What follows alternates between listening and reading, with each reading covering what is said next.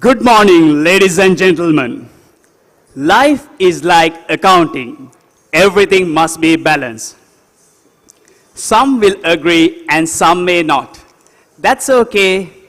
Today we have gathered here to spend a fruitful day, not to agree or disagree. It is with pleasure that I warmly welcome you for the 36th International CA Student Conference organized by the Chartered Accountants Student Society, the official student body of CA Sri Lanka.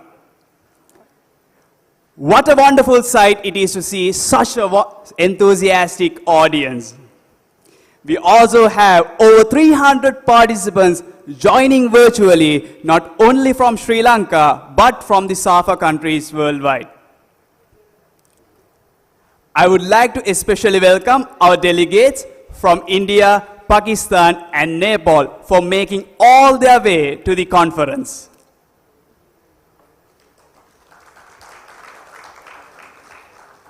Formed in 1981, the CA Student Society has proudly produced all-round professionals who currently hold esteemed positions in the corporate world. The performance of these professionals has immensely benefited numerous organizations, both local and global, to compete in a dynamic environment. The Society will continue its legacy towards its vision of aspiring, making, and adding value for students. Marking its 36th milestone, the International CA Students Conference has been dutifully molding and polishing individuals to keep par with the ever-changing business environment and helping them to develop a competitive edge. And I'm sure, with the history of over 3 decades, today's one will be a one to remember. Having spoken about the glory of our society and the conference, let me now introduce my co-host for the day. This gentleman beside me is a proud CA student, studying at the strategic level and is also the sub-editor of the CA Student Society. He currently serves as an audit associate of KPMG. The best thing is that he is very passionate in cooking. This is none other than Shamri Shafir. Thank you very much for that lovely introduction. Ladies and gentlemen, and this pretty lady who is next to me was the Vice President of the Society for the years 2019 and 20. She currently works at MAS Intimates and she is also a strategic level student of CA Sri Lanka. She loves Spider-Man, all because of her secret crush on Tom Holland. She's also an undergraduate of the University of Sri Jayawardhanapura. This is none other than Mithma Amaratunga. Thank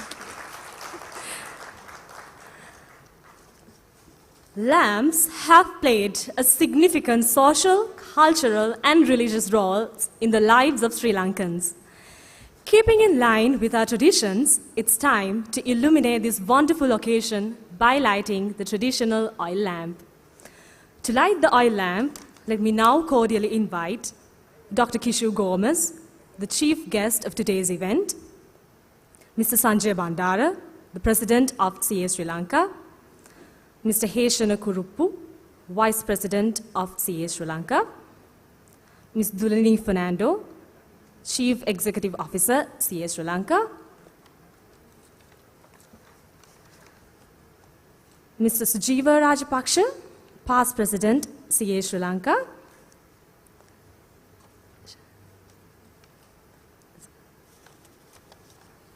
Ms. Malshi Shamika, President, CA Student Society. The guests will be accompanied by Ms. Malshi Shamika to the lamp.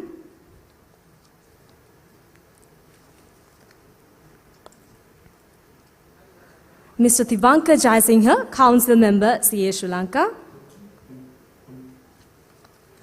Mr. Nuwan Bithanage, Council Member, CA Sri Lanka. Ms. Anoji De Silva, Council Member, CA Sri Lanka. Mr. Saban Srilal, Council Member, CA Sri Lanka. Mr. Chamara Veeratta,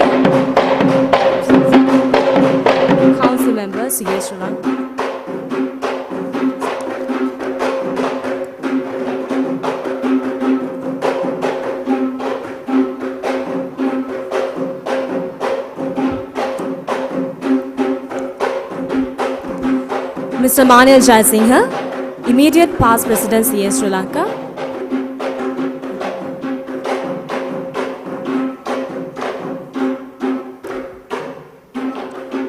Mr. Tishan Subasinghe. Mr. Tishan Subasinghe, Council Member CS Sri Lanka. Ms. Chamila Kure, former Council Member of CS Sri Lanka.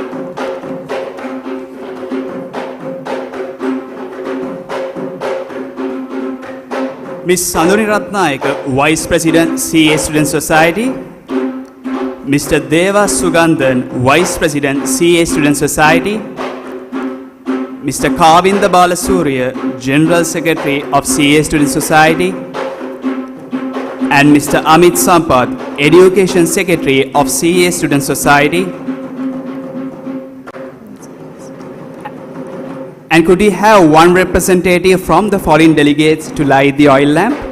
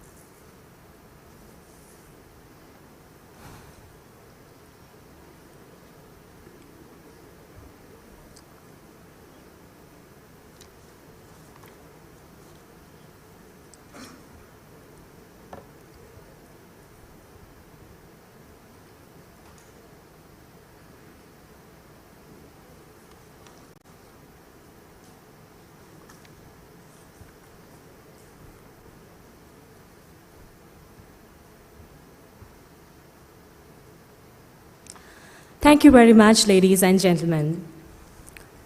She is the pearl of the Indian Ocean. She is gifted with a rich culture and an ethnic diversity and a breathtaking natural beauty. She has nurtured us to become better citizens.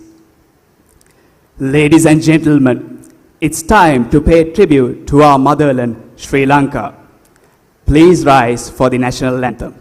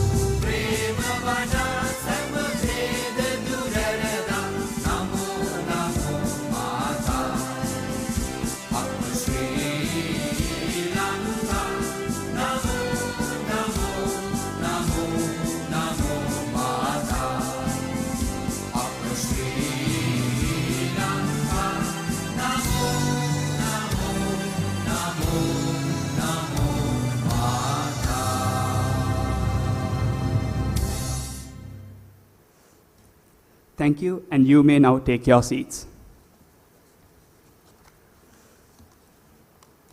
Throughout the journey of nearly 4 decades, each of the CA student conferences has been woven around a finely selected theme. A theme that is reflective of the current and emerging trends in the world of business. Shamri, I'm excited to know what this year's theme is.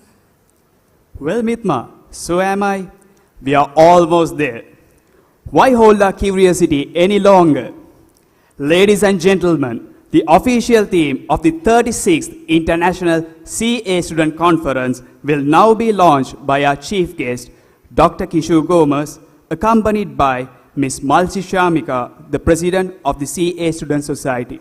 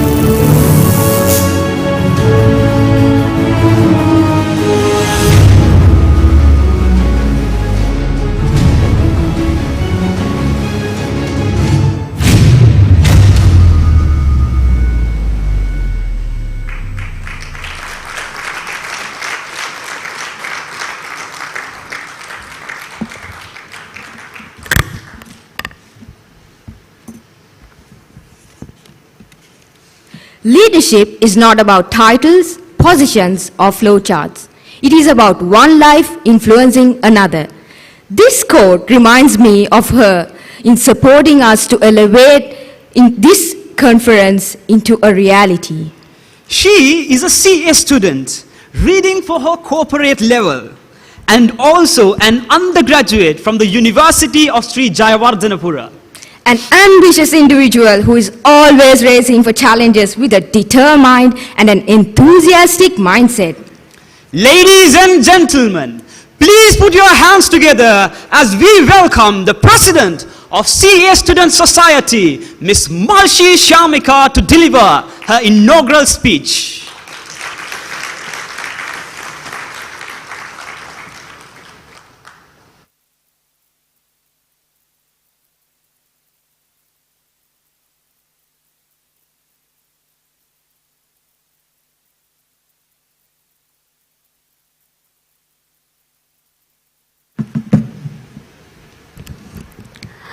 First of all, thank you, Ruqayya and Shah, for that wonderful introduction about me.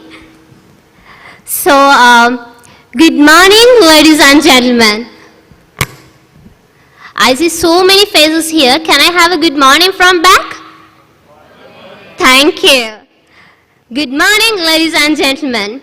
As the president to the Chartered Accountant Student Society, let me warmly welcome you to our 36th International CA Students Conference 2022. I'm so excited by seeing all your faces. So, I hereby take the privilege in welcoming our chief guest, Dr. Kishore Gomez, along with our president to CA Sri Lanka, Mr. Sanjay Bandara, vice president, Mr. Heshana Kuruppu, and the chief executive officer, Ms. Dulani Fernando. It also gives me a great pleasure to welcome all the past presidents to CA Sri Lanka and council members to CA Sri Lanka, all our guest speakers, our foreign delegates, all ex-cast members, and my very own society members, and every participant who is present here today, physically as well as virtually. This International CA Students Conference is a proud presentation by us, the Chartered Accountant Student Society. This year's conference aspires to be the very theme we envision: embrace the transformation and catch the wave. The world is changing, and this only inspires you and us to change with it, evolve, adapt, and achieve our dreams and goals. This conference is dedicated to shine light on this very purpose. It is a magnificent opportunity given to enhance your knowledge. This conference is awaiting you many more ahead. And don't forget to take home the take-home points paper with you filled with it.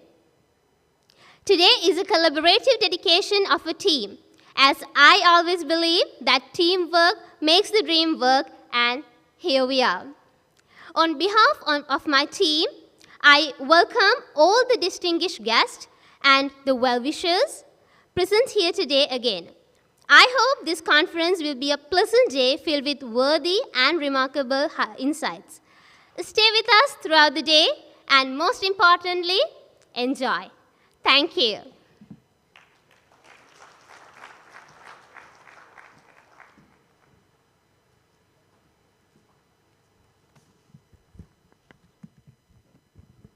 Thank you very much, Ms. Malshi, for that warm welcome.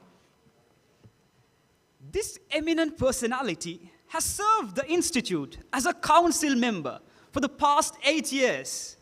He has been a strong pillar throughout the past years, guiding the institution, especially during the times of turbulence towards success.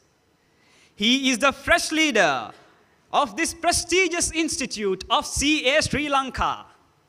I now take this opportunity to invite with great honor and privilege the newly appointed President of CA Sri Lanka, Mr. Sanjay Bandara, to address the gathering.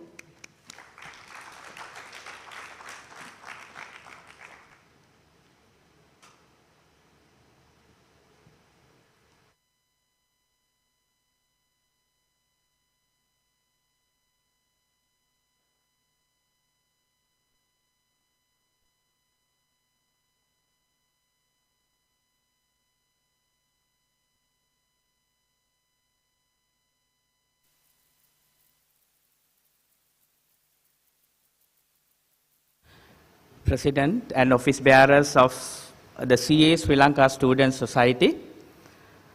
Chief guest of this conference today, Dr. Kishu Gomez, Vice President, Mr. Yeshana Kuruppu, past presidents, members of the council, CEO Ms. Dulani Fernando, the students representing all member bodies of South Asian Federation of Accountants, ladies and gentlemen.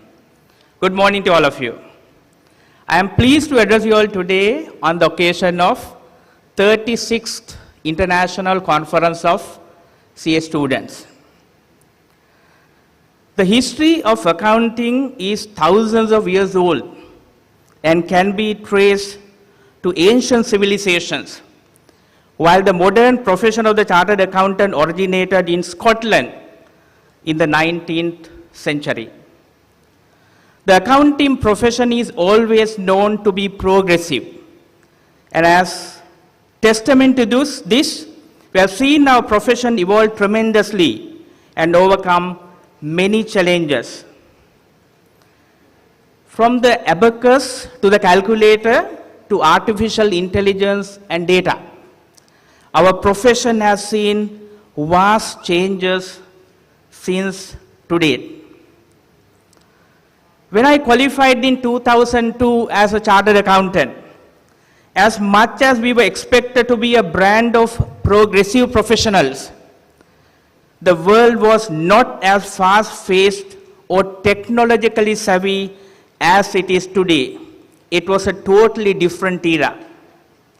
However, fast forward to 2022, and amidst the many challenges that COVID has brought about, the accounting profession is now expected to further transform over the next few years. According to a report by PwC, by 2030, artificial intelligence is expected to add US $15.7 trillion to the global GDP, with US $6.6 trillion projected to be from increased productivity.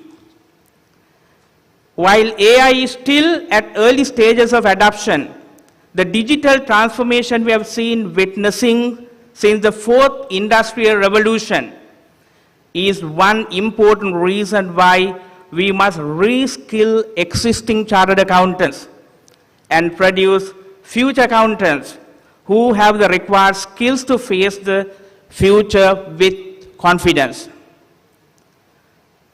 COVID taught us the need to change and transform if we are to survive. We have no choice.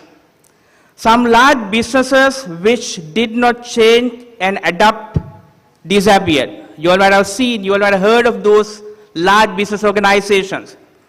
But small businesses such as SMEs, which were quick to adapt and embrace digitalization, survived and thrived despite the pandemic. As such, change has been the only way forward. Whether you are a student or a professional or a business leader, understand that if you are to remain successful in the future, agility is imperative.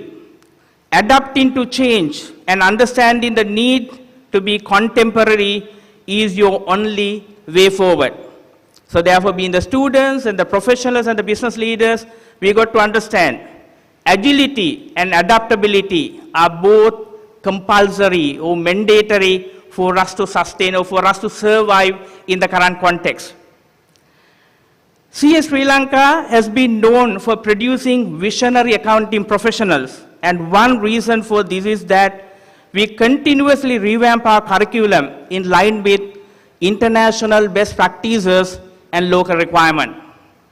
For your information, we have already started a project in revising our curriculum, giving more focus and attention on digital skills, because we strongly believe that technology and data is the future.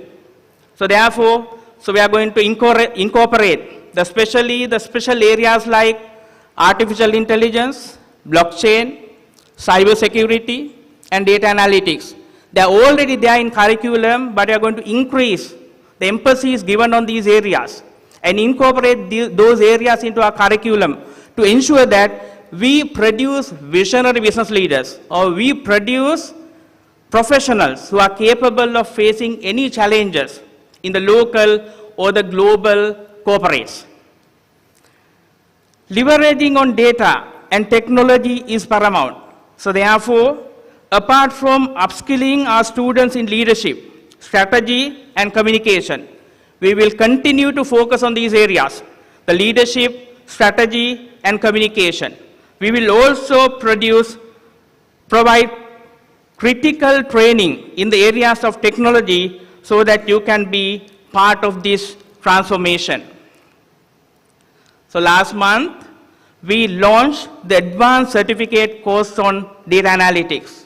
And I'm pleased to inform you all that first intake was a sellout. And we have now decided to have another intake due to the overwhelming demand for this program. Actually, so within 2 days from the day we started promoting this qualification, all the seats were sold out. Because, so the students and the members, they were very keen on acquiring new knowledge, especially in the areas like data analytics and artificial intelligence, blockchain, etc. So therefore, we have seen this demand. So we will continue to organize several other programs in this line to help our students and our members to improve their skills in these areas. The fact that we had to close registration even before the deadline is testament to the fact that our members and students are keen to update and upgrade their skills in line with the today's trends and market demands. So this was why we also decided to offer specialization for our corporate accountants at corporate level, so that they can continue to enjoy being in demand in the corporate world, both here in Sri Lanka and overseas. As most of you are aware, after completing corporate level, we are providing students opportunity to specialize in some special areas like data analytics, right? The forensic accounting, the financial management, etc., so that so they can acquire a specialized qualification and get into the market, whether it be local or overseas, with greater confidence, with adequate or additional skills and competencies. So we are living in a highly volatile and challenging time, and despite the COVID-19 pandemic, the role of chartered accountants continue to be in demand.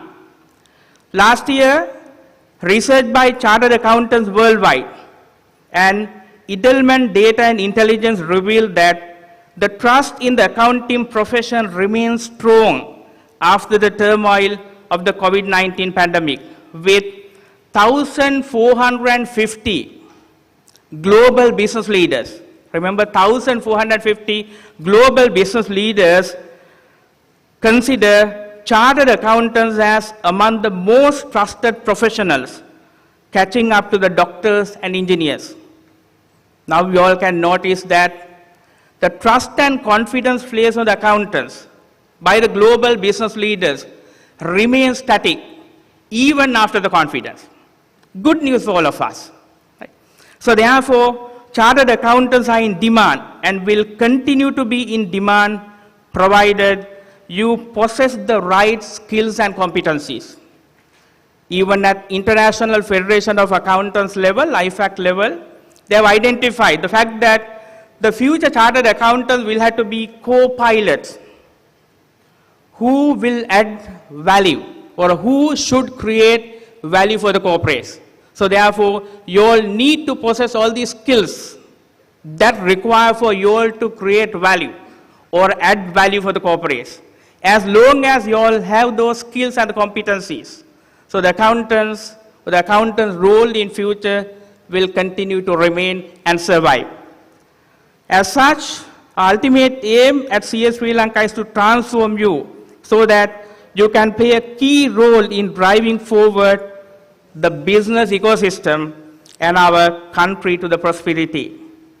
So with that, let me conclude by wishing all of you all the best and wish all of you a successful conference. Thank you.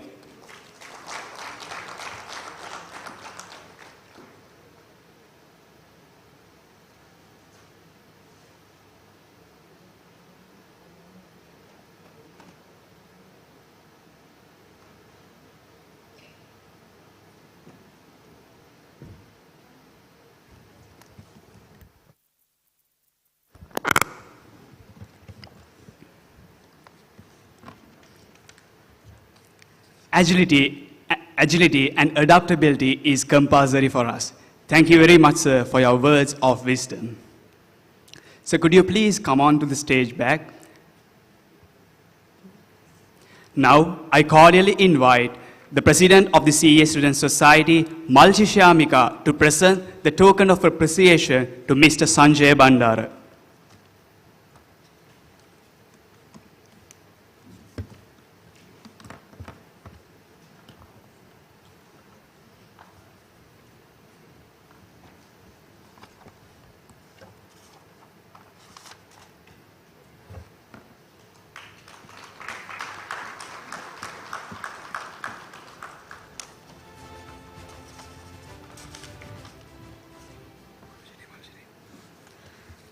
Thank you.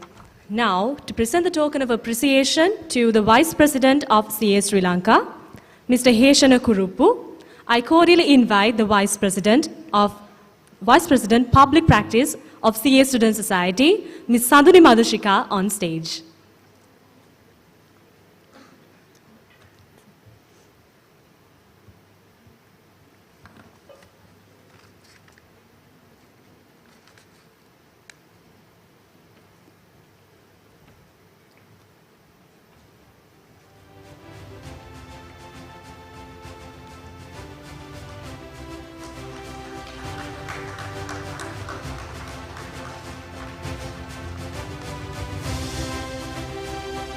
Thank you, Mr. Heshana and Ms. Sadhuni.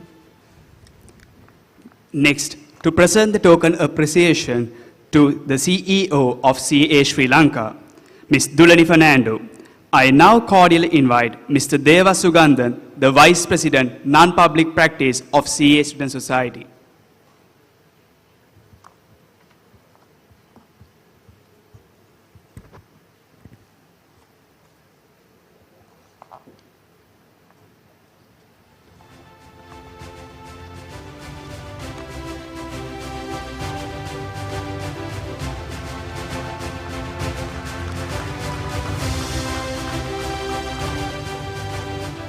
Thank you, Ms. Dulani and Mr. Deva.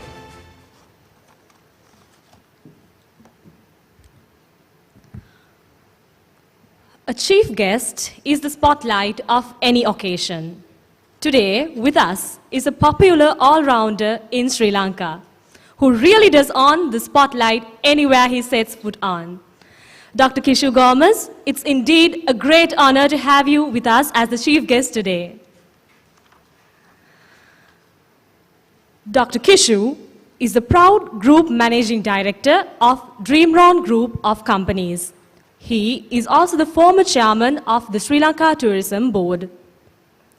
Dr. Kishu has been appointed as the president of the American Chamber of Commerce, being the youngest to head the chamber. He also takes pride in holding position as the advisory board member at CINEC Campus, SLIT, and North Shore International Campus. Dr. Kishu has also been awarded as the Best Young Director by Sri Lanka Institute of Directors in 2002. He has also secured the Leadership Excellence Award for Business Leadership for the year 2020 by the Human Rights Organization of Sri Lanka in 2021.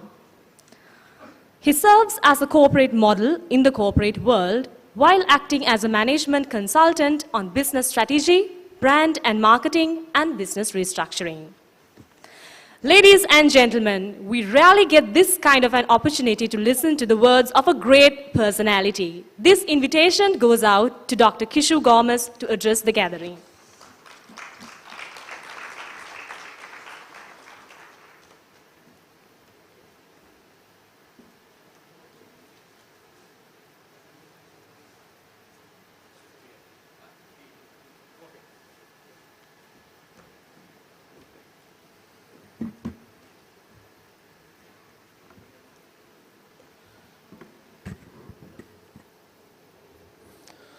Thank you, beautiful lady and the best cook, as they were introduced by themselves.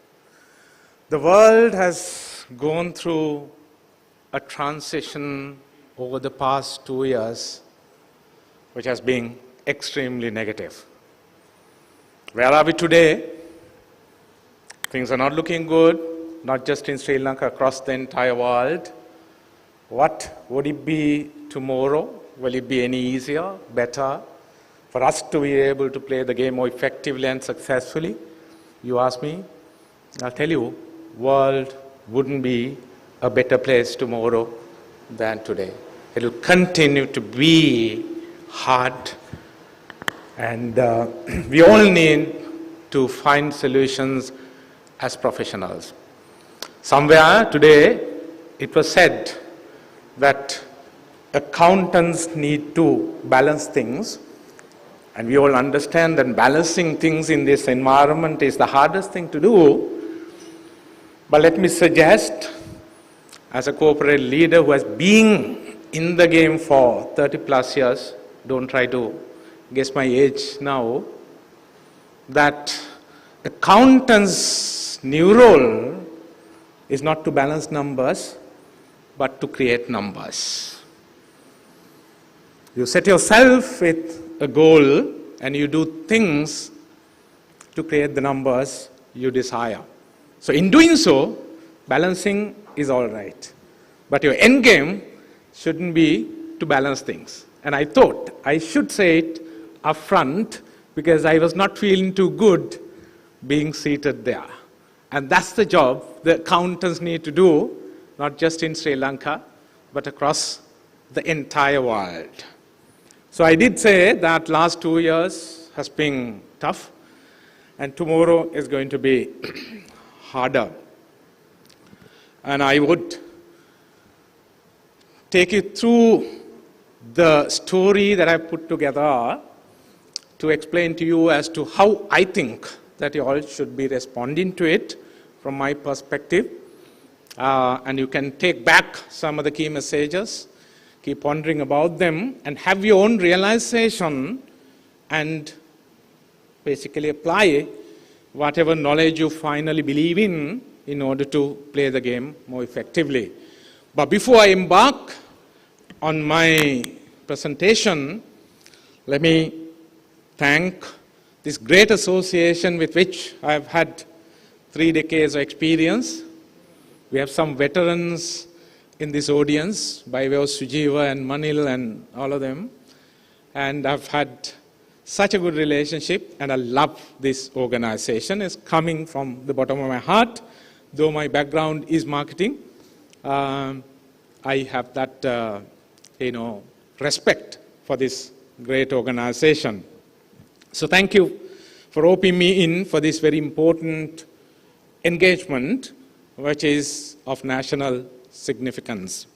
Having said that, breaking the tradition, let me very warmly welcome the guests from our neighboring countries, India, Pakistan, and Nepal. Thank you very much for being present here this morning to add color, glamour, and stature to this event hosted in Sri Lanka by CA Sri Lanka. Thank you very much. And with that, thank you, the President. And he had a lot of new thoughts and ideas and perspectives being presented to this audience. Vice President, Council members, the CEO, Student Society Chairperson Malshi, and everyone else, and obviously all the participants. Malshi and I had a little chit-chat in that room, and first time we met her, or rather I met her, and we met, and she said her mother is very fond of me, and I was shy to ask as to why she is not fond of me. So answer that at the end of this session. Anyway, with that, let me embark on the story. New normal leader to a new normal leader. Normal leader to a new normal leader. And new normal world will, fade away very fast. You will not have a new normal world to play the game in. It will be the next normal world, and that's how I would like to refer to.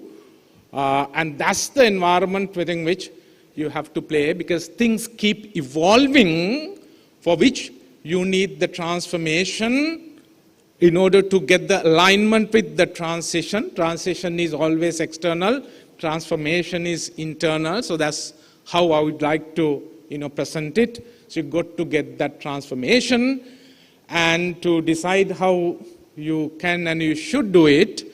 Obviously, this conference itself give you enough impetus for you to become that successful person who can navigate any challenge.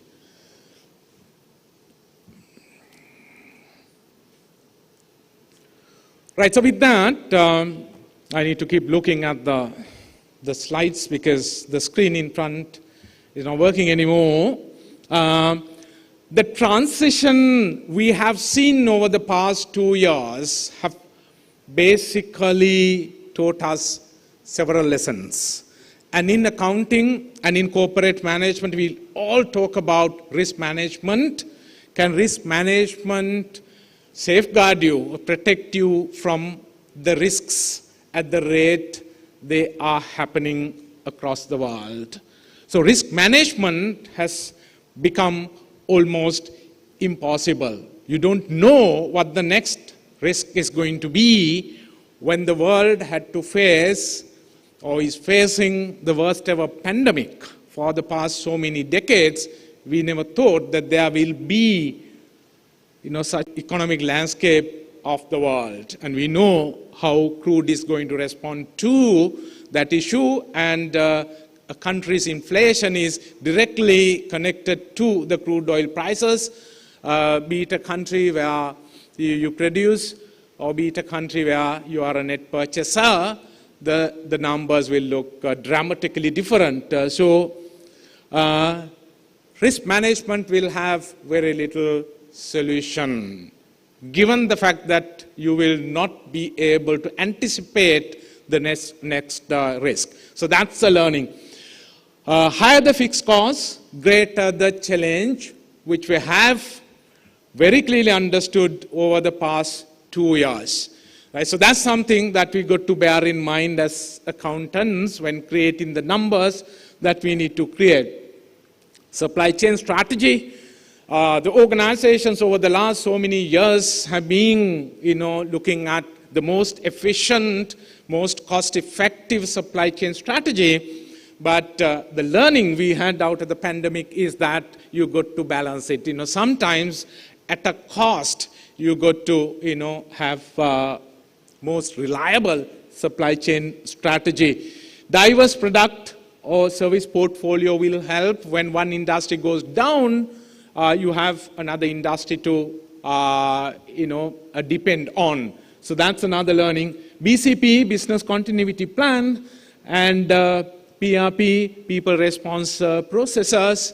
BCP, well, based on what you know, you can have your BCP, but there are a lot of unknowns, and therefore BCP has become, less important or less valuable. But people response process, I think, has taken precedence. And if you have the people who are able to anticipate, who are able to read the given environment accurately, who have the wisdom, the strategic perspective in order to immediately react before your competition reacts to it, yes, certainly that will be a competitive advantage that you can depend on. Technology has taken precedence, which was adequately emphasized during the speech made by the president himself. Working for your inner boss. You're not supervised, you're not monitored by your supervisors anymore, and you've got to still keep delivering. So working for your inner boss is a discipline that you've got to inculcate in you and be driven by. And success will simply depend on that when it comes to individuals. Unimaginable that we all have experienced and we know. New competition, obviously the competitive landscape has dramatically changed, and in that we all have thinner margins to depend on, except few industries where we have seen an industry boom. With that, These are some of the issues our countries are faced with. And are they only limited to Sri Lanka? No, they are all over the place. Inflation recorded in Europe and modern world, the most developed countries are at record high levels. Percentages relative to our country and some of the other countries may be still small, but the inflation has gone up by 100%, 200%, 300%. If you look at the digits, a country that has been traditionally recording 1% GDP growth has declined to zero level. So that's a huge decline in terms of percentage. And 1% negative growth has become 2%. Percentage sounds very small, but it's a huge absolute value. So these are all issues we are battling with, and the important thing is these are all issues, one can say, are created by other people. But if we continue to think that these are issues created by politicians and others, and we've absolutely nothing to do with these issues, and we hold on to that attitude, we will only be sinking as a country. So we as professionals need to respond to it positively. It may not be a problem that are being created by us, but we have to collectively own the problem. And that's the only way that we can get out of this issue. So don't think, there's nothing that we can do about it. No, we all can do something about it. We can, certainly, do a lot about it. And that's the right attitude that we need to have. Is it just limited to Sri Lanka? No, it applies to the 3 neighboring countries from where we have guests this morning. So it is a must. This is the attitude. Rather than promoting fear, let's promote resilience. And we are a lucky country, whatever said and done. Luck has been on our side. If you leave aside all the buzz, the noise that we get to hear every morning, every evening, and during our working hours, we've seen tremendous progress in the country as well. So in terms of politics, because the moment we talk about some of these issues, our mind goes to politics, and you may be having your political preference in terms of party, in terms of color, in terms of political leaders. Use that only when you have to vote. But once the government is elected, it may be your government or your friend's government or someone else's government, you go to work with the government. You have no choice. Otherwise, it's your 5 years, it's your 6 years, right? And it's your life, right? But the attitude is that you're waiting until the government makes mistakes because you didn't vote with that government and you get fun out of it. And as long as Sri Lankans have that attitude, we will not have a future. And it may apply to the 3 neighboring countries in a slightly different way, but the core remains the same. It's our 5 years, it's not their 5 years, right? So let's do things for ourselves and for people, right? So that attitude is extremely important. Develop your style. The pace of change is immense, and I've already spoken about it. And so therefore, you got to keep pace with that change as well. So you got to go through that transformation that is required. That's why I love the team. The team has come up with, obviously, the transformation. But it has to be internal transformation. Externally, there will be transition. So how do you respond to the transition with transformation? And that's how I think you need to understand that. It's a dynamic playing field, and tomorrow we don't know how the war is going to shape up and how what kind of negative economic impact it will have on the global economy.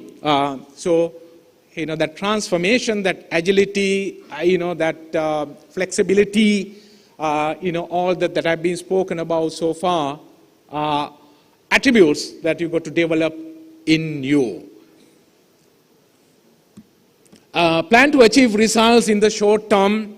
I mean, as accountants, as professionals, and me as a professional, we've been working for US multinationals for 33 years. I'm increasing the numbers from 3 decades to 3+ decades. Yes, I've worked for American multinationals for 33 years, starting with Coca-Cola for 11 years, and then Chevron, one of the largest energy companies in the world, for 22 years, of which I've been the CEO for 19 long years. So I've been a part of long-range planning. And apart from heading to organizations here, I've had a regional role to play covering 22 countries and an extended leadership role to play covering 180 countries. So I've all been part of long-range planning. But can we now think of long-term? Yes, there will be a long-term, but we don't know what that long-term will be.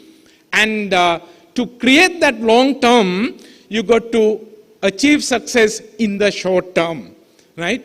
So there has to be a mind shift, and that's what I'm trying to, present to you. So we need to obviously be mindful of the fact that there is a future, and what we do today would create that future for us, but it doesn't mean that we can wait for medium to long-term results. We've got to keep performing in the short term. So therefore, the attitude and the change that we need to, have in the new normal world and for the next normal world is let's perform on a daily basis. What can we achieve by the end of the day is the right attitude to have, and if you have that attitude, certainly that will pave the way for long-term results. If you can play effectively in the short term and you've gained experience and knowledge and competence in order to be able to be successful in the short term, that would certainly make you successful in the long term as well. And it's a very, very competitive environment, and you've got to have the best of energy that you can have as an individual. And as you can see, I'm somewhat animated as well with my athletic background, and I still run, properly wearing sports gear, and I try to maintain my speed and my energy and everything else, though I'm not young.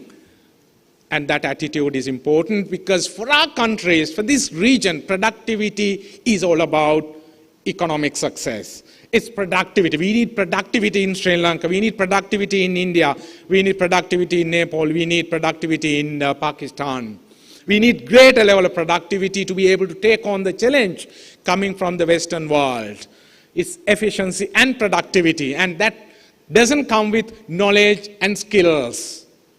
It doesn't come with knowledge and skills only.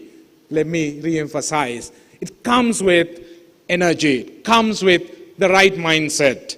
It comes with the right attitude. It comes with that competitiveness. So you've got to be a competitor. I generally don't quote from other people, but I love this quote, from this great corporate leader. If you don't have a competitive advantage, don't compete.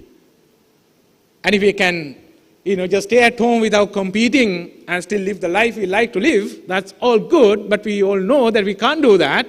We need to keep working, and when working, unless we are competitive, we are not going to be anybody. We are nobody. So, be that best competitor you can be, and out of all the knowledge that we'll be taking home out of this conference with, great speakers and panelists and all of them sharing their perspectives, one thought that you have to take back is, I am going to be the best competitor I can be.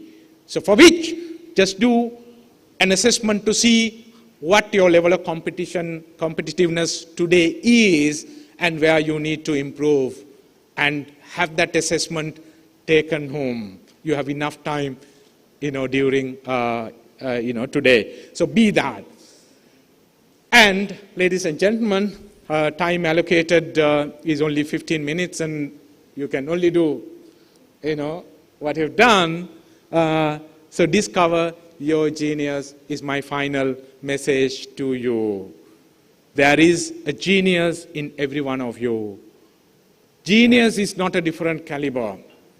It is you who will become a genius if you keep on practicing.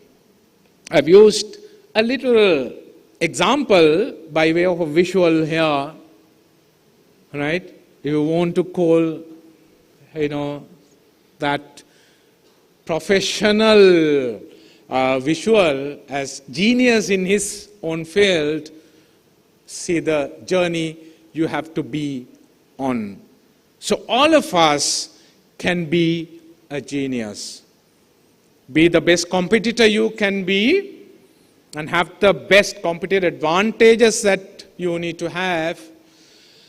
Go beyond your core knowledge. That's the last message I like to leave you with.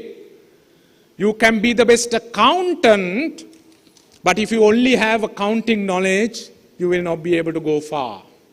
I promote the concept of, becoming core plus, because you have to perform your job in a value chain, and across the value chain there are multiple jobs being performed. Success will not depend on how good the accountants are, but how well the accountants can synchronize and synergize their thinking, their knowledge, and their action to be able to create the best value at the end of the value chain. So please do go beyond core. And I'm glad that the two people who introduced me didn't want to run through my entire profile. And if they did, you would have been struggling to understand not what I do or have done, what I don't do. Right? It's so complex. My profile is so complex. Right? You can Google. I'm just telling the foreign delegates, just type Kishu Gomes. You will have things to read for 3 months. So that's how complex my profile is. That's what I do. And I do everything that I do to create value for others. And that is all that I'm aspiring to achieve. Not for me, for my country. So with everything that I said, you should take back. Very last message. And I promise you this will be the last line that I will be using. Be determined to work for others. Please do go back with that mindset. Be determined to work for others. And that would give you the life you desire. And you will certainly enjoy that life. And thank you very much, ladies and gentlemen. Thank you, RCA, for giving me this great opportunity. And I loved it. And before I go, you will say, you are fond of me, Marcin. Right? For being the professional I am. Thank you so much. And God bless you all. Samata Teruvan Saranai.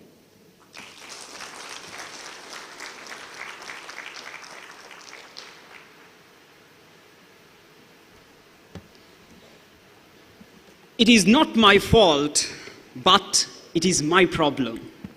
Indeed, it is. What a positive message you shared to reshape our attitudes. Certainly, your words touched our hearts, and your thoughts will definitely enlighten our budding chartered accountants. Sir, we would like to kindly request for you to join us on stage once again. To present the token of appreciation to Dr. Kishu Gomes, I cordially invite the President of CA Student Society, Ms. Machi Shamika, and the Vice President of CA Student Society, Ms. Sanduni Madhushika, to present the gift.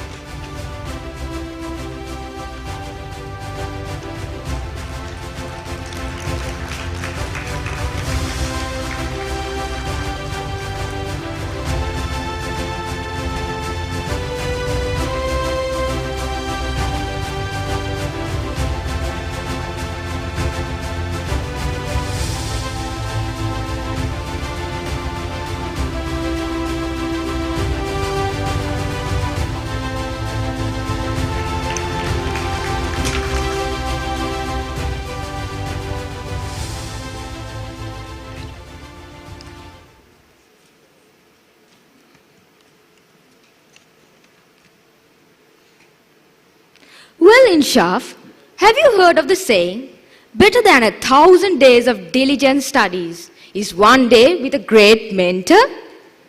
Not really, Ruqayya, but I truly agree with that saying.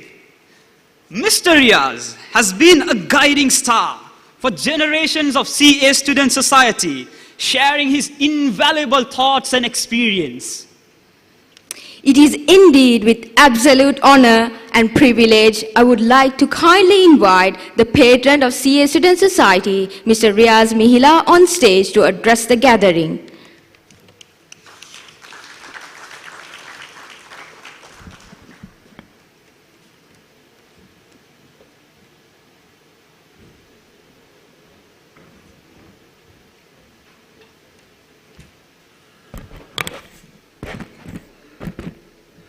The President of the Student Society, President of the Institute of Chartered Accountants, Chief Guest Kishore, and the members of the Council, members of the Executive Committee of the Student Society, and all you delegates out there. When I had a chat with Manshi earlier in the day, normally every year we meet a couple of times as patron, and one meeting definitely is done before the conference. And then I reminded her that this will be my last year as patron because I retire in March. After 44 years with the firm, so I think that's long enough. And then I realized that I have been the patron of the Student Society for over 20 years because we realized that I took over as patron in 2001. And I told the president that they should identify a new patron because when I retire, I need to really retire. So, but to me, it has been a privilege to be the patron. I took over from Mr. Gamini Vijayasinghe, who was my superior, my senior partner when he retired. And over the years, I have enjoyed the privilege of, talking to and guiding and mentoring the student societies over the years. To me, the Student Society has special significance because I was involved along with a few senior students at that time in starting the Student Society. I don't know whether some of you are aware, we had an original starter Student Society which when the article scheme was abolished, it became a bit unwieldy and the Student Societies were abolished by the council. And then we had to put in place, make an appeal, and we were the first group who were recognized as a student society by the council. We had a president from one of the smaller firms who took over as the first president. He stepped down after 6 months, and then I took over as president of the student society. So my association with the student society goes back a long time. And of course brings me nostalgic memories of my time as a student. And that's why I find this connection with the student society so enriching and so rewarding as well. So, the theme today is transformation, and I see lots of people have already dealt with it. I'm not going to talk about that because I think there's enough people going to talk about it. Who are maybe more qualified than I am. But one thing that impressed me about the theme is that, when I see transformation, there's a lot of technology-driven transformation. Everybody talks about what technology can do.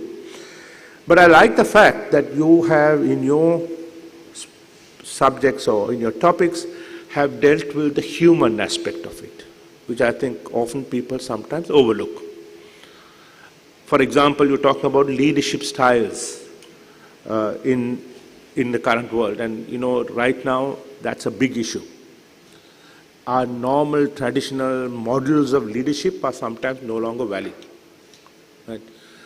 I have, as leading an organization with over 1,300 people, realized the issues that leadership brings with it, particularly during troubled times, as we have had over the last 2 years. And one thing that I have realized is the key to whatever leadership style you do is empathy. You have to have empathy. You cannot work with, preset or predetermined rules and regulations. If you don't have empathy, you lose the people. I have, over the last 2 years, communicated directly with every member of my staff, the 1,300, more than I have done in the previous 8 years of my term as managing partner. And to me, that was key, because everybody in my firm, and that applies to every organization, right down to the trainee, needs to know what the leadership is thinking, and need to know what the leadership is planning. And it takes a lot of effort to keep the spirits up, because if you let your shoulders drop, and I'm not talking only the leaders in your organization, if you let the shoulders of every member of your staff drop, you're going to have impact on your productivity. So it gives greater importance for the leader to be able to, be the driver, the motivator, to keep the spirits of the people up. And towards that, very regular communication is critical. So that's important. So now I also saw you have subjects like youth empowerment, virtualization trends, ESG, well-being, and I thought, yes, that's the right subject to discuss. But I won't talk about them because you have experts. But as this is my last turn to speak to you as the patron, I thought, like all people who do that, leave a few parting thoughts, parting words of advice, which I have got from my 44 years of experience in the firm and in my leadership roles that I have played. The first thing that I want to tell you is that leadership is a privilege. It's not a right. Leadership is a privilege to you. Whether you are the leader of an organization or leader of a small team, please remember that leadership is a privilege that is given to you. Don't ever forget that. Some of us think that when you are the leader, it's a right and that you can, what I'd say goes. No. It is a privilege. Please remember that. And humor and humility are your best friends. My father had a big influence on my life.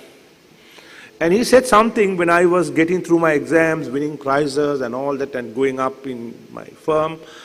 He told me, I know you will do well. I know you will go up in your career.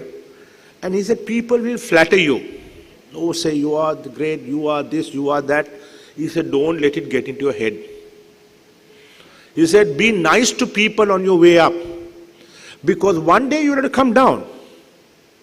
And when you fall, the people whom you are nice to will soften your fall. To me, I thought that was very important.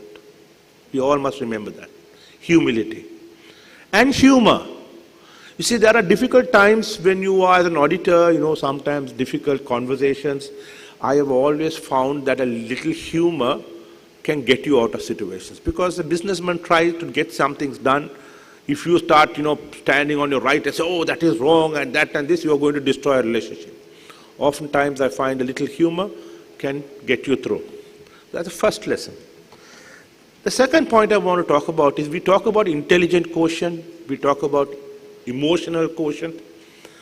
I would like to introduce a concept of decency quotient. DQ. I know it's not talked about much. Please remember that decency is not only in your dress, but in how you behave in organizations. Please remember that decency in your behavior and how you interact with people, whether your fellow people or your people up or down, is very important. So I'd like you to remember that. The third thing I'd like to say is that, good news should come up the stairs, bad news should take the elevator. We always like to hear good news, and pack, it comes up. Bad news we don't want to hear, but remember, you prefer to hear the bad news first, because that's how you can deal with that quicker. Good news is always nice, but it's not going to help you when you have problems. The next one is, I keep saying, be fair to your people, not be nice. Sometimes people think being nice to people is the same as being fair to people. Fairness is a very important aspect of leadership.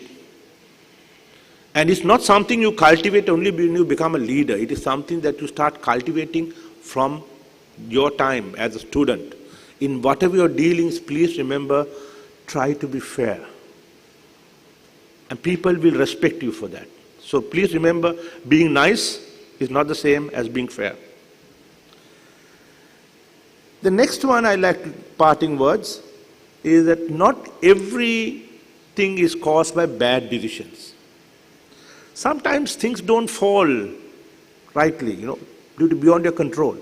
Don't keep, pulling your hair and spending times of weeks and months worrying over why this didn't happen.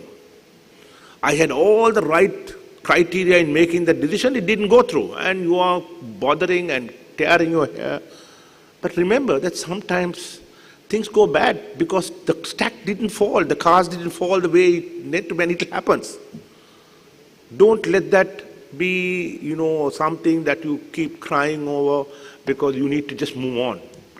Accepting the fact that bad things sometimes does happen with the best of planning. The next, the final thing I tell to my people before I end up with a couple of quotes is that in our chartered accountancy career, you will find, particularly in auditing, you will find that you have disagreements. With the clients, you want to qualify, he says no, that. I always tell them, you can disagree without being disagreeable. I hope you understand the difference. In life, you will have to disagree often, even with your parents sometimes. But don't be disagreeable. Don't be nasty. Don't use cutting words. Don't be sarcastic. Sometimes we think that because of our qualifications that we are entitled to certain levels of behavior which is not acceptable. Please remember, your qualifications doesn't entitle you to act nasty or sarcastic. So remember, you will have disagreements in life, in your career, but don't be disagreeable, and it can be done. So, I thought just finally, a few quotes which I thought was very, which I found interesting. Michelangelo said that the best time to plant a tree was 20 years ago. Right? You agree? 20 years ago. The second best time is now. You see, sometimes we say, oh, this have been done long ago, and say, oh, keep putting it off. True, agree. Something could have been done 20 years ago. But the next best thing is to do it now. So don't just postpone. Don't just take the effect that, oh, this should have been done before. Why should I be the one to start? Let somebody else solve the problem. No. As I said, the second best thing is now. Second best time is now. And that's what Michelangelo said, and I thought that's a very interesting, important lesson I tell my people. Sometimes you know that some things you want to do now should have been done 5 years ago, 10 years ago. It was not done. That doesn't matter. The second point, quote again, which I found very useful, is that they say great things may come to people who wait. But my take on that is what you get is what is left by those who hustle. If you wait without hustling, and I'm talking the American use of the word hustle, not the other use. Hustling is just not just waiting for things to fall into your lap to go out and do it. I know people say that if you wait, it might come, but what you get will be what is left over after the people who have been proactive and who hustled have got what it comes to. So another lesson in life I thought is very important for you to keep. I also found an interesting quote. It said that you don't win an Oscar by making a good movie. You need to ensure that all members of jury have seen the movie. I thought that was interesting. See, we all think that we do a nice project, it should have won an Oscar. But just doing something nice is not enough. You must make sure that it reaches the right audience. The right audience who are going to judge that have seen it. We often fail that in that last lap. We do good things, very nice, very effective. But that last lap of making sure that the people who matter, to whom stakeholders who will judge this have not seen it. So that's something that again I thought very interesting, and I thought I'd leave this with you. In conclusion, my final advice to you as your patron, outgoing patron for over 20 years, is serve your customers well. It's important. But that you also serve the people who serve your customers. You see, sometimes you say the customer is king and don't look at our staff. Because if you don't look at your staff and look after them well, they will not serve the customers as well. Because if they are happy and if they are contented, you will find that they will do a better job serving your customers. And ultimately also remember that businesses are part of the community. You cannot be successful by ignoring the needs of the community. Right? Please remember that. We live in a community, and if we don't serve the community, and I'm not talking about going and painting walls in hospitals or something. Actually, we might do a lousy job of that. We accountants are not good painters. But in our own skill sets that we can help. In my firm, one of the things that we did was we had a team of our managers who traveled down south to mentor and train some young businessmen on, simple financial skills. That's something we can do. So when you talk about services, not just going and painting walls in a hospital, you have your expertise and you can serve your community. When people join my firm, I know some of you may be here, the first lecture that I do, I tell we at KPMG don't train accountants. We produce emerging leaders. And how do we do that? We try to unlock your potential. Because if we unlock your potential, we will unlock the potential of our clients. And if we unlock the potential of our clients, we'll unlock the potential of our community. So it has a cascading effect. It starts with you. So wish you all the very best. It's been a privilege to have been your patron for over 20 years, 21 years or so. I will miss this, but I will wish you, I will be there cheering you on the sidelines, and want to assure you that if at any time you need my counsel or any support from me, it will always be there. Thank you.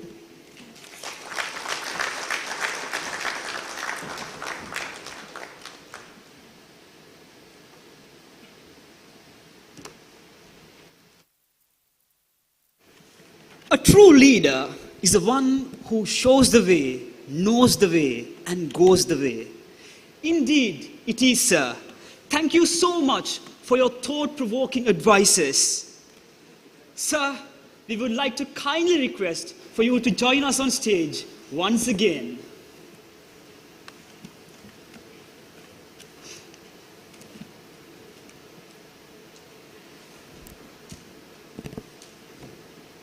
Quoting from Sir himself, Michelangelo once said, "The best time to plant a tree was 20 years ago, and the second best time is right now." After incredible 21 years of guidance and mentorship, Mr. Riaz will be signing off his duty as the patron of the society this year. We are indeed highly grateful and blessed to have grown under your shades.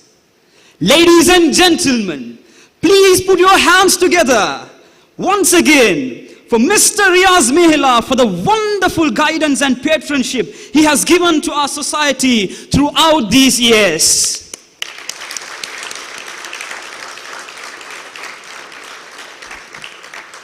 On behalf of the many generations of CAS, you have showered your guidance and blessings since 2001 to date. I would like to take this moment to pay our heartfelt gratefulness and to wish you a peaceful retirement. To present the token of appreciation to Mr. Riaz Mihila, I now invite Mr. Kavinda Balasuriya, the General Secretary of CA Student Society.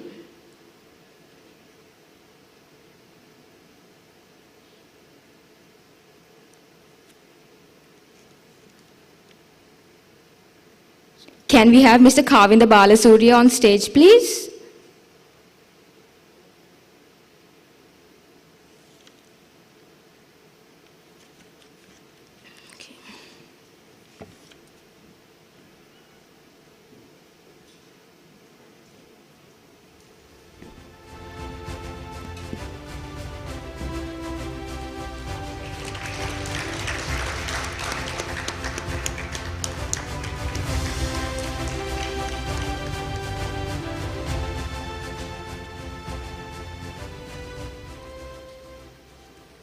Now, we've come to the next most awaited item of the day, the launch of the official Fusion Business magazine.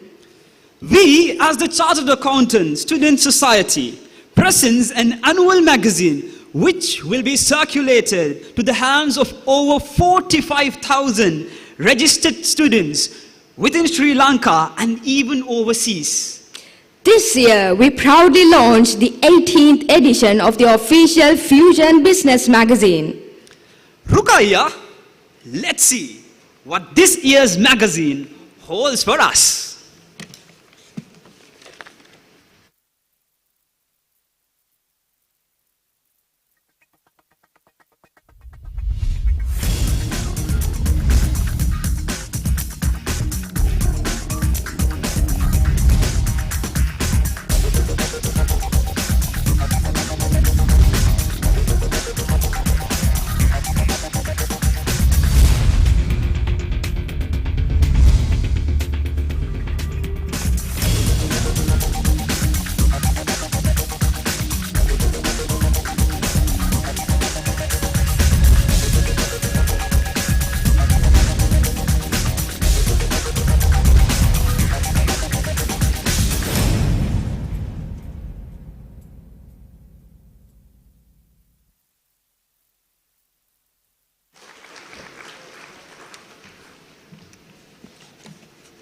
Ladies and gentlemen, we are now about to witness the launching of the 18th Fusion Business magazine.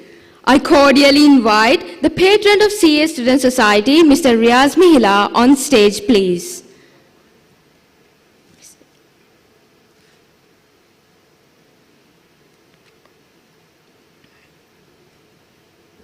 And I also invite the editor of CA Student Society, Ms. Gitma Da Silva, on stage to launch the magazine.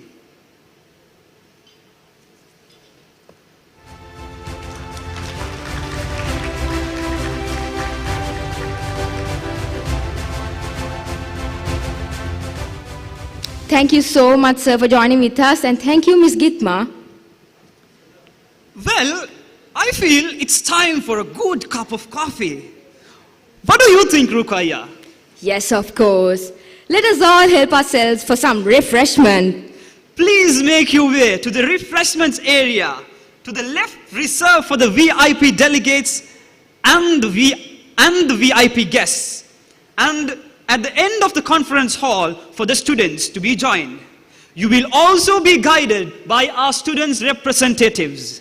But please make sure to be back at your seats at 10:30 a.m. on the dot for the next session of the day's agenda. Enjoy your tea.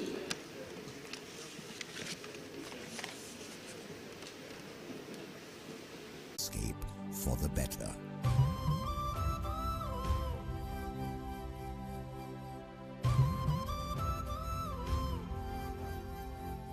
Placing world-class tools and equipment in the hands of our people.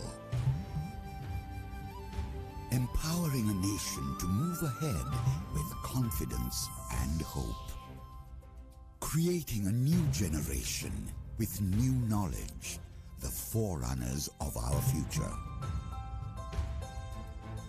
A prestigious partner for all your triumphant journeys through life.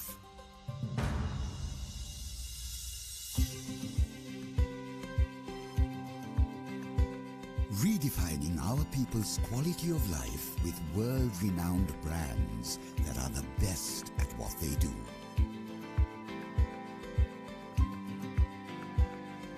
Serving you with standards that go above and beyond, bringing new meaning to professionalism and perfection.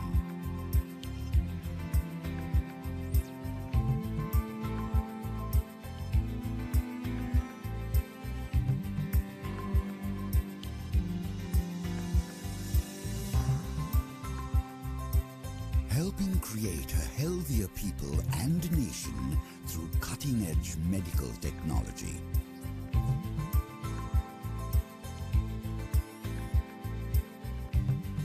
Applauding performance and celebrating victory under one flag as one nation.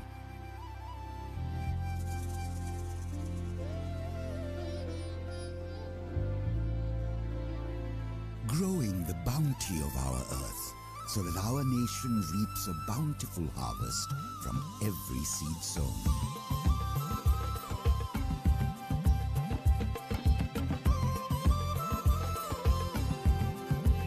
Building on our heritage of turning water into life by using every precious drop for the enrichment of our land, of our economy.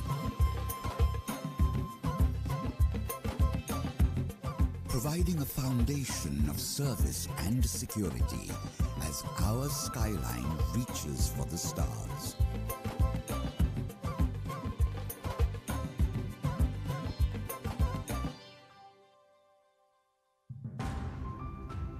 Taking the high road that leads to trust, letting you travel through life with assurance. Helping to power the nation towards economic prosperity. Serving our land and its needs, even beyond our shores. Moving rail transportation to the next level.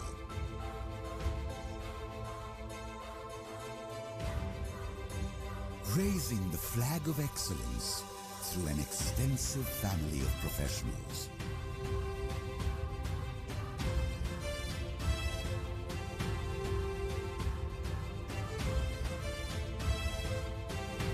Bringing in the best of the world for the betterment of our country.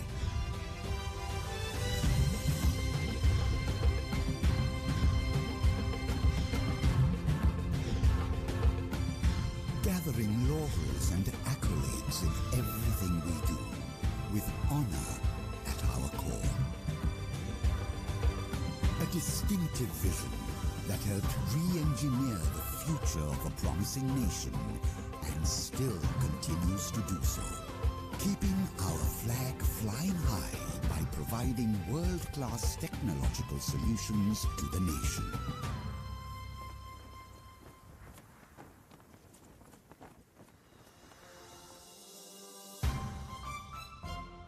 Demo, fueling dreams and aspirations.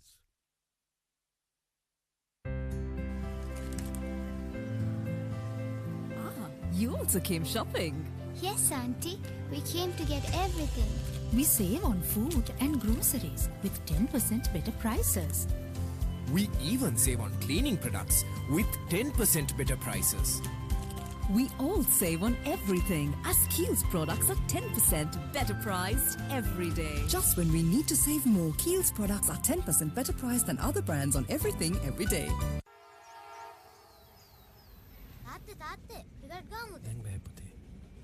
අනේ අම්මේ. අයියෝ අවුරුදු සෙල්ලම් කරන්න.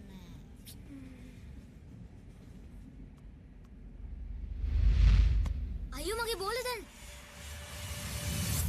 මූණ upset කරගෙන cricket ගහන්න බෑ නේද? ගහමුද මැච් එක? ගහමු.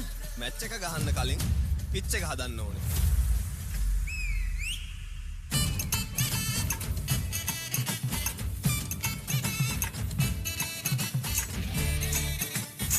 TT Frankie.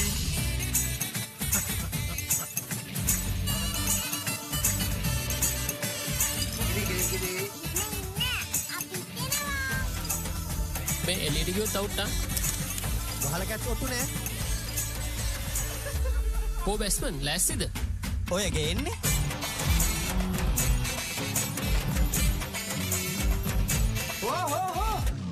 මොකද මෙතන වෙන්නේ? එන්න අම්පයර් කෙනෙක් හොයෝ හිටියේ. There's nothing you can't do. Choose to live every moment of your life to its fullest every day. Let SoftLogic Life take care of the rest. Live life, love life with the best health insurance in Sri Lanka. SoftLogic Life. Bank of Ceylon, bearer of the nation's proud lion crest, is honoured to be named Bank of the Year 2021 Sri Lanka by the globally renowned The Banker magazine UK. We salute all Sri Lankans who have empowered our journey to victory. I can still remember when Tati made the house bigger for us. I too played my role in the growth of our town.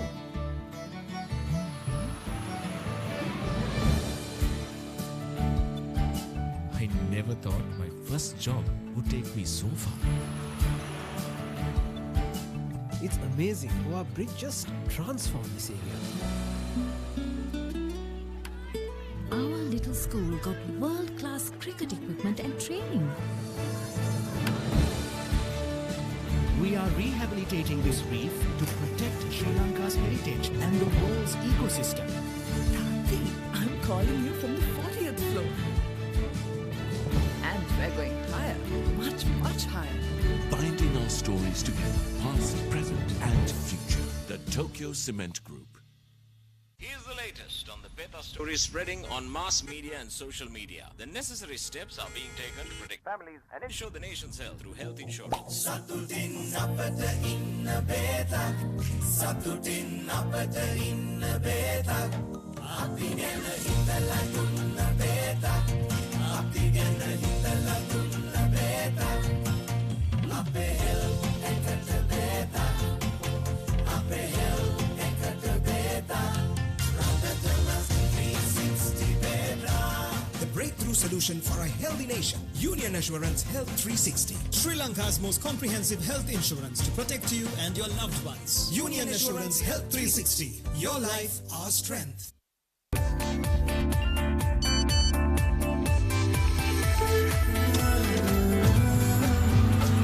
You know the account that fits my busy lifestyle? BOC 18 Plus Smart Gen, the smart choice for today's youth.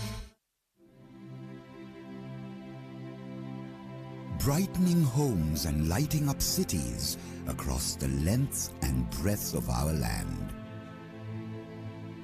Building the foundations of a newer nation and reshaping our landscape for the better.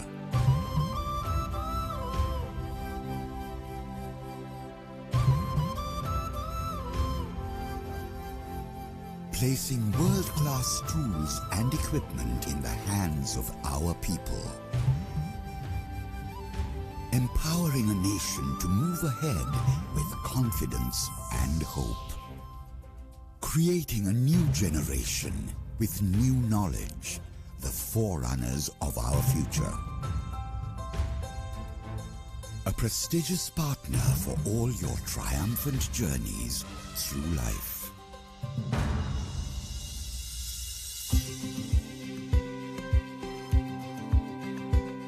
Redefining our people's quality of life with world-renowned brands that are the best at what they do.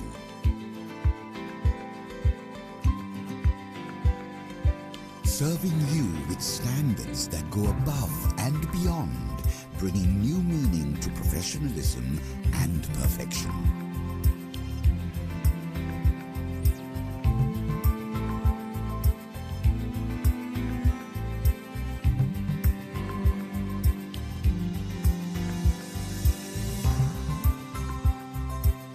Helping create a healthier people and nation through cutting-edge medical technology.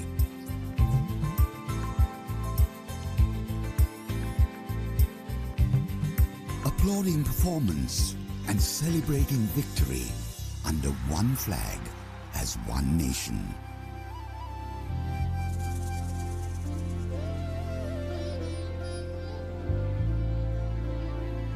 growing the bounty of our earth so that our nation reaps a bountiful harvest from every seed sown.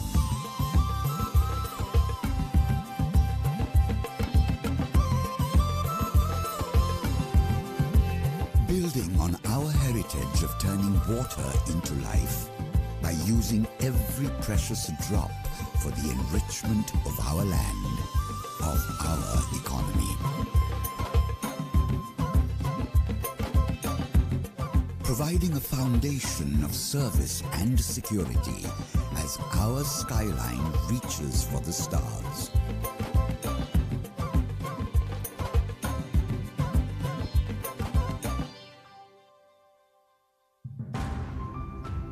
Taking the high road that leads to trust, letting you travel through life with assurance.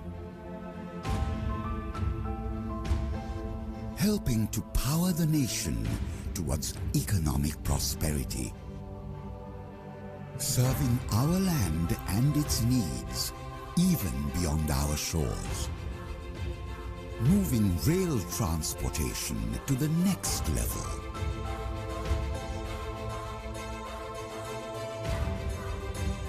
Raising the flag of excellence through an extensive family of professionals.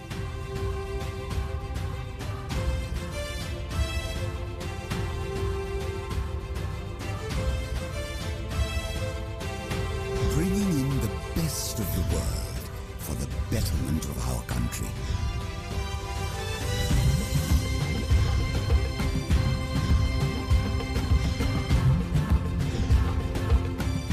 Gathering laurels and accolades in everything we do, with honor at our core.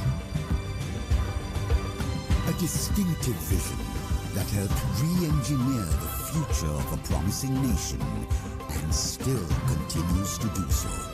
Keeping our flag flying high by providing world-class technological solutions to the nation.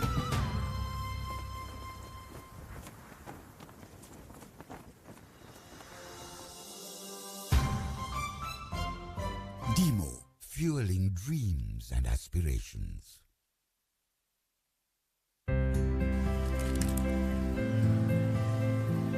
You also came shopping. Yes, Auntie. We came to get everything. We save on food and groceries with 10% better prices. We even save on cleaning products with 10% better prices. We all save on everything as Kiehl's products are 10% better priced every day. Just when we need to save more, Kiehl's products are 10% better priced than other brands on everything every day. තාත්තේ ticket ගාමුද? දැන් බෑ පුතේ. අනේ අම්මේ. අයියෝ අවුරුදු සෙල්ලම් කරන්නේ.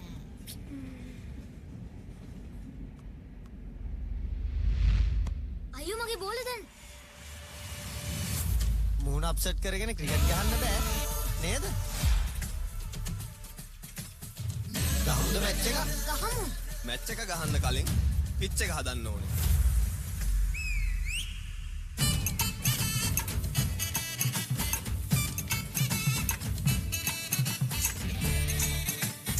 TT plenty.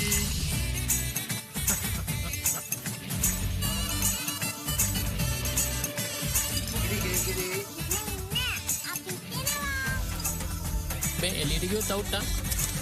වහල කැට් ඔට්ටුනේ. පෝ බැස්මන් ලෑස්තිද? ඔය ගේන්නේ.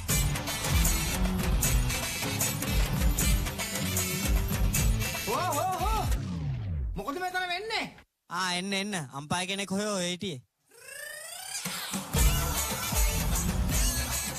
There's nothing you can't do. Choose to live every moment of your life to its fullest every day. Let Soflogic Life take care of the rest. Live life, love life with the best health insurance in Sri Lanka. Soflogic Life.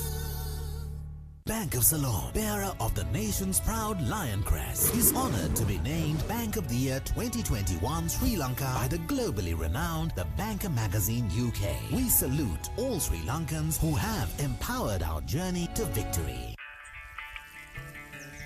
I can still remember when Tati made the house bigger for us. too played my role in the growth of our town.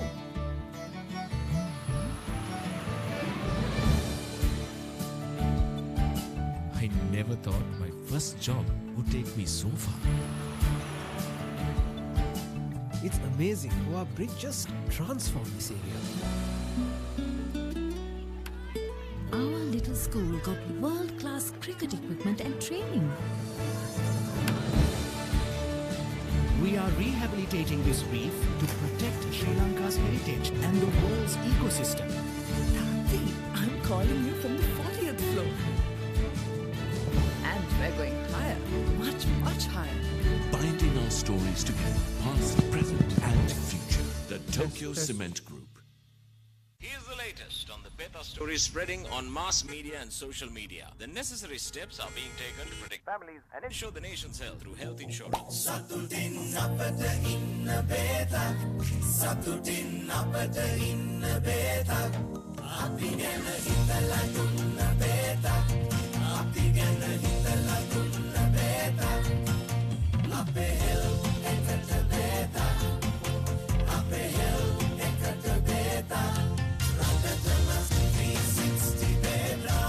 The breakthrough solution for a healthy nation. Union Assurance Health 360. Sri Lanka's most comprehensive health insurance to protect you and your loved ones. Union Assurance Health 360. Your life, our strength.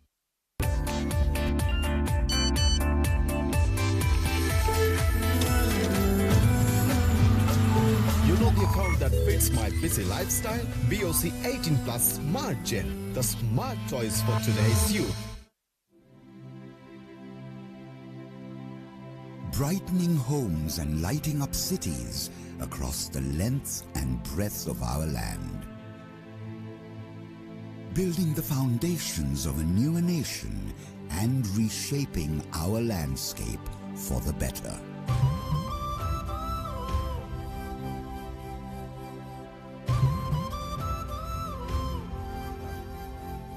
Placing world-class tools and equipment in the hands of our people. Empowering a nation to move ahead with confidence and hope. Creating a new generation with new knowledge, the forerunners of our future. A prestigious partner for all your triumphant journeys. Check one, check. Check. Volume එක අඩු කරලා පොඩක් දාන්න පුළුවන්ද එහෙනම්? Check one, check. Check. තා පොඩ්ඩක්. ආයි තා පොඩ්ඩක් volume එක වැඩි කරන්න පුළුවන්ද? Check one, check.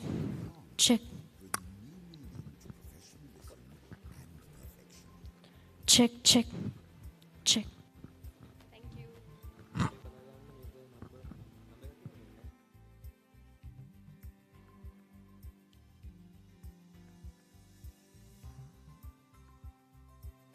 Helping create a healthier people and nation through cutting-edge medical technology.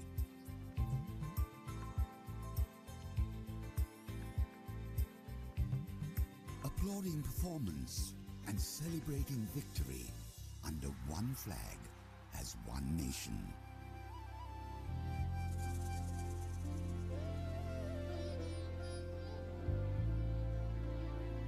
Growing the bounty of our earth so that our nation reaps a bountiful harvest from every seed sown.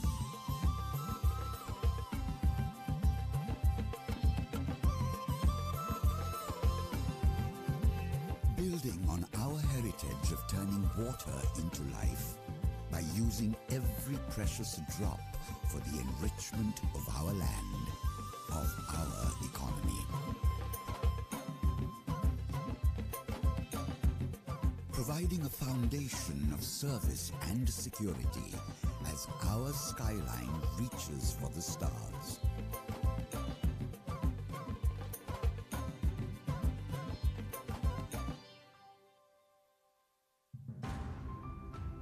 Taking the high road that leads to trust, letting you travel through life with assurance. helping to power the nation towards economic prosperity.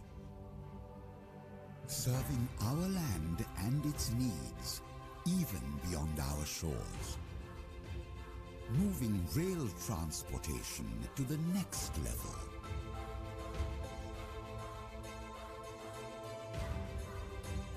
Raising the flag of excellence through an extensive family of professionals.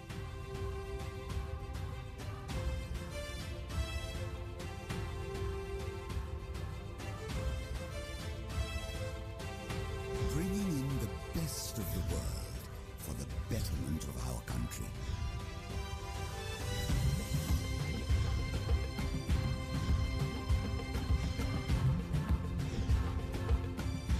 Gathering laurels and accolades in everything we do, with honor at our core. A distinctive vision that helped re-engineer the future of a promising nation and still continues to do so. Keeping our flag flying high by providing world-class technological solutions to the nation.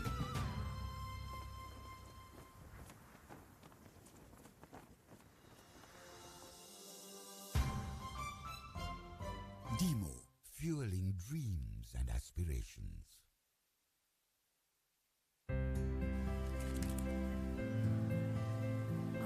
You also came shopping. Yes, Auntie. We came to get everything. We save on food and groceries with 10% better prices. We even save on cleaning products with 10% better prices. We all save on everything as Kiehl's products are 10% better priced every day. Just when we need to save more, Kiehl's products are 10% better priced than other brands on everything every day. දැන් බෑ පුතේ. අනේ අම්මේ. අයියෝ, අවුරුදු සෙල්ලම් කරන්න.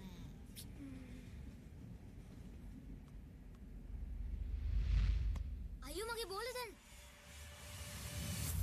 මූණ අප්සෙට් කරගෙන ක්‍රිකට් ගහන්න බෑ නේද? ගහමුද මැච් එක? ගහමු. මැච් එක ගහන්න කලින් පිච් එක හදන්න ඕනේ.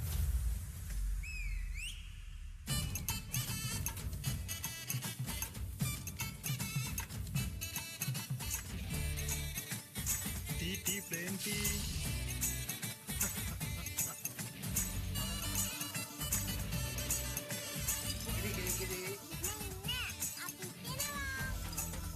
මේ එළියට ගියොත් අවුට් ආ. වහල කැච් ඔට්ටු නෑ. පෝ බැස්මන් ලෑස්තිද? ඔය ගේන්නේ.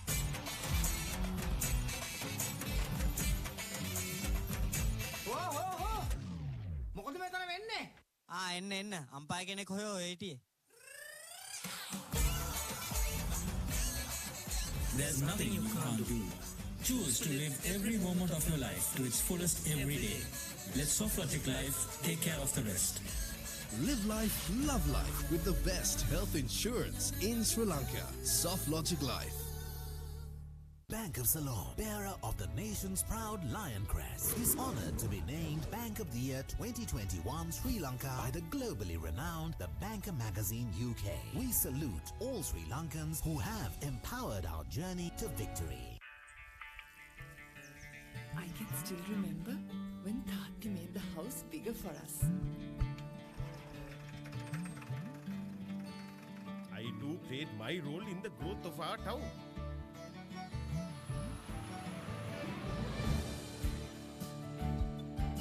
I never thought my first job would take me so far. It's amazing how our brick just transformed this area. Our little school got world-class cricket equipment and training. We are rehabilitating this reef to protect Sri Lanka's heritage and the world's ecosystem. Tati, I'm calling you from the 40th floor. And we're going higher, much, much higher. Binding our stories together, past, present, and future. The Tokyo Cement Group. Here's the latest on the Beta stories spreading on mass media and social media. The necessary steps are being taken to protect families and ensure the nation's health through health insurance.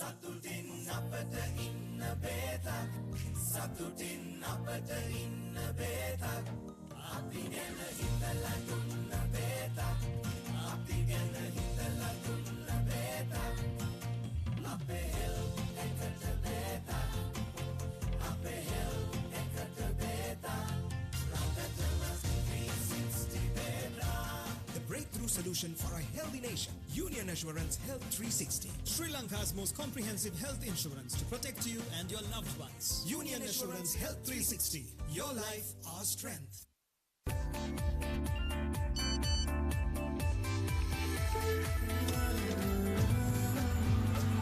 You know the account that fits my busy lifestyle? BOC 18 Plus Smart Gen, the smart choice for today's youth. Brightening homes and lighting up cities across the length and breadth of our land.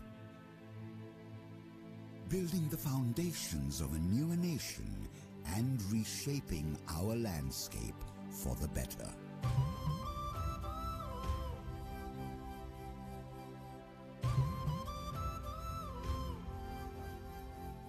Placing world-class tools and equipment in the hands of our people. Empowering a nation to move ahead with confidence and hope. Creating a new generation with new knowledge, the forerunners of our future. A prestigious partner for all your triumphant journeys through life.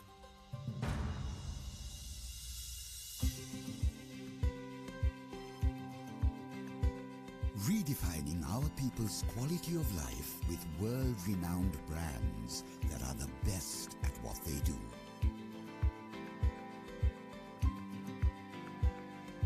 Serving you with standards that go above and beyond, bringing new meaning to professionalism and perfection.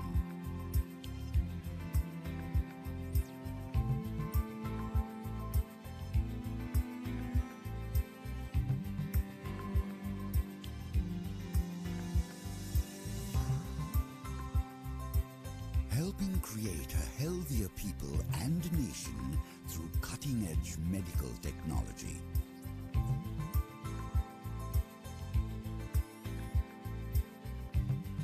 Applauding performance and celebrating victory under one flag as one nation.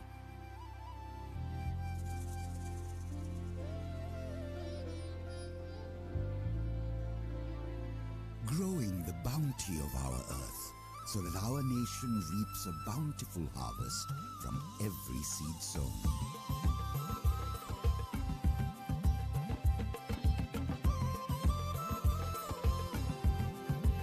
Building on our heritage of turning water into life by using every precious drop for the enrichment of our land, of our economy. Providing a foundation of service and security as our skyline reaches for the stars.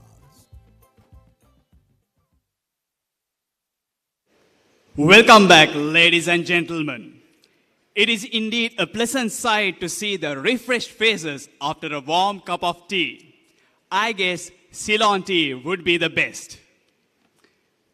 And for tea lovers, we have something exciting at the end, so please keep your tickets safe.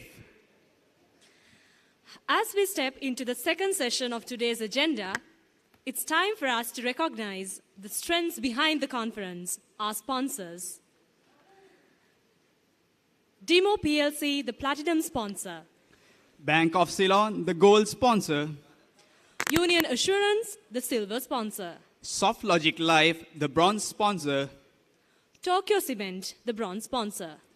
ICBT, the official education partner. Lake House, the official print media partner.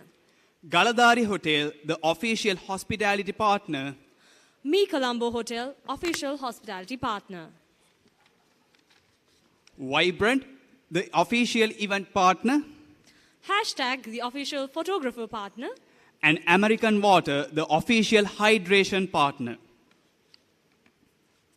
Mithma, now that we have refreshed our bodies, how about giving our ears a soothing refreshment too? Oh, wow, that's a wonderful idea. What are you up to?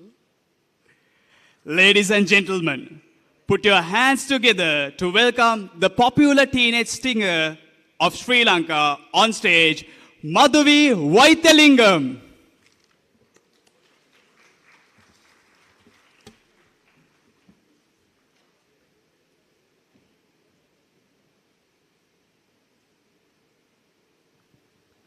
Check one.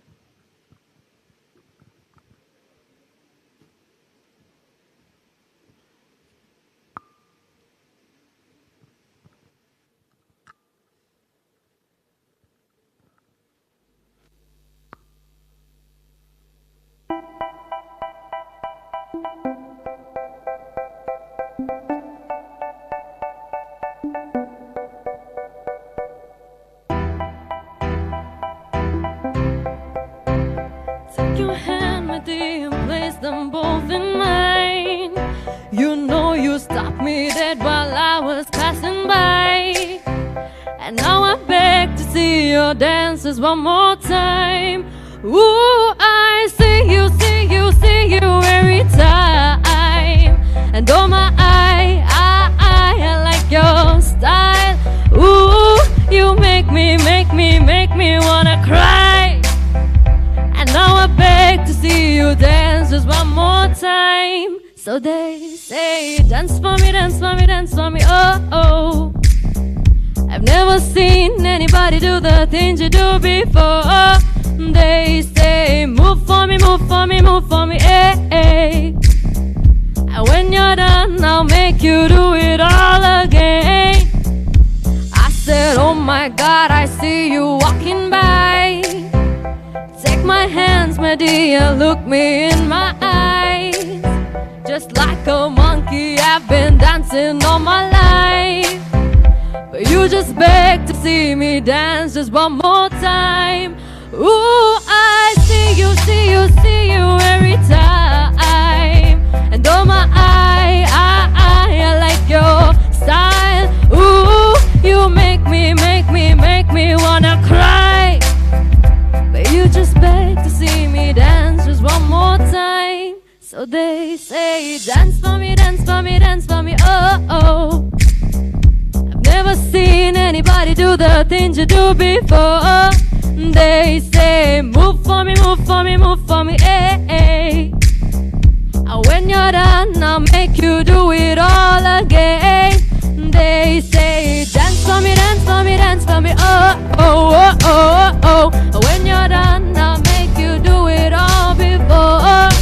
They say, move for me, move for me, move for me, eh, eh. And when you're done, I'll make you do it all again. Ooh.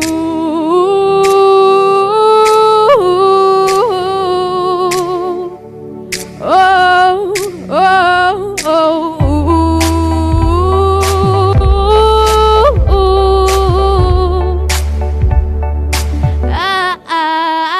they say dance for me, dance for me, dance for me, oh, oh, oh, oh, oh. I've never seen anybody do the things you do before. They say move for me, move for me, move for me, eh, eh. And when you're done, I'll make you do it all again. They say, dance for me, dance for me, dance for me, oh, oh, oh, oh, oh. I've never seen anybody do the things you do before. For me, move for me, eh, eh. And when you're done, I'll make you do it all again, all again.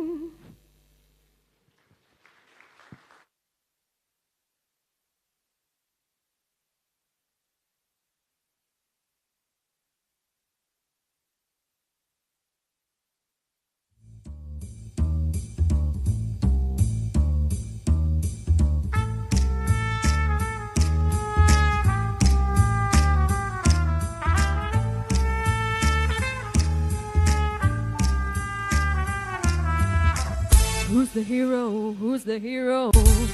காக்க வந்த வாதியாரோ காக்க வந்த பாட்டுகளை நாரே நாராய் கிழிக்கும் Zorro. Who's the hero? Who's the hero? காக்க வந்த வாதியாரோ காக்க வந்த பாட்டுகளை நாரே நாராய் கிழிக்கும் Zorro.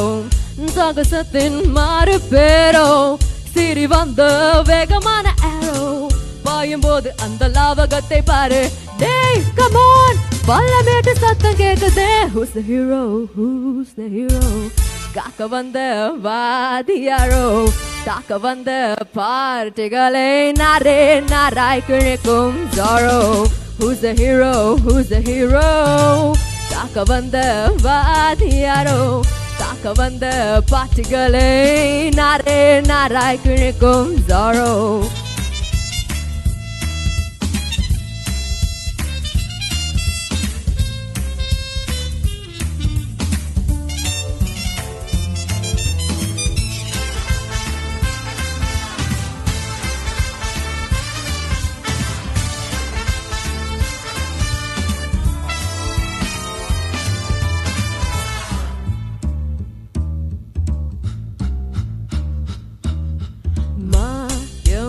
மந்திரம் கண் கட்டும் வித்தைகள் இது ஏதும் இன்றியே மத நம்பு பாயுமே காயம் என்பதே பொய் என்று சொன்னது தப்பாக தோன்றுதே நாம் ஹீரோவை பார்த்ததும் நேற்றும் இன்றும் வெல்லும் ஆளு நம்மாலே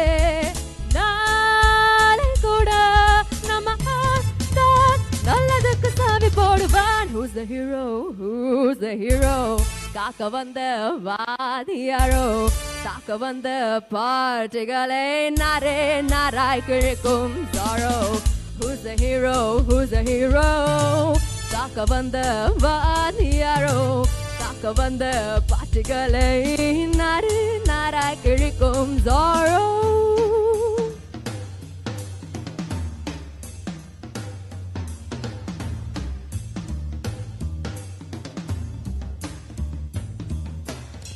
Da da da da da do da da da da da da do da da do da da da da do di do pa pa da da pa da da pa da da pe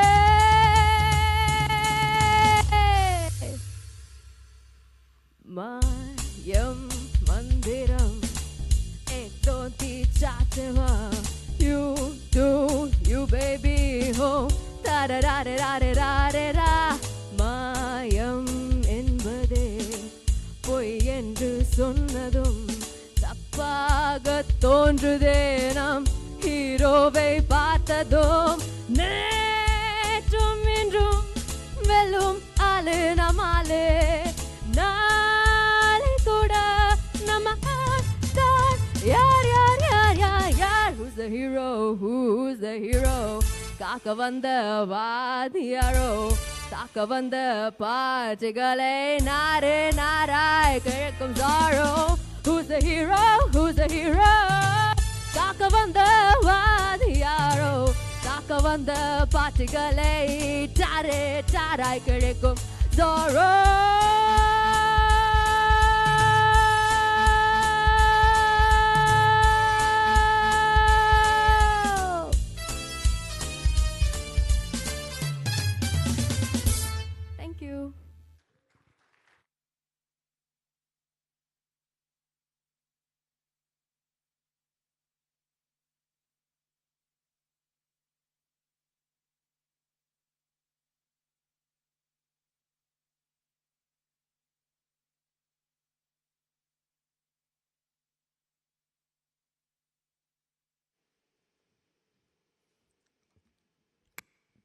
Well, that was a truly mesmerizing performance. Ladies and gentlemen, she deserves another round of applause.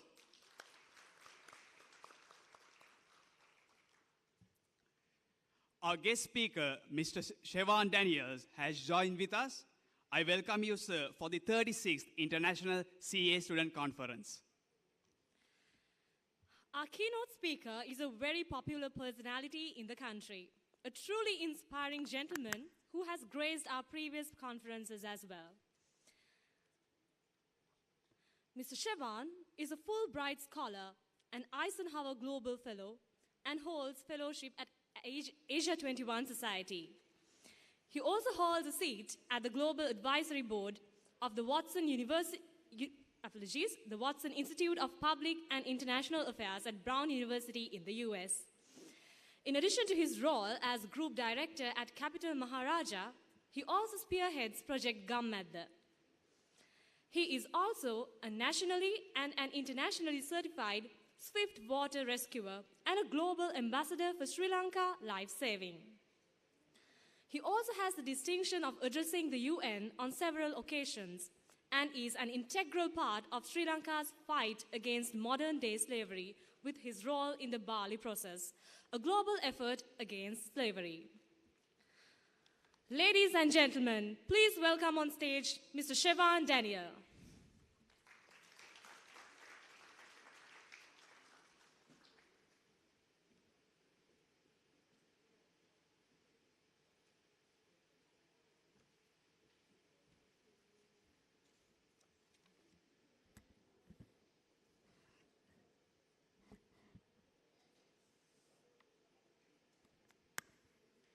Good morning. Good morning, guys. I was just mentioning to my friend over there that it's really awesome to be at a physical conference and actually see all of you guys, although I can't see you very clearly because of the lights, rather than those horrible Zoom things. It's really, really energizing to be here.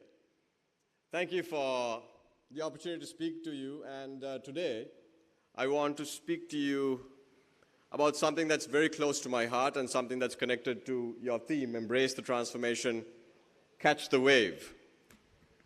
And it's to do with something that we all do. And that is, we all dream. We all dream. You know, we dream at night, and in a sense, the dreams we see at night. That was a wonderful performance, by the way. That was really great. Yep.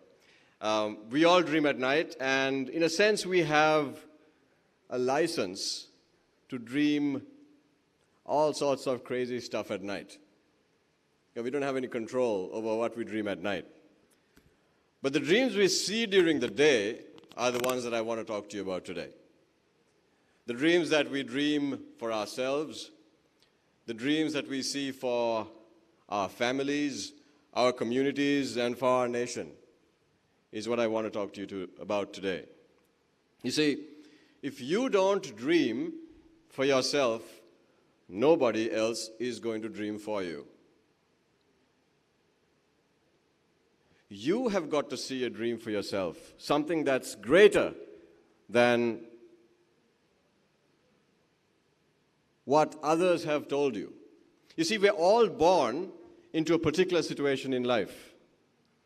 We're born into a family, a religion, a race, a culture, and we grow up in that silo. And we're often told that this is what we can achieve, this is how far you can go, and this is the glass ceiling that you should not dare. You should not be audacious enough to go beyond. Well, I'm here to tell you that if any of us are going to reach our potential, as individuals and collectively, as a nation, we have to break through that glass ceiling. We can't be stuck in somebody else's world and somebody else's plan. But that comes with a cost, a price. These words like sacrifice and dedication and determination. And I'm going to talk to you about what it will take to break through that glass ceiling. You see, the problem with dreams, particularly the dreams that you see during the day for yourself, those dreams of achievement, is they are so enormous and so insurmountable that often our minds are quite small in comparison. Particularly as young people, you might harbor a secret dream, like I did. I still do.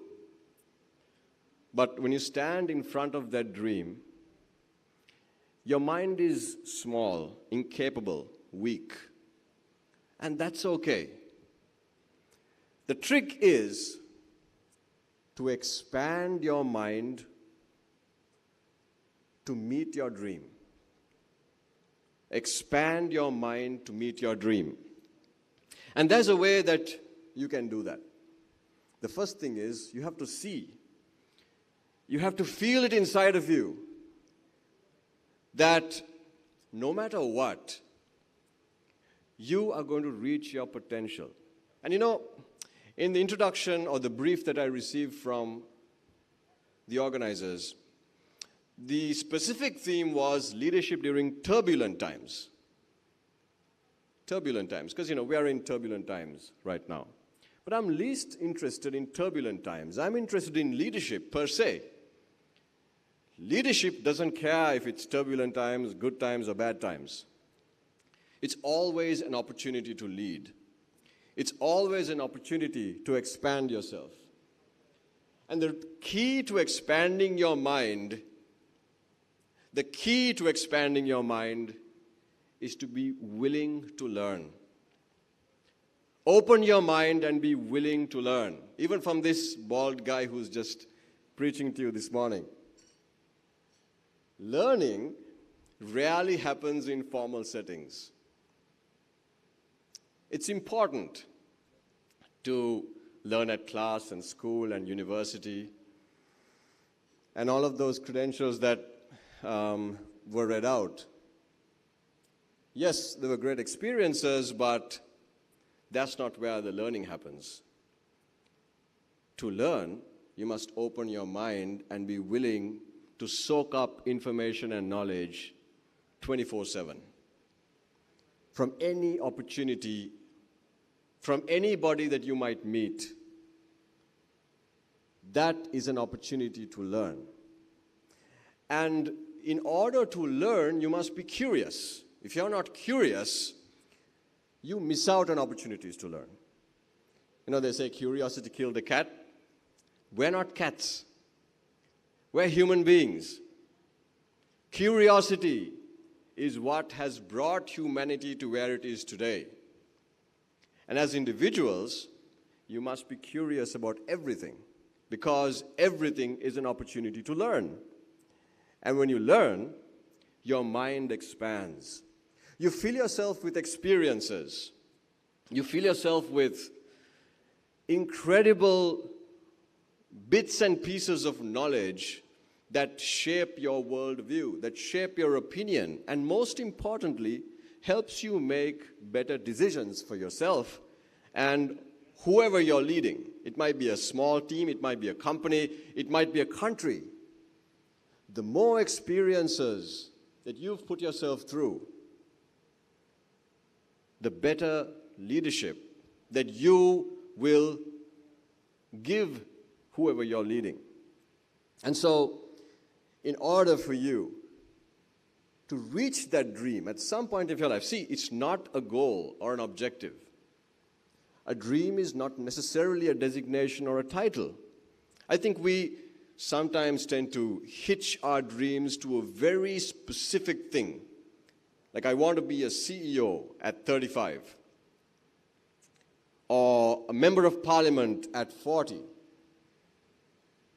How sad are those dreams? So if you become a member of parliament at 40, what happens then? Do you just retire? You've achieved your dreams. Why would you live for another 30 or 40 years? Just as much as you see a dream as a young person, you must make sure that that dream has a purpose behind it. Because your dream must expand as much as your mind expands. And you must keep doing interesting things to ensure that your mind is constantly going after new knowledge and wisdom. So every single day is exciting despite the turbulent times. Now, let's be honest, the past 2 years have really hurt all of us in some way. We've all lost someone that we love, someone we care for. Maybe we've been laid off. Maybe opportunities have passed us by. And, it hurts and it's difficult. I lost someone whom I owe my career to. And it's something difficult to reconcile with when everything seems so challenging. And it's difficult then to find a reason to move on because you tend to look inward and think, why are these things happening to me? I'm never going to be able to progress in my career, working for this company or working for this boss. And you get embraced with such a lot of negativity and hopelessness that it's difficult then to come out of it. Now look, we don't get to choose the life we lead. I didn't choose the family I was born into, and I didn't choose the hardship that I had to face in life. But I did choose the attitude to face it. That was my choice. And we all have that choice. We have the choice to lead our lives in ways that where we give ourselves the best chance possible to reach our potential, regardless of what's going on around us, or just sit back and let stuff happen to us. When you grow constantly, you see, when you're learning, you're growing. But it's like an egg. An egg. Let's think of a chicken's egg. Okay? You don't see what's going on inside the egg, right? The egg is just an egg. All you see is a white shell. But what's happening inside of the egg? There's a transformation taking place. And after a couple of weeks, the shell breaks and out emerges a chick. It's very similar to how change takes place. Real change takes place in our lives. You often don't see it. You don't feel it, but the more you're learning, the more experiences you're putting yourself through, there's transformation taking place inside of you. And that's incredibly important if you want to reach your dreams. That every day is spent transforming yourself inside you by learning. By learning. To learn, you must still yourself. You must be able to still your mind and observe, which is why I like to spend at least a couple of hours a week just staring at stuff. I just take off out of Colombo, either to a jungle somewhere or a beach or whatever, and I just like to stare at something, maybe even a tree. And, obviously people think I'm nuts. But, when you stare long enough at anything, it begins to teach you.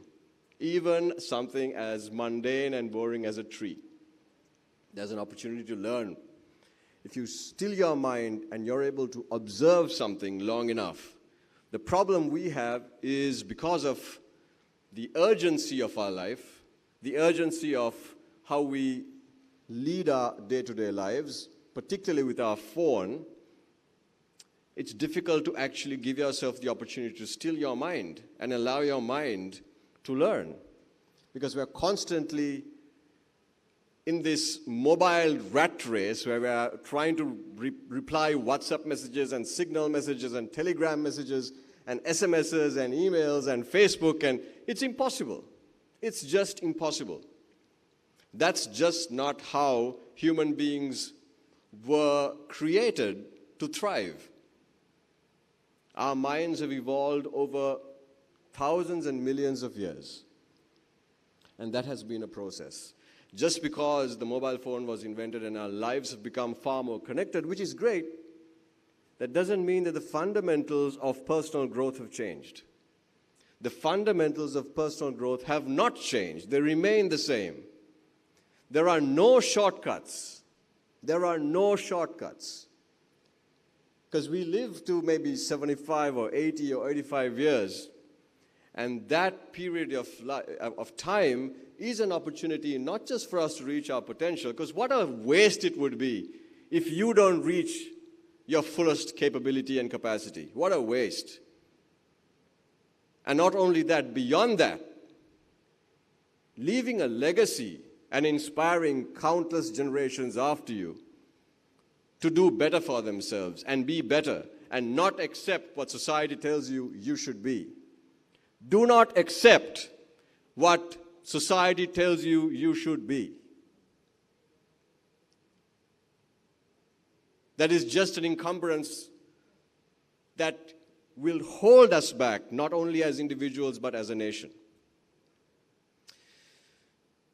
But look, going for your dream is really a great topic for a speech, but how do you actually do it? What are the steps that you need to take in order to achieve this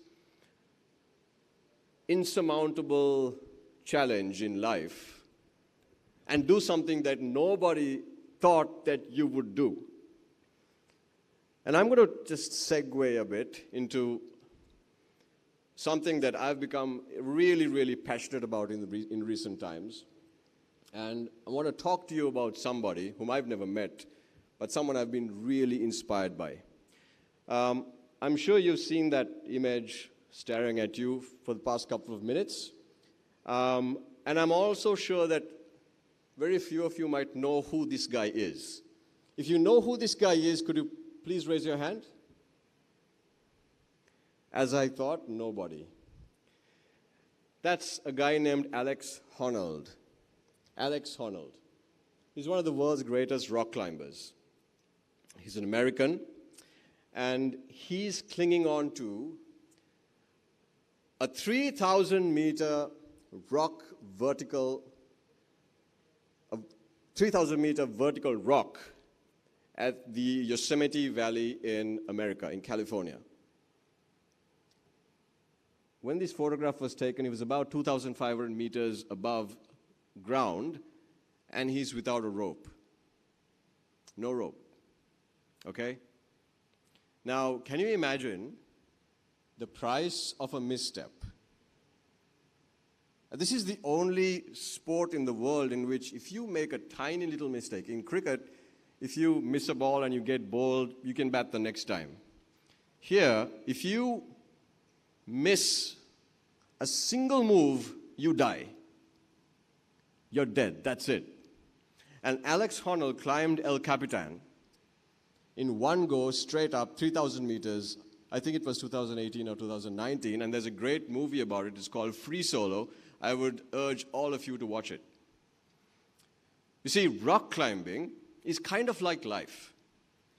As students, you're staring in front of this enormous El Capitan, this enormous mountain, and you have no idea how you're going to scale it.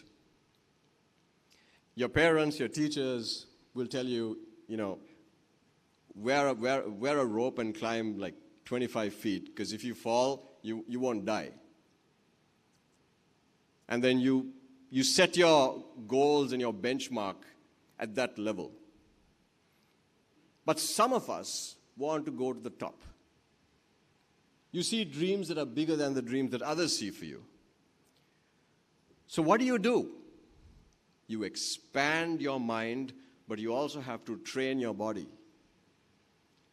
The more you learn, and the more you keep active and doing stuff and falling and breaking things, the more you train yourself to face the realities of life, but even more importantly, you begin to see this incredible, magical thing, and that's called opportunity.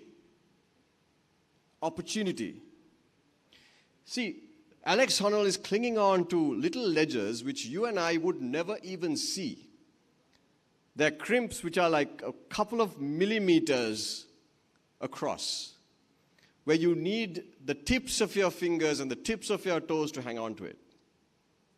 Now, unless you've trained the tips of your fingers and toes, you can't make use of these opportunities. And also, unless you've climbed for years and years and years and gone from 10 feet to 20 to 30 to 50, you wouldn't even see those little crimps or those little ledges.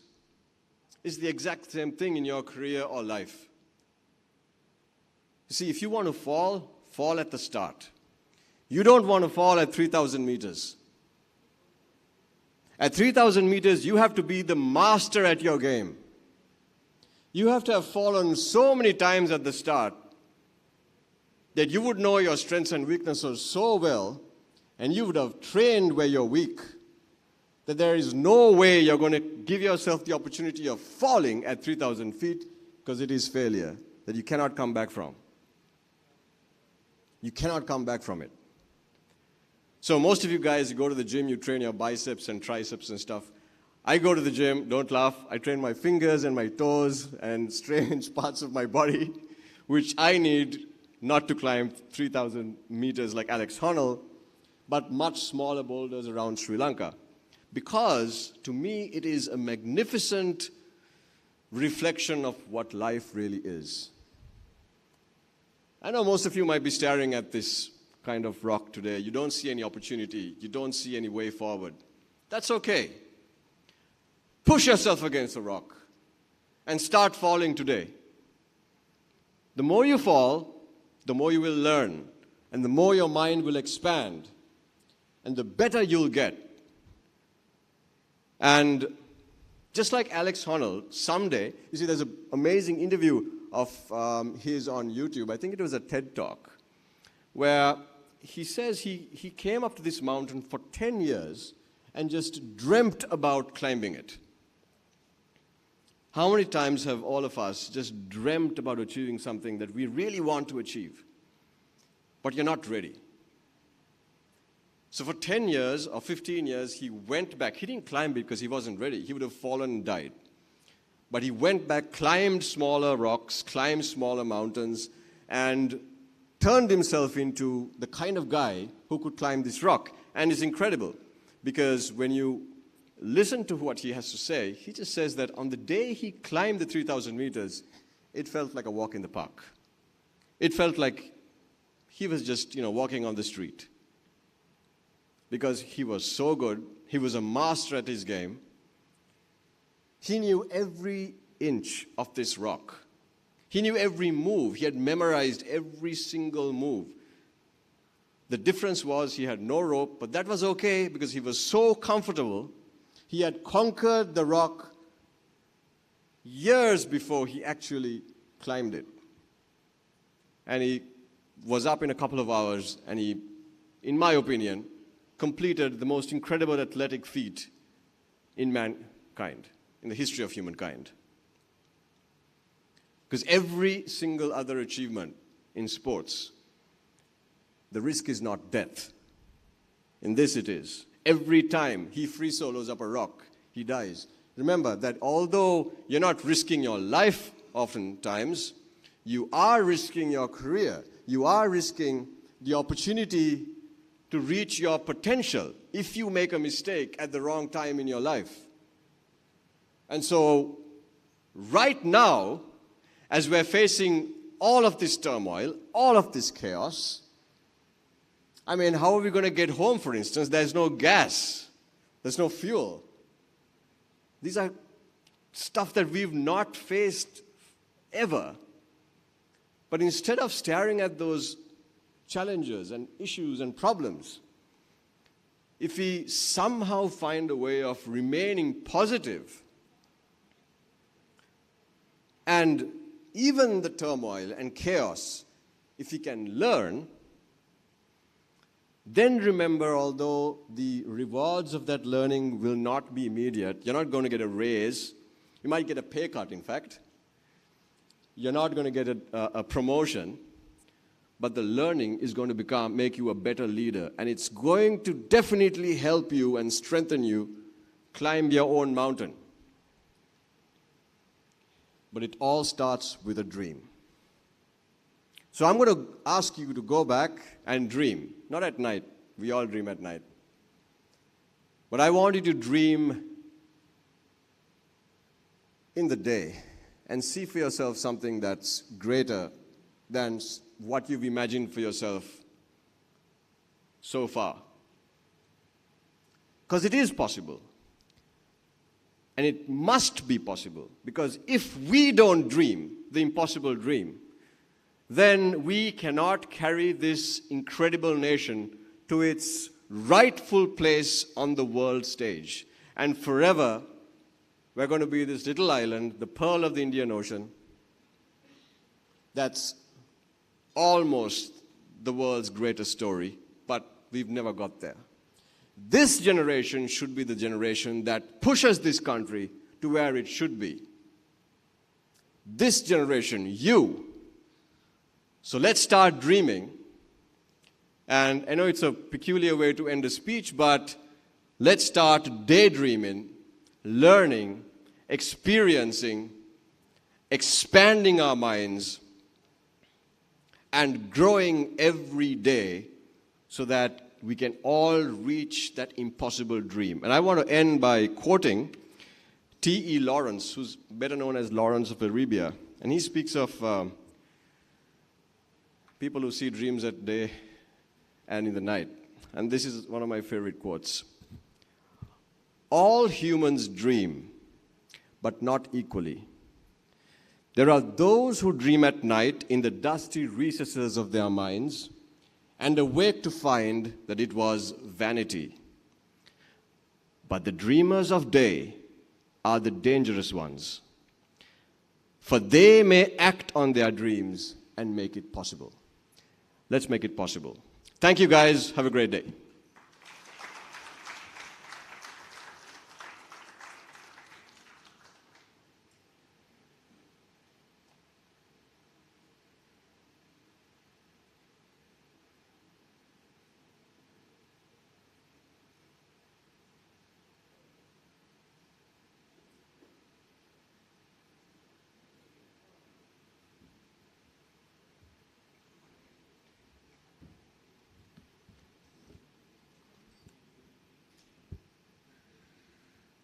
We must be curious about everything because everything is an opportunity to learn.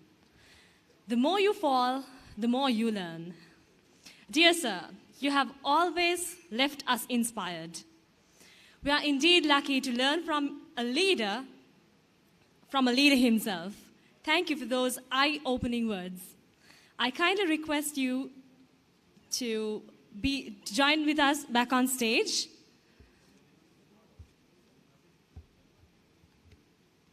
So we kindly request you to join us on stage once again.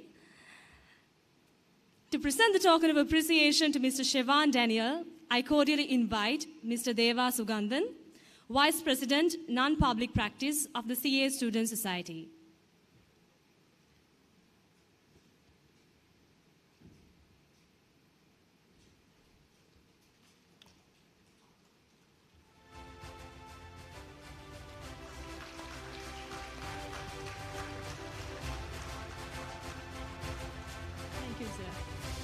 Thank you.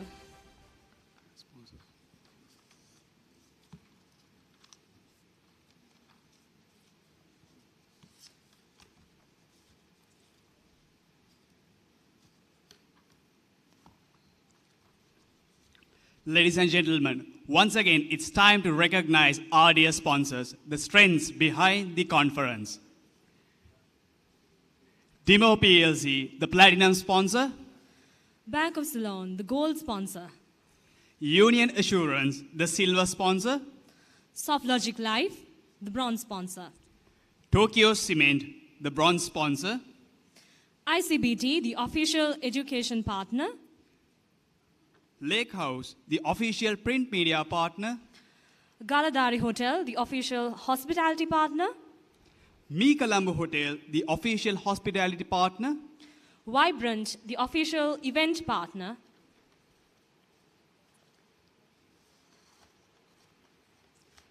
Hashtag, the official photography partner.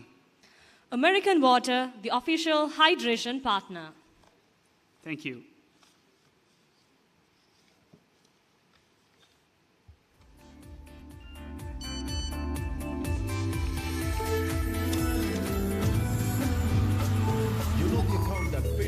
busy lifestyle? BOC 18 Plus Smart Gen, the smart choice for today's youth. Brightening homes and lighting up cities across the length and breadth of our land.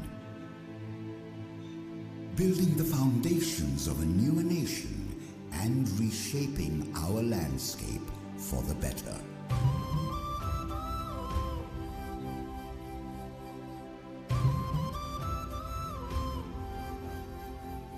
Placing world-class tools and equipment in the hands of our people. Empowering a nation to move ahead with confidence and hope. Creating a new generation with new knowledge, the forerunners of our future. A prestigious partner for all your triumphant journeys through life.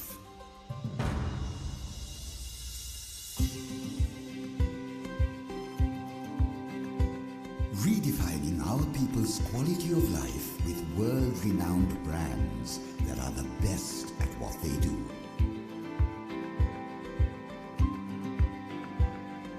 Serving you with standards that go above and beyond, bringing new meaning to professionalism and perfection.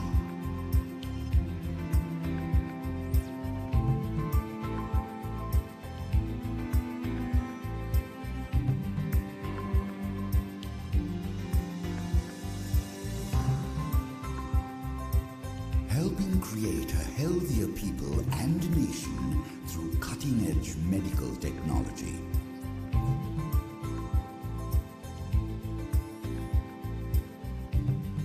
Applauding performance and celebrating victory under one flag as one nation.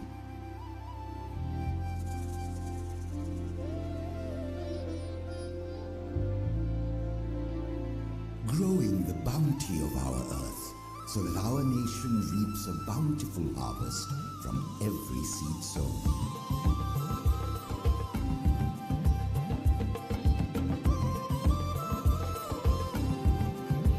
Building on our heritage of turning water into life by using every precious drop for the enrichment of our land, of our economy.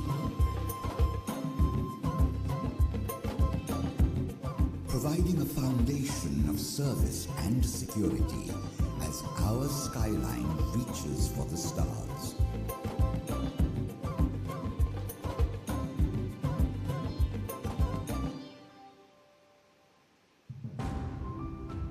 Taking the high road that leads to trust, letting you travel through life with assurance. Helping to power the nation towards economic prosperity. Serving our land and its needs, even beyond our shores. Moving rail transportation to the next level.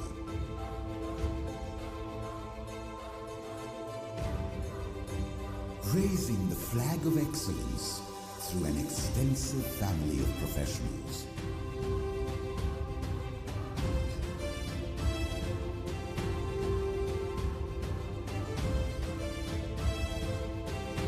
Bringing in the best of the world for the betterment of our country.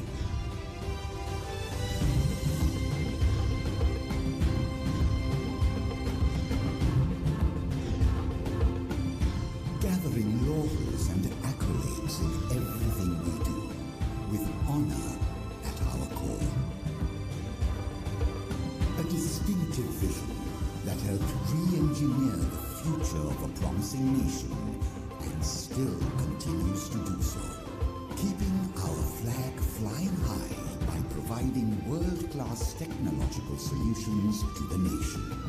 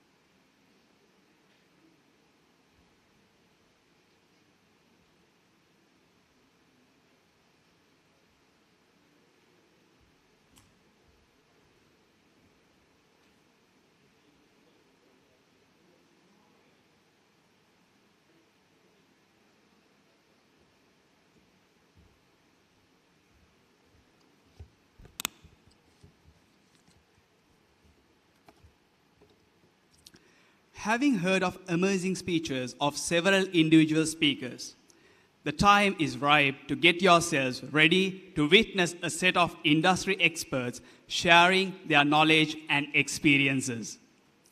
Let us now present to you the honored experts of this year's panel.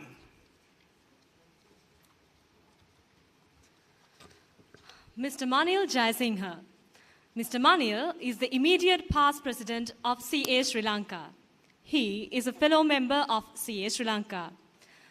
Fellow member of the Chartered Institute of Management Accountants UK, as well as a member of the Chartered Institute of Public Finance and Accountancy.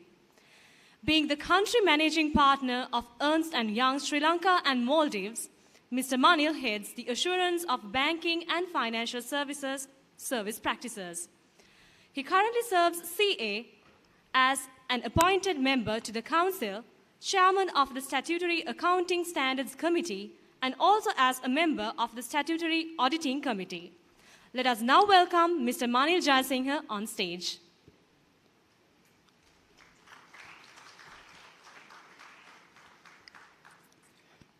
Dr. Randhika Jayasinghe. Dr. Randhika is a senior lecturer at the Faculty of Technology, University of Sri Jayawardhanapura, Sri Lanka.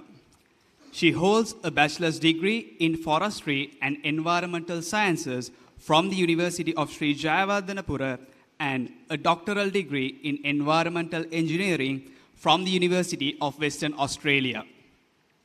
She is also an Australian Leadership Awards alumni.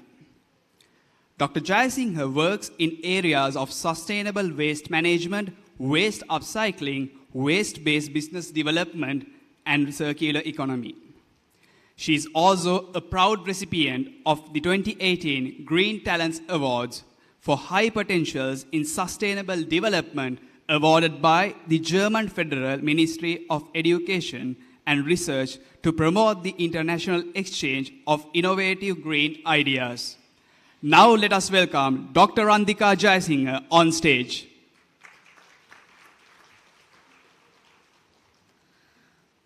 Mr. Nuwan Withanage. Serving as the Chief Financial Officer of SoftLogic Life Insurance PLC, Mr. Nuwan also serves as a member of the Governing Council of CA Sri Lanka. He also bears position as Chairman of the Finance and Technical Committee of the Insurance Association of Sri Lanka. He is the Chairman of the CA Sri Lanka Task Force to develop non-financial reporting practices in Sri Lanka.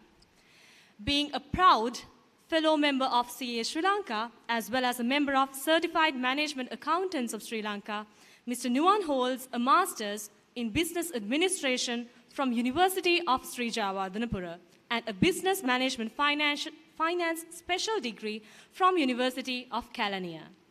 He possesses over 16 years of management experience in fields of strategy, finance, audit, and general management. Ladies and gentlemen, put your hands together to welcome Mr. Nuwan Withanage on stage.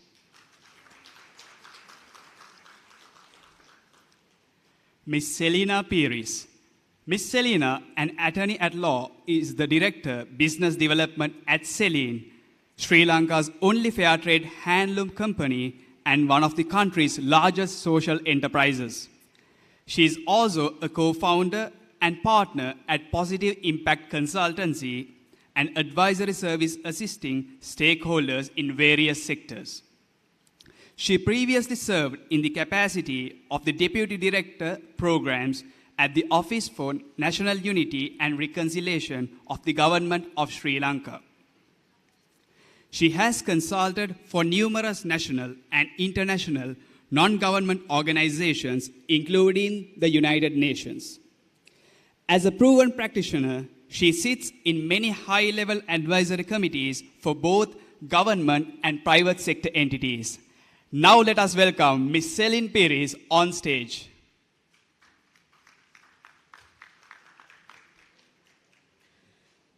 This year's experts panel will be moderated by Mr. Chamara Bandara.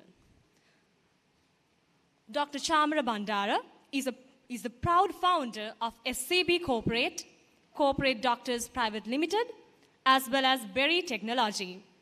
he has incubated many SMEs to become successful businesses in his capacity as a chartered accountant. He is also a consulting entrepreneur with a rich experience of more than 15 years in business advisory and professional practice. He is also a country representative for Faster Capitals, a global business incubator. Dr. Chamara is an expert in entrepreneurship, business success and failure, which are also the areas he studied for his PhD. Ladies and gentlemen, let us now welcome Dr. Chamara Bandara, the moderator of the experts panel.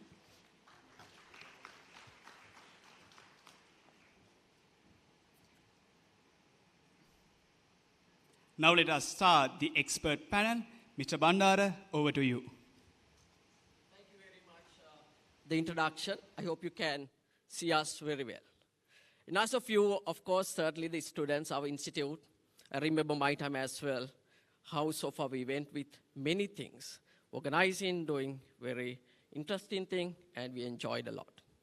Now today's discussion, it's much, privilege for you because you are the people going to be future business owners and future business leaders.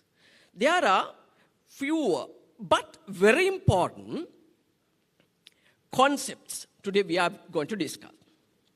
One particular word of that ESG in that, when it comes to ESG, it means that environmental, social, and governance. Those three words is attached to our discussion today, in which one particular word is very familiar to us. That is governance. That is good governance. That is corporate governance. Why we should talk about this corporate governance? Did we enough discuss and talk about this corporate governance or good governance? Now, beyond that thinking in the world, there are two additional concepts attached into corporates and business. One is that environmental. Next one is that social aspect. So these elements, when we do our business sustainably or sustainable business development, we can't ignore right now. For me to talk about that in depth and detail, let me invite my panelists. They are most eminent and expert in the industry, business management. In addition to that, they are entrepreneurs. And also, Dr. Randhika is the most expert in this area in Sri Lanka and overseas. Let me take my matter to Dr. Randhika first to discuss. Let us begin with further introduction of this concept ESG. Right? ESG means environmental, social, and then governance.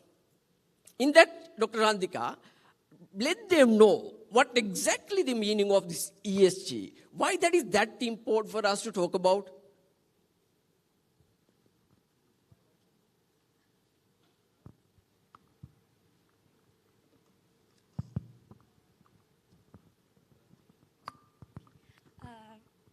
Thank you, Dr. Bandara, for that question. And you mentioned that as an accountant, as someone in this field, you all paid attention to governance. As an environmental engineer, I come from the other end, in environmental and social aspects. But when it comes to ESG, it's not something technical anymore. It's been incorporated into businesses. ESG, I think it's important to mention that this term ESG was first coined in 2005 in a study called Who Cares Wins. That's a nice title, Who Cares Wins. So this study showed that businesses, it's not only about the economic or it's not only about the monetary value.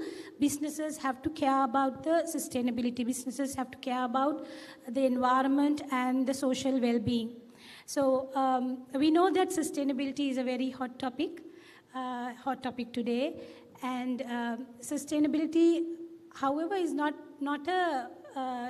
just a buzzword anymore. We know that, the companies, you cannot just say that we are sustainable and you cannot just say that. You have to walk the talk as well. Companies need to walk the talk. And this is where I think ESG comes into play.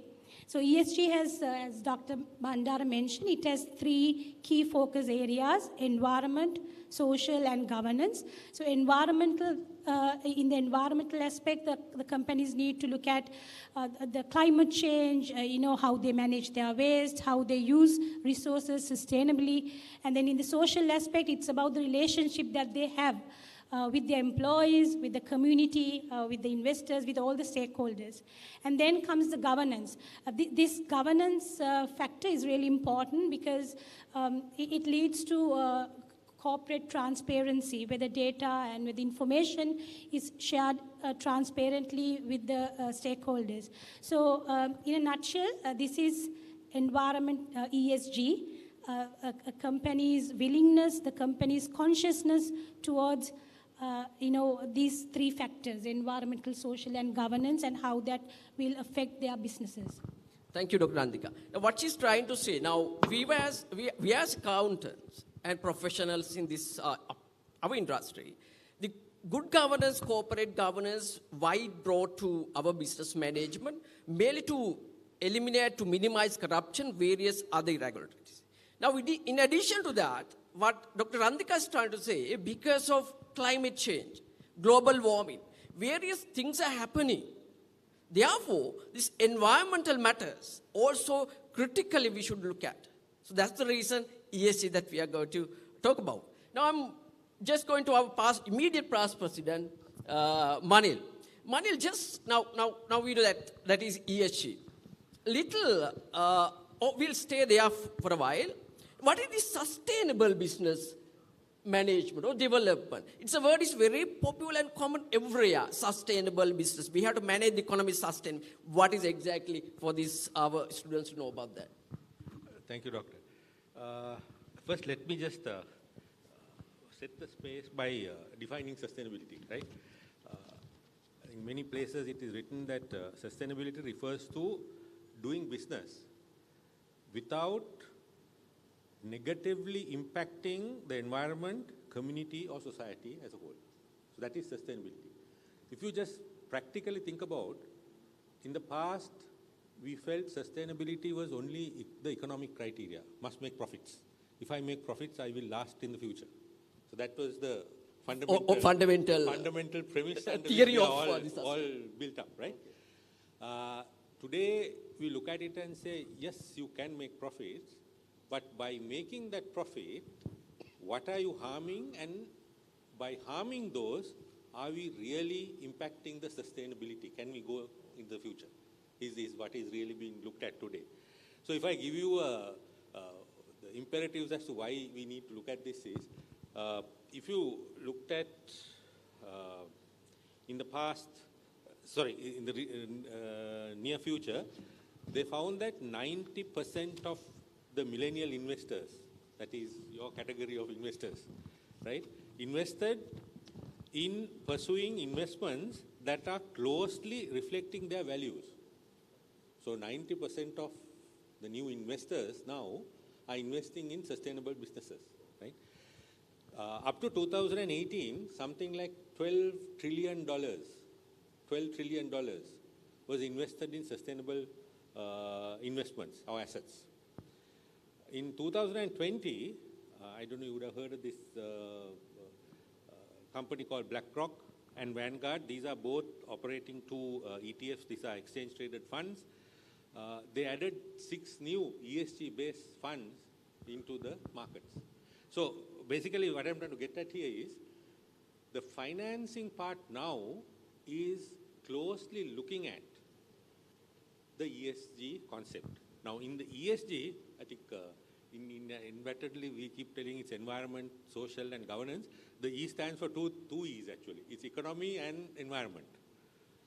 So the economy, yes, we haven't forgotten about profits, meaning clearly if you don't make profits, you're not going to survive. That is very clear, right? If you don't make profits, you don't have cash flows, business is going to crash. But the question now is, by making that profit, we should make profits, but at the same time, how do we interact with the damage it is creating the environment and social. Recently, I was having a chat with certain people, and I said, you know, our plantation companies are the best to go for environmental because it's a carbon sink or whatever you want to call it, right? So I asked them, why aren't our plantation companies going in for ESG recognition or, you know, certification? First, out came the answer. Yeah, we are okay with the E part, but we are not okay with the S part, the social part.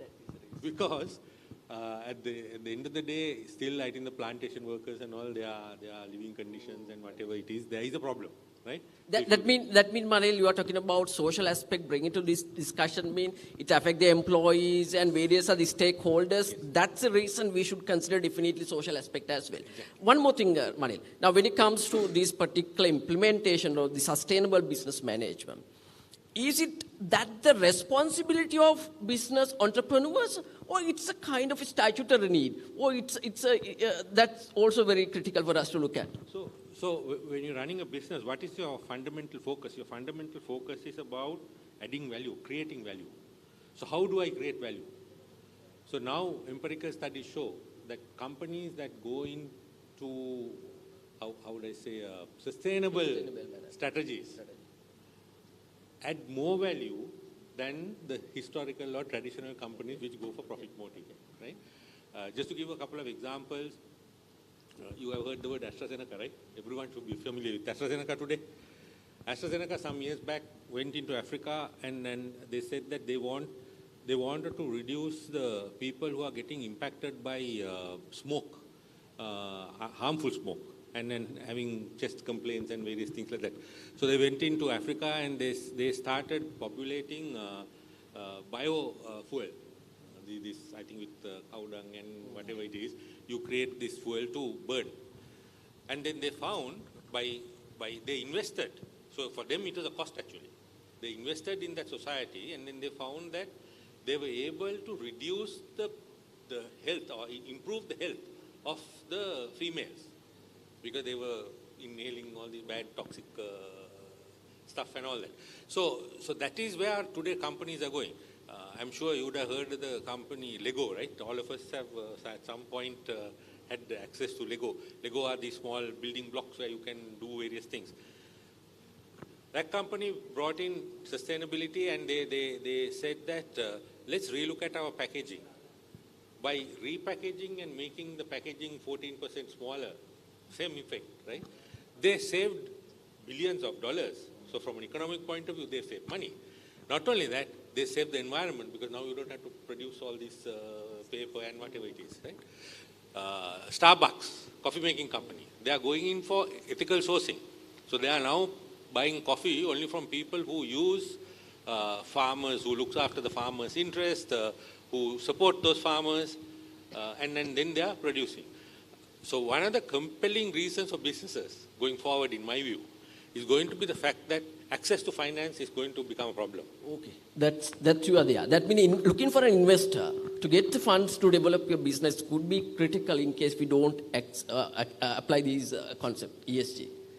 All right, thank you, Manil. So now with that, I think it came up to our level of discussion of the business forum. Now, these days, whatever poems I write, whatever essays I write, whatever article I write, whatever I talk, I'll come up with one particular thing in Sri Lanka. That is job givers. That is entrepreneurs. Right? So Sri Lanka is lacking. That's what we're expecting from others to come and do business. Giving due respect to an entrepreneur here, right? Mr. Rai Pereira. So she started his own practice on business in that way. So she will talk about this ESG concept with practical experience into her as well. Now, if I ask a question like this, now Sri Lanka is still a developing country, okay, not compared to, developed country. There are certain, plus and minuses. So now, how do you assess this kind of concept application in Sri Lanka? Is it practicable? Or anything else that we should talk about other than this? So, this is not the right time. Thank you. I think I'm nodding my head furiously because 10 years ago when we were talking about this, we were very much in the minority. But I have to congratulate CA Sri Lanka for its consistent efforts to bring this topic to the forefront. I think because finally, when we make decisions in business which impact people and planet, it's the financial guys who tell us not to do it. So it's very, very important, this topic. So let me start there. Like Manil said, it is the way of the world. So especially after COVID, there is no going back on the sustainability discourse. It is not something, it's not a trend. It is a philosophy, I would say, that is here to stay. So if businesses are to really be able to capture the opportunities, if countries are to be able to capture the opportunities that the world is giving us, we need to be talking ESG. So, Shamara, you asked, in Sri Lanka, is it the right time? Absolutely, because I think the kind of ESG sustainability discourse is perhaps the only thing we have to offer the world, and one of the only things that differentiates us, which the success is in the garment sector in our country. So how do you do it? It's not easy. And I can explain a little bit here about the Celine model. But I think before really looking at the business model or the operational model, what is really important when we are to implement ESG or sustainability or what we call the triple bottom line, people, planet, profit, into our business is the leadership. Because if it doesn't start right from the top, because the world and the way of business has been in its conventional way to prioritize profit, if leaders in a business, if the CFO, the COO, the CEO, the entrepreneur is not going to take that step and really commit to it, I think it becomes very difficult. So whatever model that I speak of now, it's really subject to the fact that the leaders understand and follow it. So very, very simply, at Celine, what we do is we produce handlooms. So what I'm wearing, what Randika is wearing, we are wearing, I'm using her shamelessly to promote my product, but this is a heritage of Sri Lanka, 2,500 years in this country. And today we have around 15,000 weavers, and for all intents and purposes, it's a dying craft. It's a dying craft because of the various market obstructions that it has to kind of take the global world. But what we do at Celine is to try to promote this craft by creating beautiful product, but at the same time giving our communities the dignity and the economic benefits that they deserve and which will motivate them to be in this craft. So the people who weave our fabrics, our handlooms, are really women who are unable to get work in a mainstream job market. They were the largest impacted during COVID because most of the craft sector is in the informal economy. You are bringing the social aspect, how we can address this through ESG. Absolutely. Right? So our business has been set to give women who cannot access work in the mainstream sector, who have hand weaving and hand kind of stitching garment skills, a job. That is the first thing that we do. That doesn't make you a social enterprise because much of the garment sector gives women jobs. Much of the industry in this country gives women jobs. But what really makes us different is that we give them the access to work, and we give them the skills and the environment to stay at work. It's two very different things for women. So starting from childcare, flexible working environments, working from home, starting your own business at home, we really go out of our way, and that is a very, very key word to understand because as social business, as businesses committed to ESG, you have to go out of your way. It's not the usual practice of business. You have to sit back and think, what can I do to go out of my way to kind of do the economy, the ESG, or simply say the people, planet, profit, right? So we give them this entire environment that they can really stay at work, access a job, And then we understand that just because a woman has a job doesn't mean she's empowered. She needs financial kind of management tools. She needs access to loans, to small finance financial aid. She needs her health looked after. She needs her sexuality education in place.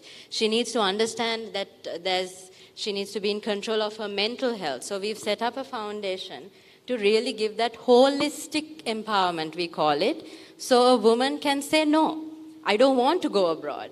I don't want to leave my children in my village with my mother or my mother-in-law and go abroad. Because, this is the problems in Sri Lankan society now, and our business is really set up to address that.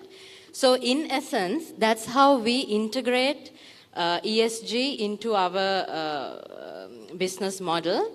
And like I said, we do business. Like Manil said, we have to make profit because we are not going around with a begging bowl to ask anyone to fund our business. It doesn't work like that. We are not an NGO. We are not a charity. We are a social business.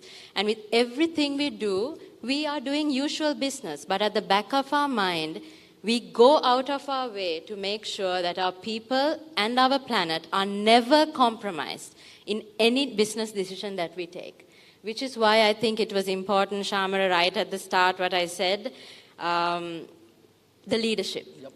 Because come crisis, come when a business decision has to be taken where we have to put profit and our business continuity over people and planet, you need the leader to say no. We are going to take a cut. We might not grow or we might make a loss, but this is what we are going to do. So this is how you do it. Exactly. I was really proud of you, Selena. Now, this is what even I personally look like even for me to talk about in future and today and tomorrow, day after. That is the leadership and entrepreneurship. As your business students, business professionals in Sri Lanka, we need entrepreneurs like her. Now, what Manil brought in that, yes, we should have profitability. Now, if someone can ask a question, okay, so we start spending on ESG and various other things, can our business will collapse? Or might not make profit? No, nature doesn't allow the business to collapse, right? It definitely will sustain in the business. That's what this theory and the practice and the research found that. So business definitely be sustained if you do right thing, good thing, not bad things. Including our terms, corruption, irregularity, all we have to eliminate. Doesn't matter, make a loss for a fight, but 100% sure Mr. Manil would endorse me. So with experience of clients and etc., that's a sustainability me. Right, let me go to young chartered accountant Nuwan. This very popular institute. Nuwan, interesting. Right now this is what Nuwan, now you as a CFO for your large organization. Now as well as you have the experience of Colombo, village, overseas, like the experience what I have, you also have. Now still we are in the per capita like, 2,500, 3,000. And we're struggling with, basic things sometimes not fulfilled. Still struggling with those things. Now our students conference bringing up this ESG. How fair, how far, what are the challenges that Sri Lanka facing in case that it's become mandatory for us to apply ESG and business development? So very good question, Chamara. Being the corporate perspective, I will look at this way. Now, in our life, if most of the times we come out saying that this is challenging because we don't see value of that. If we don't see the value of anything, we say, okay, that is pretty challenging, so we should not go there. So how I see as a corporate person, ESG is the one we need to look at in the perception of value creator perspective rather than value reporter perspective.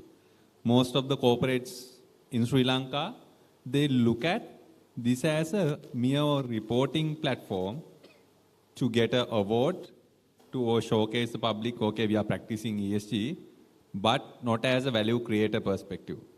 I think today, this conference, we talk about early morning accountants are balancing the numbers.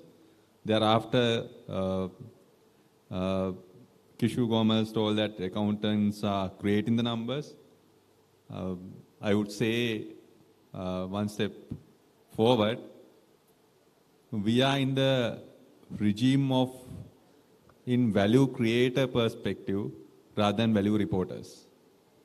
So I think here we have persons, those who are wants to be aspirations to be a chartered accountants. We are partner in progress. I think we should live with that world. So we are not in the world of reporters of progress.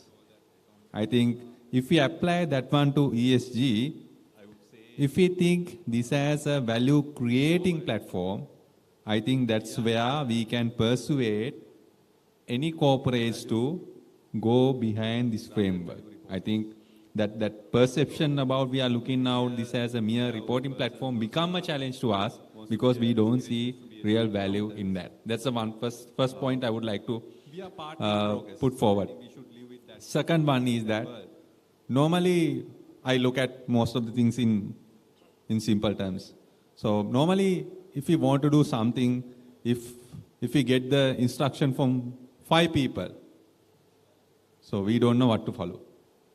So whether they want to follow first one, second one, third one, fourth one. I think ESG, that's the second biggest challenge we have. If you Google it, you will get at least 6-7 ESG frameworks, starting from GRI, integrated reporting, climate related, SDG, and European Council, and we can name it. So if somebody decided pursuing value of ESG, if you want to pursue this journey, so we are in a spot of bother what to follow. What is right, what is wrong, what is the correct journey. That become again big challenge. We know that in the global perspective, IFAC created the international standard of international sustainability standard board to come up with the one framework. But intermediary perspective, this is one of the issue we have. Those are the two major challenges I see because I think here chartered accountants and student of chartered accountants can play a bigger role.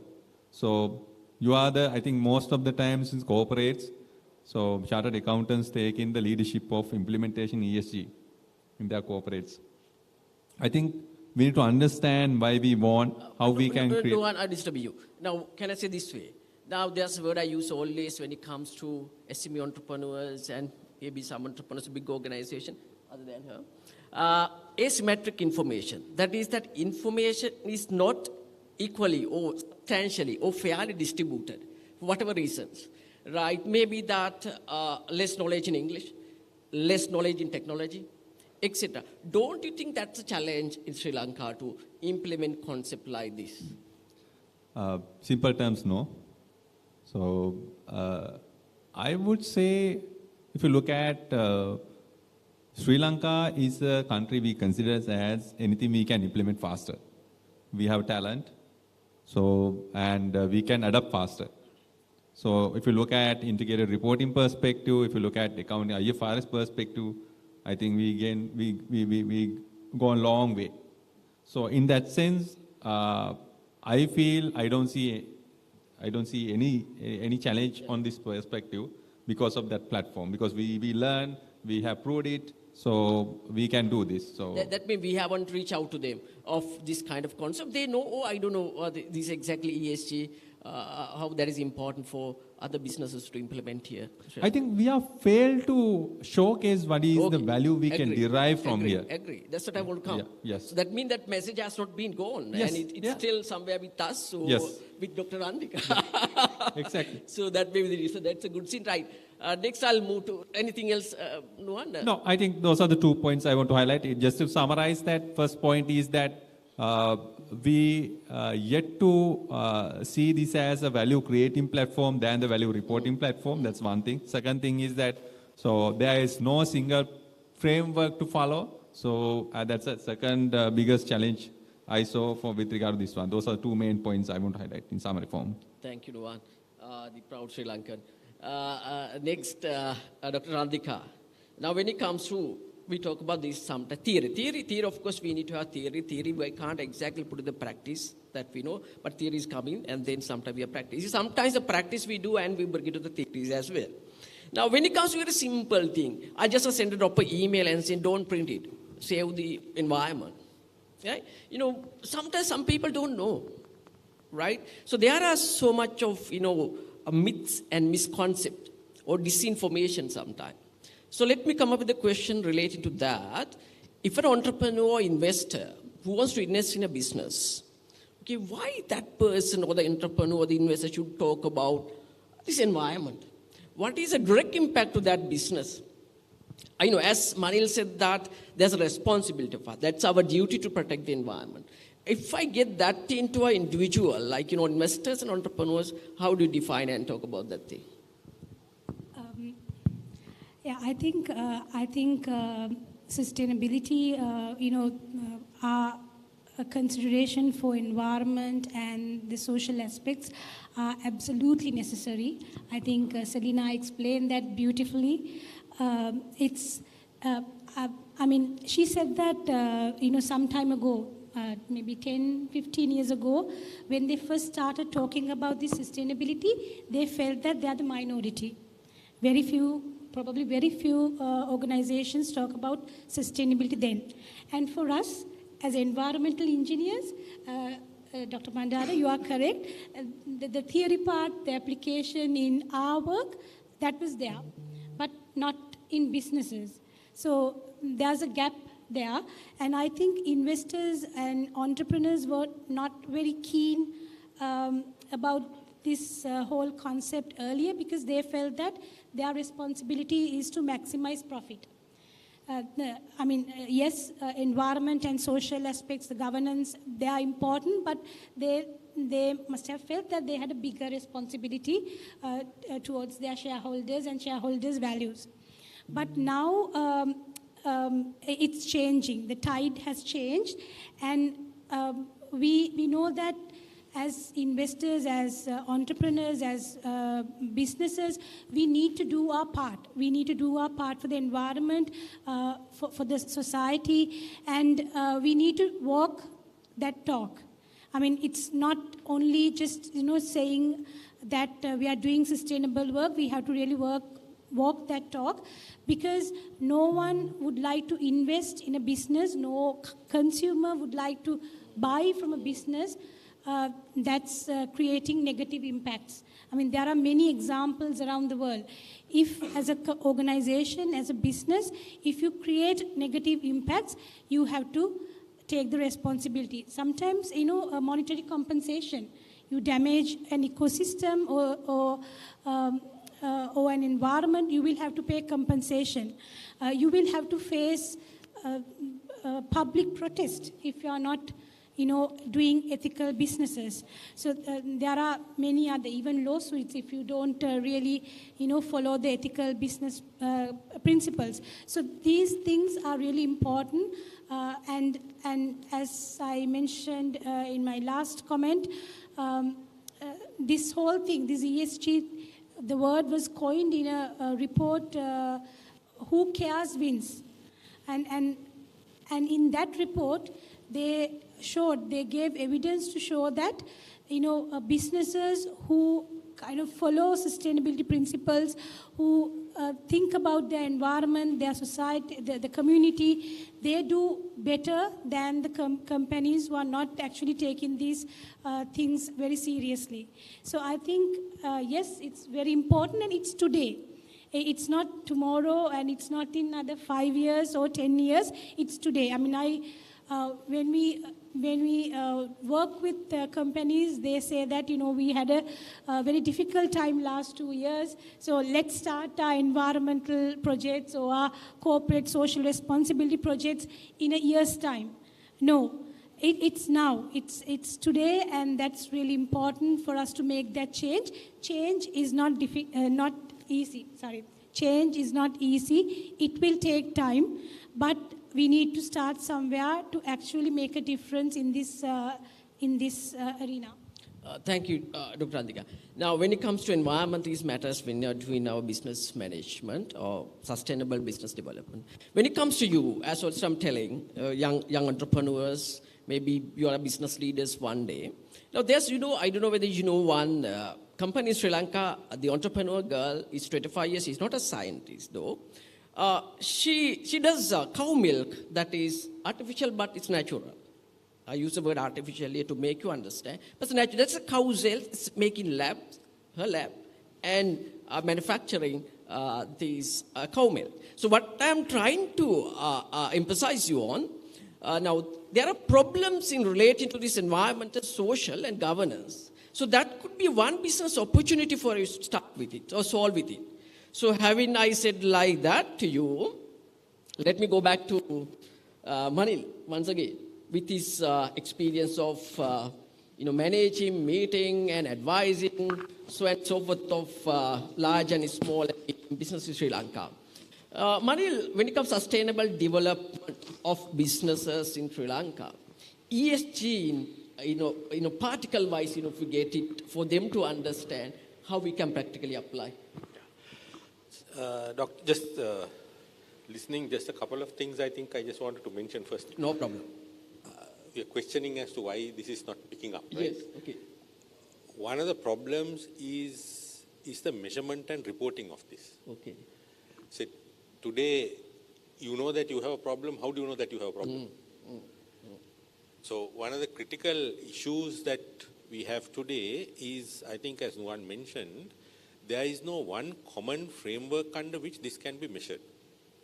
So there is a GRI, you have integrated reporting, you have all sorts of frameworks. There's about, not 17, there's about 40 frameworks. It means like we have IFRS that doesn't have one kind of... No, okay. No. Okay. So that is one of the issues. So even if you look at management, now I think Doctor mentioned that people are saying, we had a bad year, we will postpone our investment to tomorrow. Why is that? That is because they don't understand the implications of what they're doing. So it's not a question of economics. So they are going back to economics now. So you're postponing the investment to next year because you feel that it is an economic issue. It's not an economic issue. The fact is that in those 2 years, we had to undergo difficulties. We had social issues, employment, vaccination, whatever the issue, a lot of social issues, right? So if we don't address some of those, we can't move forward. We are not sustainable.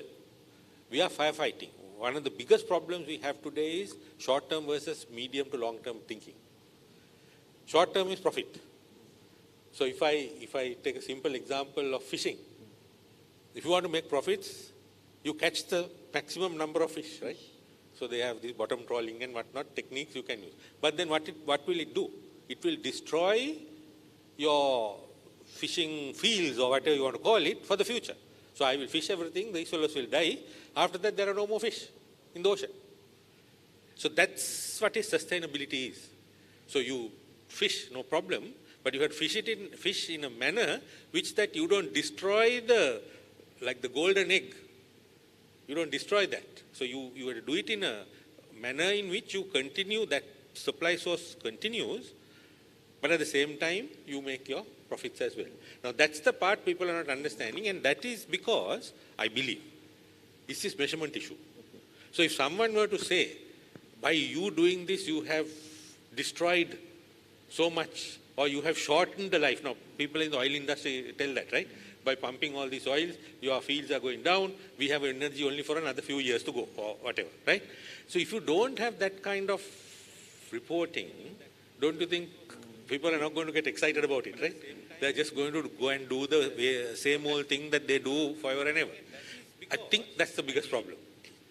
So the world, even though the SDGs were put and by 2030 we are supposed to achieve these SDGs or whatever it is, unfortunately, we have, I think 9 years or so we have gone, we haven't still come to a common framework. So each one starts cherry picking. I use the GRI because I feel that this is good. So this ESG has become a buzzword. To tell you very frankly, it's a buzzword. Corporates do this because they want to show everyone else we have followed ESG, but ESG requires the thinking and the strategy to come out. It's not a buzzword. It's about embracing that thing through your heart. You have to realize your survival is dependent on ensuring that these elements are addressed. So with that, I'll bring it this way. Now you are telling us that it should go through our blood and heart, and then we should implement. And when it comes to our profession, IFR, sometimes compliance, there are, we have to measure and see. Likewise, don't you think we should also introduce that legal mechanism, framework for these ESG, for us to monitor and assess and then, Definitely. Yeah. So that is why we as an institute, we started that process a year ago, and we have developed non-financial reporting. We have developed, right? Internationally, as Nuwan mentioned, in 2019, ISSB was formed, that is International Sustainable Standard Setters. In 2020, they have brought in, I think, 2 more institutions, this Global Carbon Credit some institution and some other 2 institutions. So now they are all getting together to form a comprehensive set of, comprehensive framework and comprehensive framework for reporting as well. So with that, I think it will pick up. But as accountants, you have a very critical role to play. As accountants, people in finance. Some of these concepts in ESG is not very easy to measure. Take waste disposal. What is the damage I'm creating by not disposing my waste properly? How do you measure that? So we have to come up with techniques which basically reports this. So unfortunately, though I think Nuwan also mentioned this, accounting is a profession that affects from strategy setting to strategy formulation to strategy execution, collating the results of the strategy and reporting. So it affects, accounting affects the whole value chain. So we have an important role to play in identifying and defining some of these things and bringing up to the management and the people in charge of governance or whoever it is and making them realize what harm it is doing. Unfortunately, we are in a world, if you can't measure, you don't take action. That's true. Otherwise, there's no direction. Now, he's trying to say that maybe the gap there is between theory and the practice. How we make implementation, there are various concepts and various ways and institutes to come in and tell in this one. But when it comes to practice, it's not there. It's not that easy to adapt. Just anything else that you want to add? No. So what I'm trying to get at is that I think we have to come up with a measurement criteria. We have to build awareness. And from an academic point of view also, I feel there's a lot of research being done, but this research is not published or known by society. That's also a problem. So society also don't see the value of this research. Now I'm sure there is enough empirical evidence of research which has been done. So that is one thing. The other thing is from business point of view, very soon. Now these are, I don't know about the people who are from our neighboring countries, but in Sri Lanka, I'll tell you, many of our businesses don't pay too much of attention to this area. But very soon, they will bring in various regulations by European and various fellows, saying I will only buy from a source which practices these things or which has environmental, social and whatever governance aspects of it, right? So it's going to hurt our exports. Now we have, I personally have gone and met various chambers and various things and tried to educate these people. Put these practices in place now, don't wait till it comes. Till they come. But no one is interested. Dr. Shamala, I would like to add something here very quickly. It's an interesting discussion. I mean, a week ago, I had a discussion with one of my colleagues in the accounting department. So he's into corporate sustainability. And we were discussing about setting up a wastewater treatment plant for an organization. So there are so many design criteria. We, as environmental engineers, we want the organization to think about these design criteria. And then he was arguing, saying, no, it's the cost. You have to look at these aspects. And there was a huge gap. I mean, I, as an environmental engineer, I was trying to convince him that all these criteria need to be there, and he was trying to convince me that he was putting numbers and putting a monetary value on that and trying to convince his point. And we both felt at the end of the day there's a huge gap. we are very technical. You are very practical working with the businesses. And I thank you very much for inviting me to this session because I see where the discussion is coming from. Thank you very much. You're welcome, Dr. Antika. Now I can see some gaps also in between all of us, our concept, what we talk about. It's a very good thing that your society has organized this conference and talking about ESG.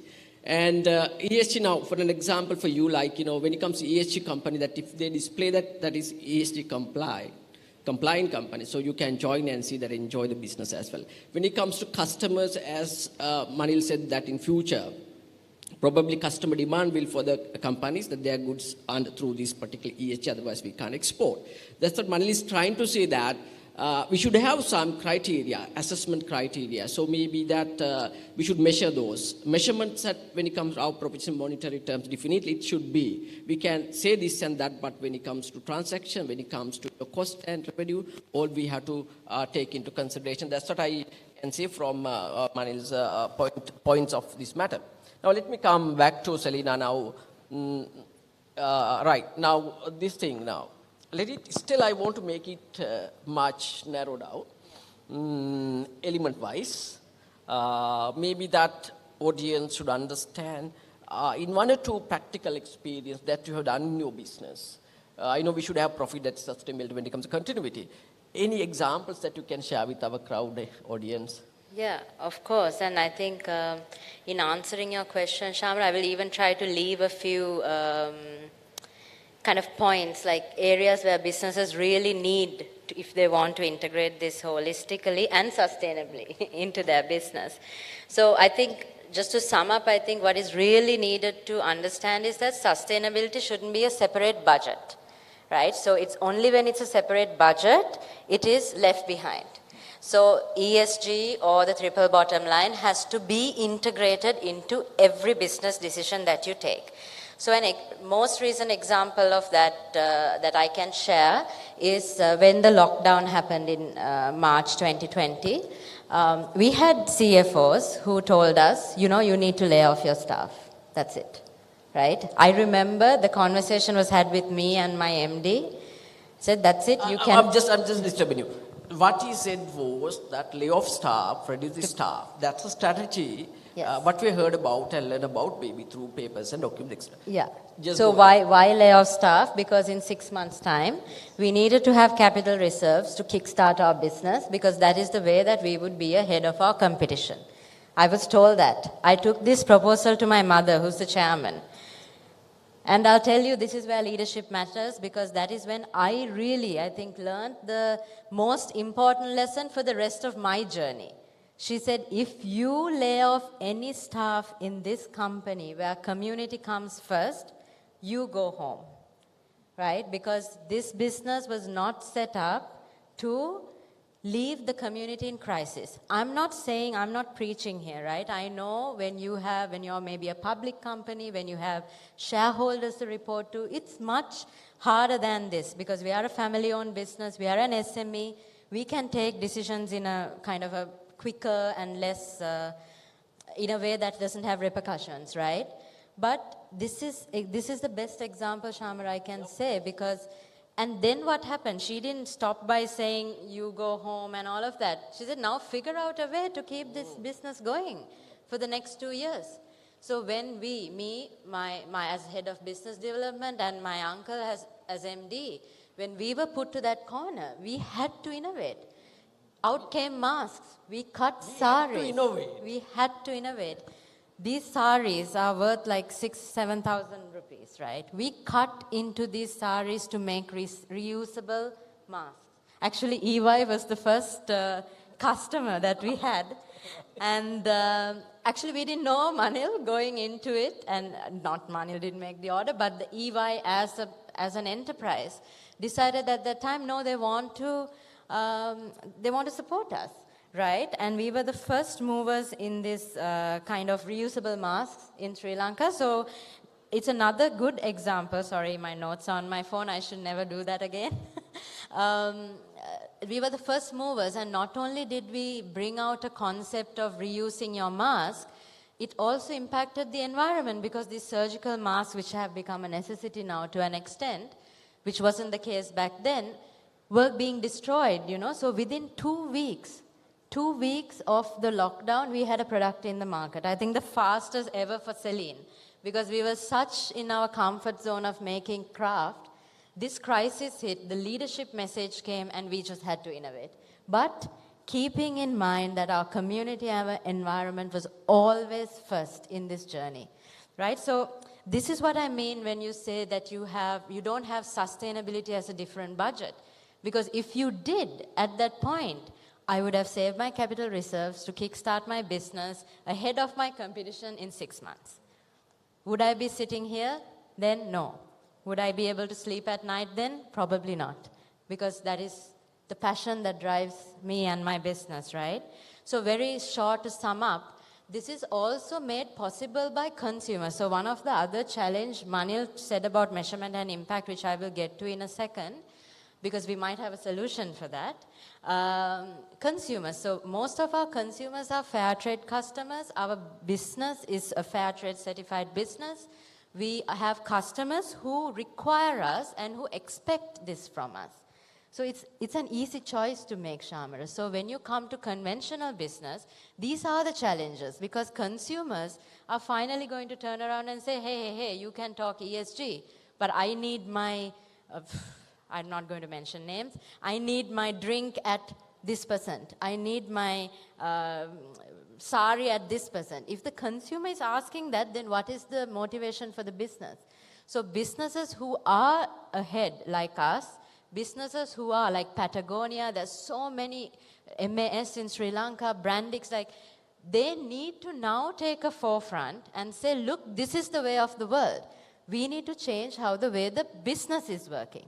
It's harder when you're a B2B brand perhaps, but as a B2C brand, I think the brands of this world needs to come up and say, you've seen Nike stand up for social justice, you've seen some amazing things happening in the past few years, so we need more of that, right?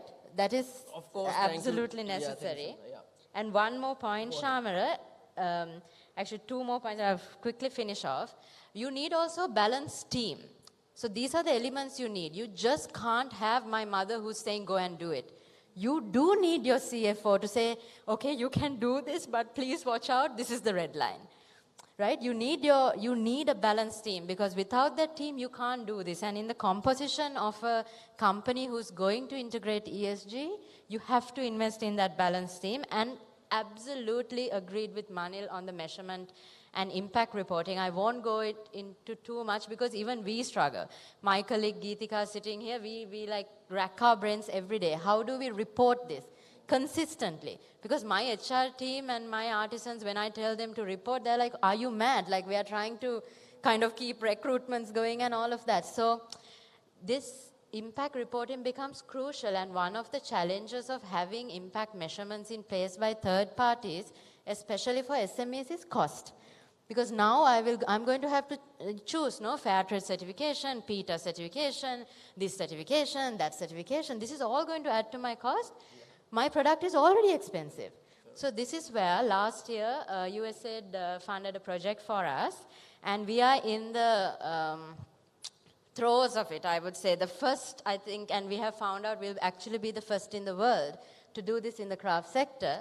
This is to integrate blockchain technology to report and measure impact. To report and measure impact. So we are in the process right now of how blockchain is simply a buzzword, because I know you guys woke up when I said blockchain, but it is simply the technology that is going to enable us to report and measure impact for greater transparency. So when Randika, hopefully by the end of a couple of the time span is expanding as we go, because it really is figuring it out on our own. When you buy this sari, you will know who made this sari. You will know the carbon footprint. You will know who has, what are the materials used, how our wastewater was thrown, kind of disposed of. Because these are all important. Because without, exactly like Manil said, knowing the full story beyond the video, beyond storytelling, beyond this feel-good, absolutely wonderful story, it doesn't make business sense. Because finally, that has to convert into my premium. This is where the tea industry, for instance, Manil, is struggling, because they can't report and monitor their social aspect. Right, so this is, and I, as Celine, we have pledged that when we do finally figure out failure or success, that we will share it. It will be an open source learning, because it is what it has to be. And final point is that in this journey, you can't be perfect. In our I think the world, with this social media especially, it's going after perfection. I'm a Buddhist myself. Our philosophy is about being slow, living in this moment. And if we don't adopt that philosophy of just having enough, right? You can be wrong, but share your imperfections with the world and learn from it. I think we can't go. And there are brands in the world, Shamara. Example, one of my favorite brands is Patagonia, who is absolutely on that journey. They share their flaws. And they tell their customer, look, we went wrong here. We have taken these steps to mitigate it. And it works. They may have multi-billion-dollar industry and company at this point. So, so I think that is kind of the tool set that I can share for now. Yeah, thank you, Selena. I think a lot of practical experience and her way of doing business with ESG explained to us very clearly, and we are proud about her. And also good example for young male and female people, Malisha and the team, to follow her, and she's a lady, and the things that she has done, her industry and her business, the way that she speak or they talk about with her experience, amazing. Thank you. I'm not so young. Right. So having given that credit to her, now the nice word came. Still, I remember the word is that community. That's the first. Community is the first. That exactly the meaning we want to bring it to you. Community is the first. Now, community is the first mean environment that affect community as well, right? So that we have to protect the environment. The little community is safe and happy. So therefore, and innovation, that's another thing. I remember when I was doing my studies like you at the institute, and sometimes boring, I just go to the library. When I just go into the library, I saw just an article of the journal. It said 3 words very interesting. I remember when you were talking to me that way, talking to us. Let's say copy, improve, innovate, right? Doesn't matter, she will allow you to do that.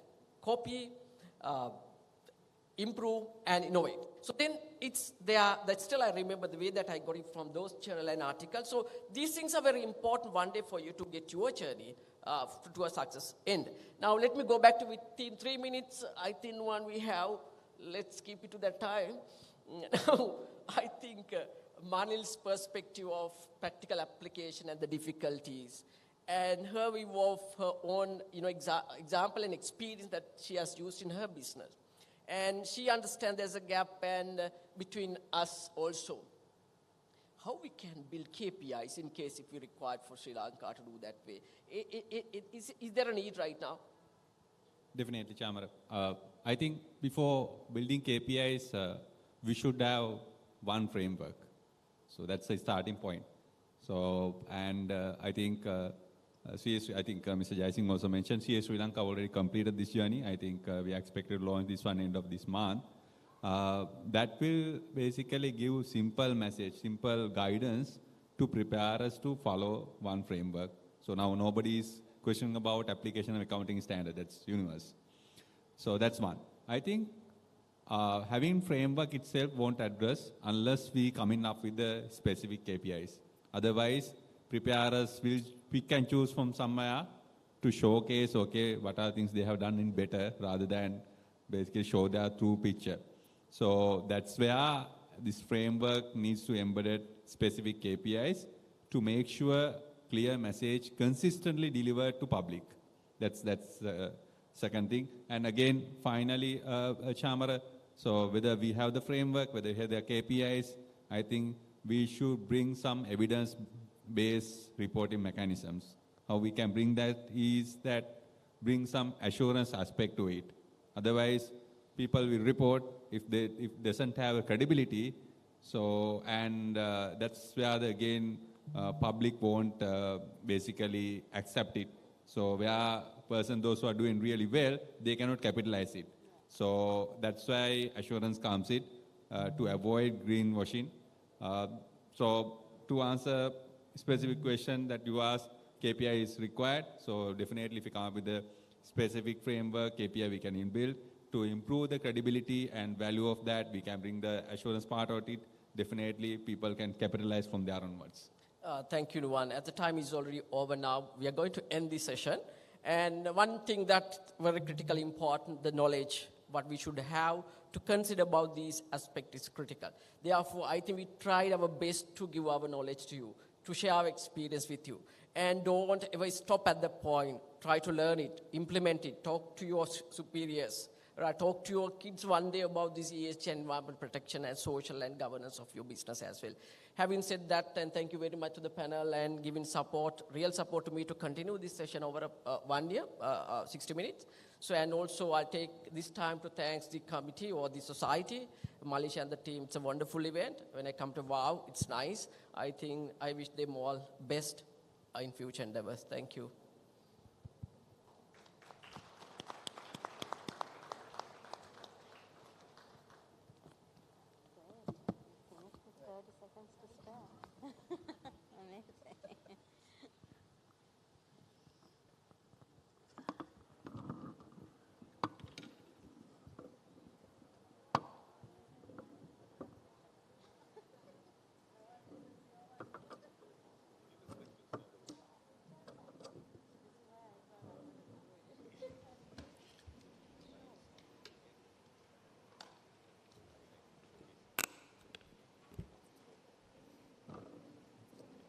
What a session it was. At a time where sustainability is of utmost importance, our panel of experts widened our scope of knowledge about sustainability so generously. Ladies and gentlemen, let's give a good round of applause for our honored panel for the wonderful session.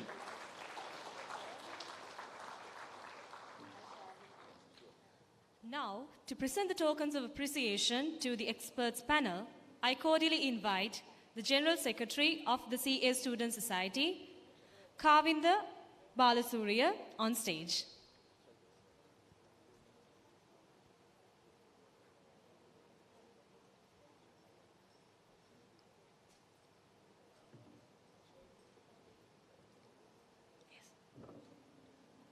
Dr. Chamara Bandara, the moderator of the panel.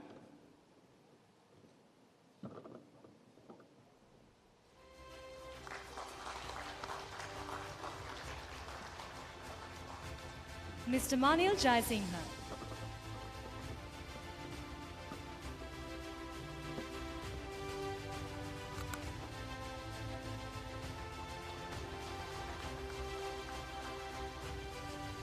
Miss Selina Piris.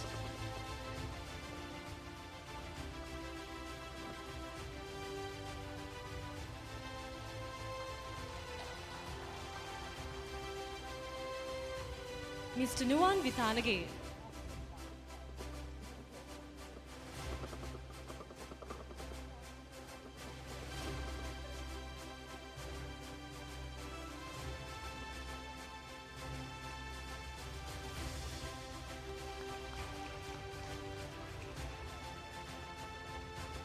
And Dr. Randhika Jayasinghe.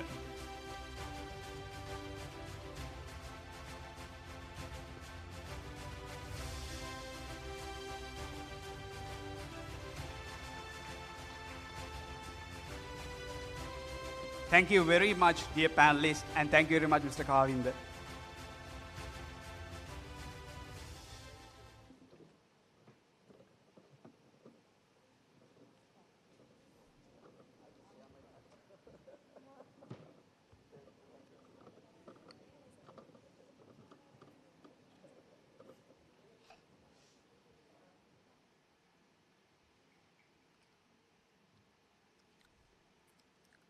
Mithma, now that we had several wonderful items along our agenda, don't you think it's time for our lunch?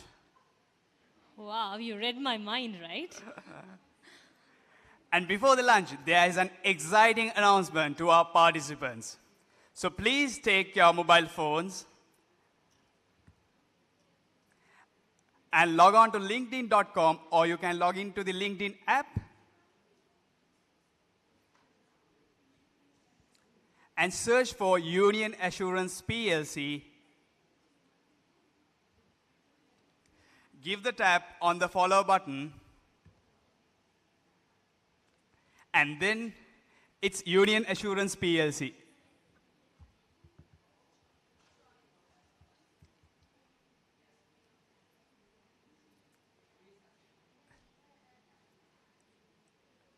And once done, you can rush to the registration desk and give your profile details.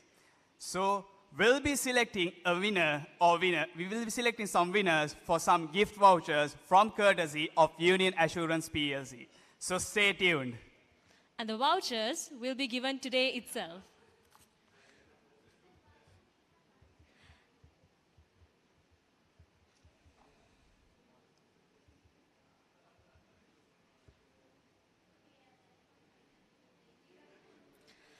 Ladies and gentlemen, so while you log into your LinkedIn app or the profile and click follow on Union Assurance PLC, you may now help yourselves for the amazing lunch that you've been waiting for. The special guests will be ushered to the VIP lunching area by our CAS representatives. Bougainvillea and Anthurium halls are open for the rest of the audience, and you will be guided by the representatives of the CA Student Society. We will meet you again with session 3 at 1:10 p.m. Enjoy your lunch.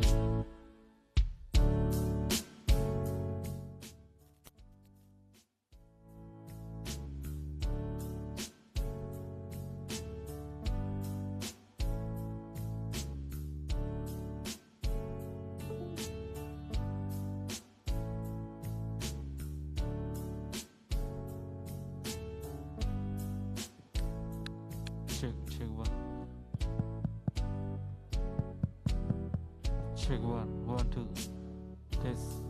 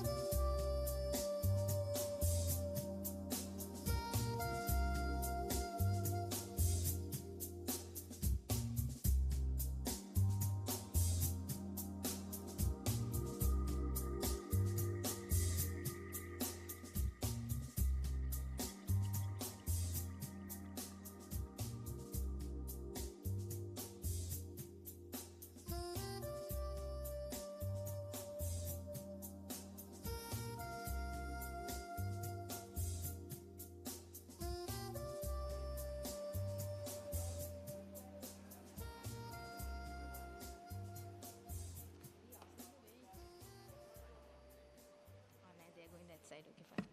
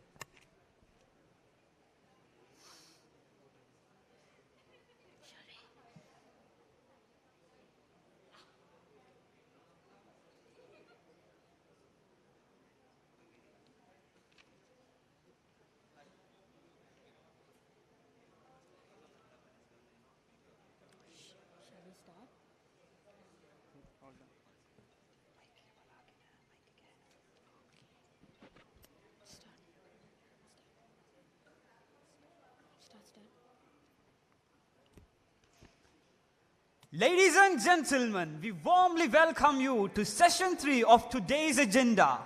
Hope everyone enjoyed your sumptuous lunch. This conference was not an overnight effort. It was a teamwork, a group project rather, where the contribution of everyone was counted. Without our sponsors, this event would have never turned out to be a reality. Let me take this moment to recognize our sponsors. Demo PLC, the platinum sponsor. Bank of Ceylon, the gold sponsor. Union Assurance, the silver sponsor. SoftLogic Live, the bronze sponsor. Tokyo Cement, the bronze sponsor. ICBT, the official education partner. Lake House, the official print media partner. Galadari Hotel, the official hospitality partner. Mi Colombo Hotel, the official hospitality partner. Vibrant, the official event partner. Hashtag, the official photography partner. American Water, the official hydration partner.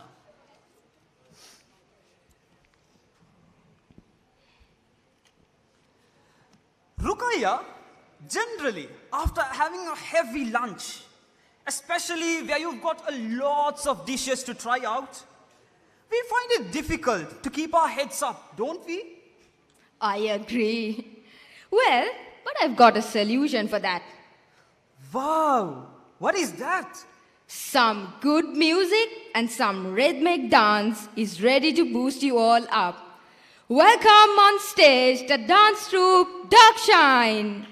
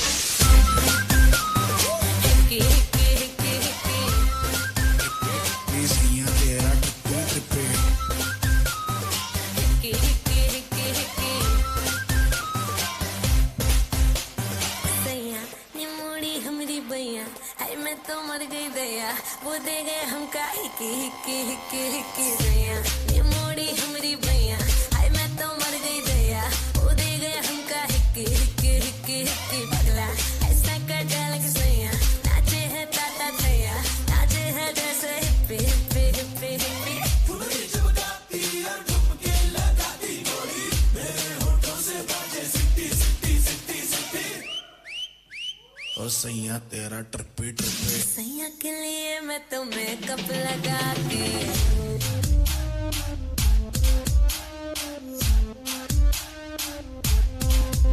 हो सैया के लिए मैं तो makeup लगाती पिछले पिया से अपना ब्रेकअप कराती पर मेरे साइकिल डाल के सैया हम है मेरी भैया पर न ले आता घर पे बराती फुलरी चमकाती और ठुमके लगाती गोरी मेरे होठों से बाजे city city city city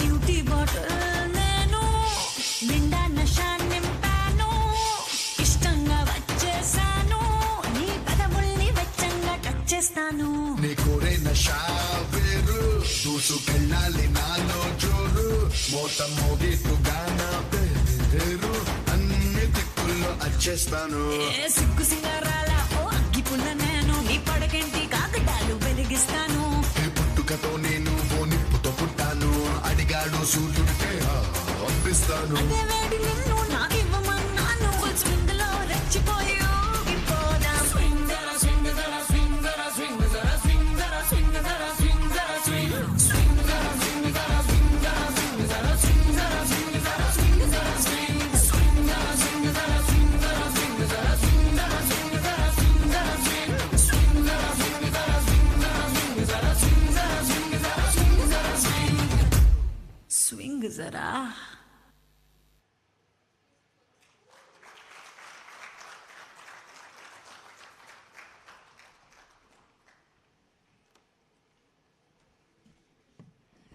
That was indeed a captivating performance, and I'm sure that this brought back your energy once again. Ladies and gentlemen, please give them another big round of applause.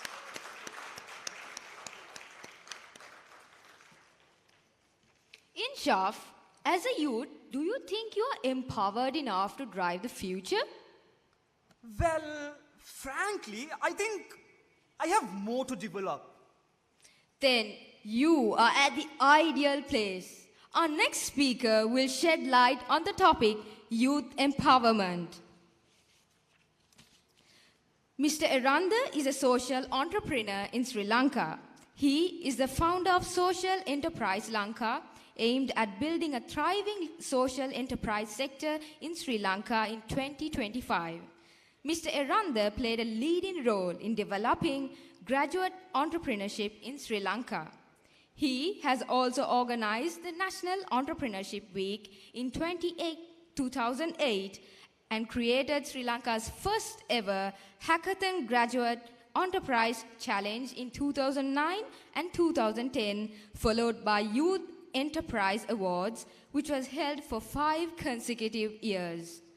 Mr. Eranda holds a master's degree in project management, specializing in business administration from the University of Queensland in Australia, and a BSc in genetics from the Bangalore University, India. In 2014, Mr. Eranda organized Futures, a social innovation forum in Sri Lanka, which was the first public-private NGO forum on changing corporate business models, product services to become sustainable and developing a social enterprise sector in Sri Lanka. Please put your hands together as we invite Mr. Eranda Genige on stage.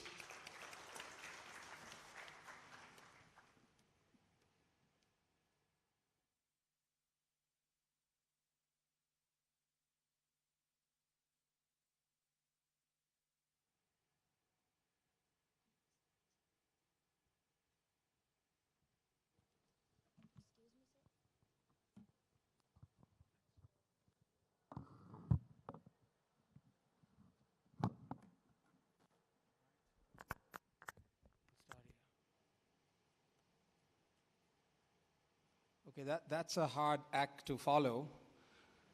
I'm talking about the dance. I used to dance like that, believe it or not. There are some young undergrads from India. I did my bachelor's in India from Bangalore University. Yeah. You should have listened because Ruqaiya and Insaf were, giving my credentials. They said Bangalore University, India. So we have these college days, right? And and as youngsters, we used to have dance items like this. So it kind of took me to my youth. That doesn't mean that I'm not young just because I don't have hair. I'm not too old. So anyway, thank you very much, the Students' Association of the Institute of Chartered Accountants. CA Sri Lanka is quite close to my heart because I used to lecture there for quite some time for the MBA from the University of Southern Queensland, which is also my university where I did my master's from. So it's great to be here today, speaking to all of you, and as I understand, speaking to participants from around the world in the region. So thank you very much for inviting me. What I'm going to try and do is try to make this a little bit interactive. I mean, I wasn't aware that there's going to be a dance item after lunch. I was told that my speech is after lunch. So I was pondering, should I have slides to talk about social entrepreneurship? I thought it'll put you to sleep. So I decided not to have any slides and instead sort of make this an interactive session, right? So with your participation, maybe we can do this. Now, I have about 25-30 minutes. That's what Malshi told me. I'll try to sort of have a productive session as much as possible during this time. Now, when I do these sessions, normally I kind of do a little activity at the start, right? Just to get things flowing. I'd like to do that for about 2-3 minutes. Now, to do this, you all have to stand up, right? Please stand up. And keep all your bags and books and papers on the tables. Make sure that you're you have space and you're relaxed, right? That you can actually lift your hands up a little bit in front of you without any encumbrances. Yeah? All right, that's great. So this is a really easy activity. It's a breathing exercise, right?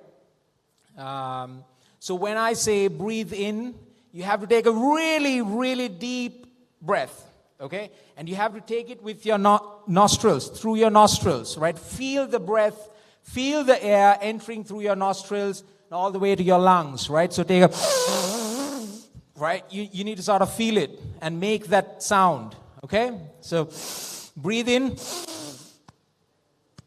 and you have to hold it, right? Until I tell you to release it, right? When I say breathe, until I tell you to breathe out, you have to hold it, okay? And then when I say breathe out, you release your breath, but don't release it like don't do it like that. You have to release it in 5 sections, all right? So when I say breathe in, holding, breathe out, 1, 2, 3, 4, 5. When you say 5, you need to release your last breath. Don't release your last breath. That's a joke, right? Last part of your breath, all right? And just hold it like that. You need to feel it in your stomach, all right? You need to feel it here. Hold it.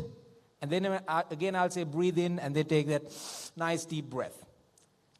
Clear? Clear? All right. But you have to do this with your eyes closed.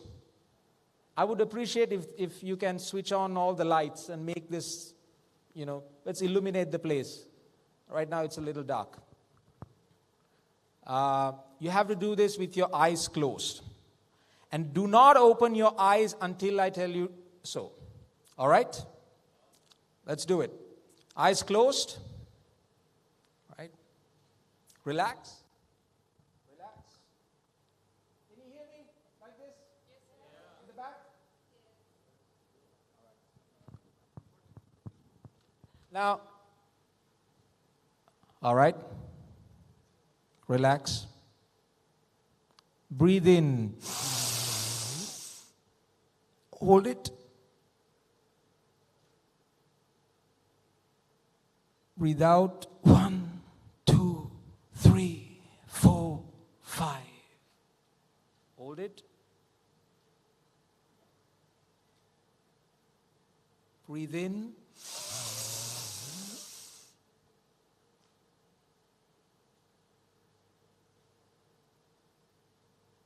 Breathe out. 1, 2, 3, 4, 5.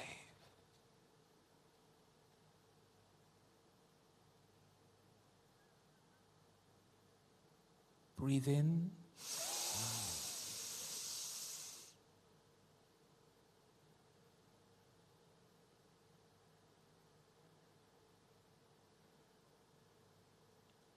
Breathe out. 1, 2.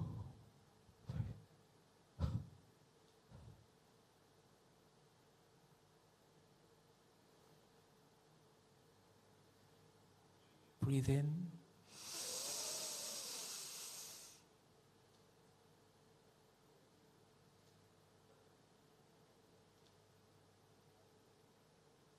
Breathe out.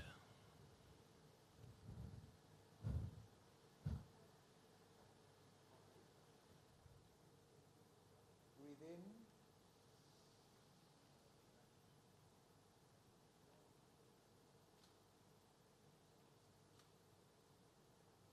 Breathe out.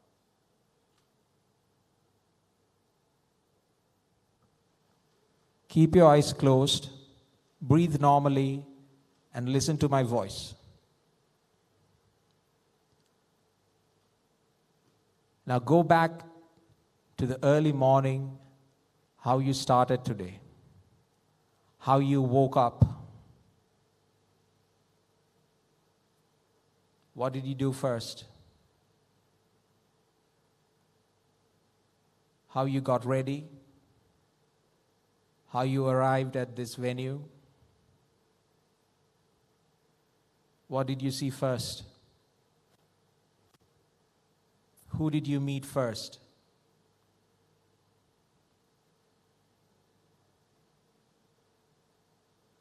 Recall how you entered this hall. What did you see? Who did you meet?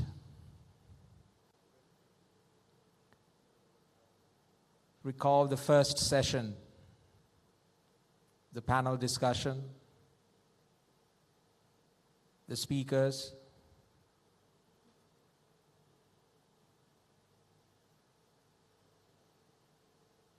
Recall the lunch that you just had, the dance item, and now focus on where you are right now, where you're standing, who is in front of you, who is behind you, who's standing next to you. And now think, why are you here?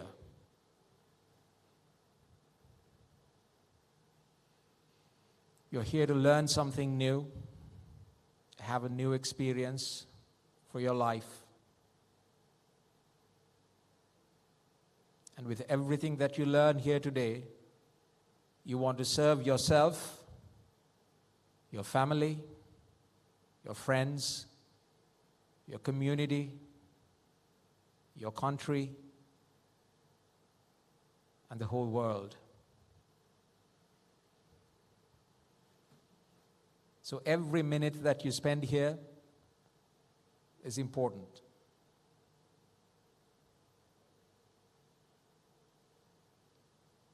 Breathe in.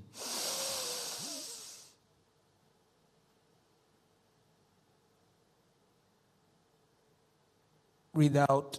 1, 2, 3, 4, 5.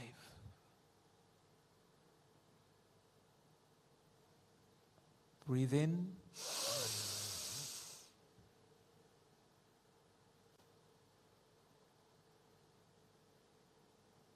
Breathe out.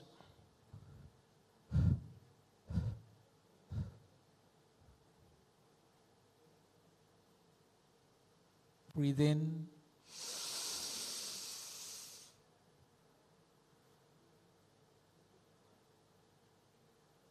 Breathe out.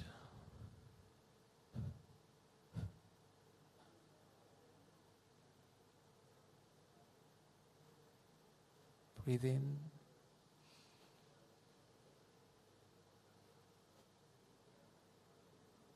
Breathe out.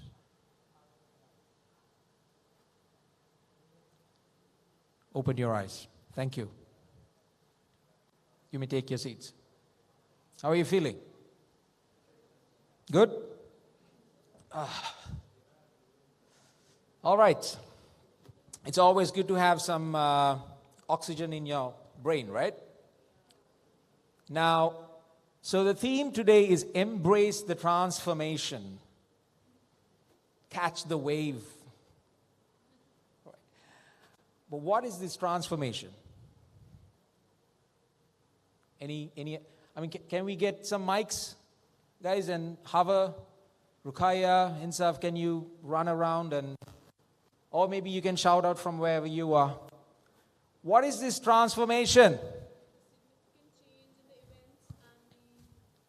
Significant change in the events of geopolitics.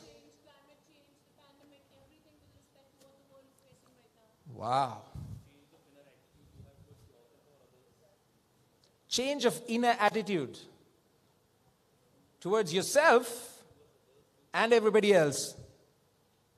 Do you think that's a transformation that's happening? Yeah? Come on. Any other ideas, any thoughts? What's this transformation? New change. What is the new change? What is the change? I mean, you gave a lot of, big words there. Global changes, political changes, climate change, social change. But what is this change? What is this transformation that we're talking about? What is this wave that we're talking about? So stuff just generally keeps on changing, but it can be treated as, is this working? Yeah. It can be treated as transformation only when we accept that change and make those requisite changes so as to adopt that change. Okay. Right. So you say things are changing all the time. It's in a flux. It's the world is always changing. Technology is changing. Everything's changing. But when we realize that and we accept that it's changing, then it becomes transformational. Individual transformation, social transformation. All right. Okay. Let's sort of dissect this a little bit more. Yeah. We're just coming out of a pandemic, right? Pandemic. A global spread of a deadly disease, right? It's so strange that, about a year back, we didn't think that we could have interactions like this. Remember that time? Just a year back, right? Maybe a few months back, we didn't have the confidence that we could actually have meetings like this, right? Now, I was introduced as a social entrepreneur. I'm a guy who has been talking about social issues, environmental issues for the last 6-7 years. Shouting from from the top of my tongue, at all kinds of events, at political events, at events like this, corporate events, going all around the country, talking to young people, old people, all kinds of people about the social issues and environmental issues that we are facing, right? So that we can accept them, right? And how they're going to get worse, right? In fact, in 2008, some of you who, if you're following me on social media, some of you might even hate me. Social media is a funny place, isn't it? I said back in 2008 in one of a huge forum like this, corporate forum with all the top leaders, corporate leaders seated, all the top political leaders. I said that I talked about the importance of becoming self-sufficient in agriculture. Talked about the importance of becoming self-sufficient in energy, right? Talked about the importance of becoming healthy, not only in body, but also in mind and spirit, right? And adopting our indigenous healthcare. And in fact, I said that in 2008, I said that if an outbreak happens, because my background, my first degree is in genetics, I have a fairly good understanding about how diseases work. I said that if an outbreak happens, which is expected to happen anytime soon, that we will not be able to have, meetings like this. And in just a few years later, I said that in 2018, and in 2019, it happened, right? I mean, it's not something that I myself said it. It's, global progressive thinkers, leaders, scientists have been saying this, right? And it happened. The whole world came to a standstill, right? We talk about big business. You guys are going to be accountants working for big businesses, right? A lot of accountants lost jobs, right? A lot of businesses had to shut down, okay? With all the technology that we have, we couldn't figure it out, right? That's the truth.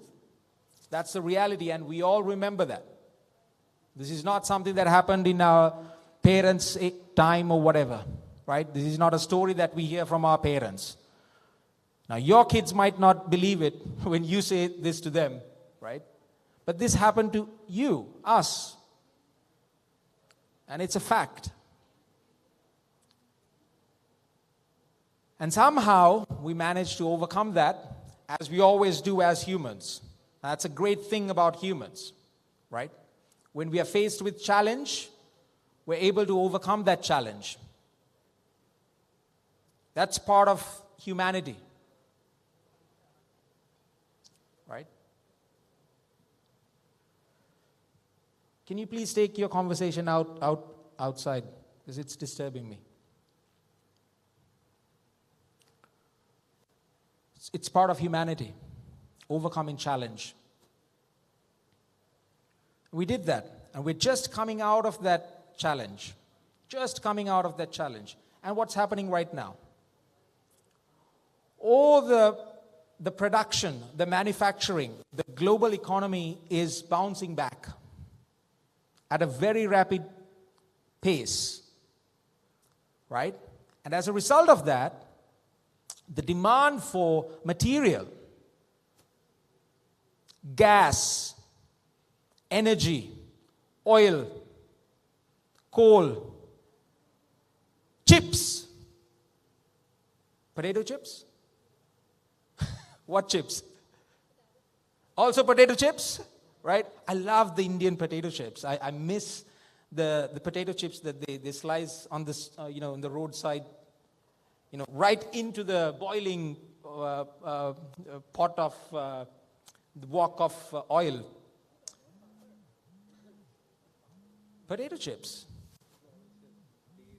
right? No, I'm talking about computer chips, right? Semiconductors, right? Chips, the global chip manufacturers are facing a huge issue, right? And as a result of that, the Japanese automobile manufacturers have shut down some of their, Toyota has shut down their plants, right? And that's why the computer prices are skyrocketing these days, right? And Europe is facing a huge problem because of gas shortage, right? And their energy bills are rising. Country like Sri Lanka, for 2 years, we lost all tourism income. That's close to about 9 billion Sri Lankan rupees, right? And that has eaten into our foreign reserves. As a result of that, we're finding it extremely difficult to pay our external debt and also to import essential items. Realities, right? Realities. As accountants, I'm sure you know this, right? All right. These are challenges, and we will overcome them as we have done always. But this also made us realize that the way we do business, where we live, the way we have been sort of, shaping our economies has a problem, has a deeper problem. It's not sustainable. It cannot go on like this. Right? What pandemic did was it sort of, it gave us in a package. We've been talking about this for quite some time, but pandemic sort of made us realize that a lot faster. Right? That's what happened. And as a result of that, now the progressive thinkers are reconsidering how to shape the economies. Right? And I think the transformation that we should be talking about today is that transformation. What the world is undergoing right now. And it's happening in all kinds of, it's happening at a social level, at an individual level. People are rethinking about their individual goals in life.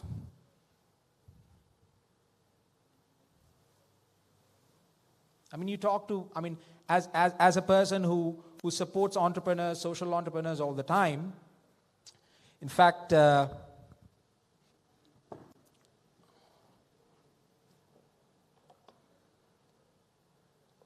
I'm the author of this book. It's called Sarthaka Samaja Vyavasayakek Veemata Maga. It's available in Sinhala and in Tamil. In English, it means how to become a successful social entrepreneur. Right? So what I've done is I've taken the global knowledge and I'm presenting it in the local languages. Right? I'd like to donate this to the Students Association, to your library. Here you go, right? Yeah, thanks. So, I get calls from entrepreneurs all the time, social entrepreneurs, other entrepreneurs all the time, people who are facing challenges and difficulties, they want advice from me. I go around the country and help these entrepreneurs. That's my life, right? So just today morning, I got a call from a lady, an amazing social entrepreneur, I would say, right?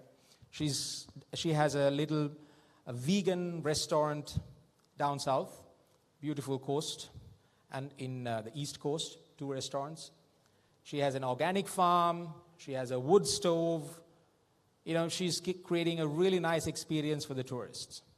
But over the last 2 years, there were no tourists, and she was facing real struggle, right? The banks were troubling her, right? I have to say the Sri Lankan banks are not designed, not only Sri Lankan banks, I think banks in general are not designed to support entrepreneurs. That's a problem, right? Chances are that some of you would join banks once you graduate, right? So at least you have the responsibility and the challenge of sort of changing how we do banking in the world, right? You know, like how the great social entrepreneur, Professor Muhammad Yunus in Bangladesh, created Grameen. You familiar with Grameen? Yeah? This table is aware of everything. You know, they're smart, right? Are you familiar with Grameen? Do you know what is Grameen banking? Any idea? I mean, come on. You guys are, you know, chartered accountants. Students, you need to know this at the back of your hand. You heard of microfinance? Yeah? Grameen is the birth of microfinance. It started in Bangladesh. Professor Muhammad Yunus, an economist who was working for a bank, and he was looking at the Bangladeshi population. Huge poverty, large population, right? But a lot of poverty. And he wanted to take these people out of poverty, and he asked, why aren't these people able to come out of poverty? Just above the poverty line. They're working really hard. Every day they wake up. They get on with their little whatever business, micro enterprise, cooking something, selling something, making something. They're doing this. But why aren't they coming out of poverty? He realized that it's because the little seed capital that they want to buy the next machine, right?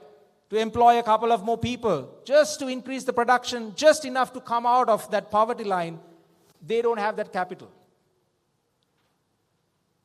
And traditionally, who gives the capital? Who is supposed to give the capital? The banks and the financial institutions.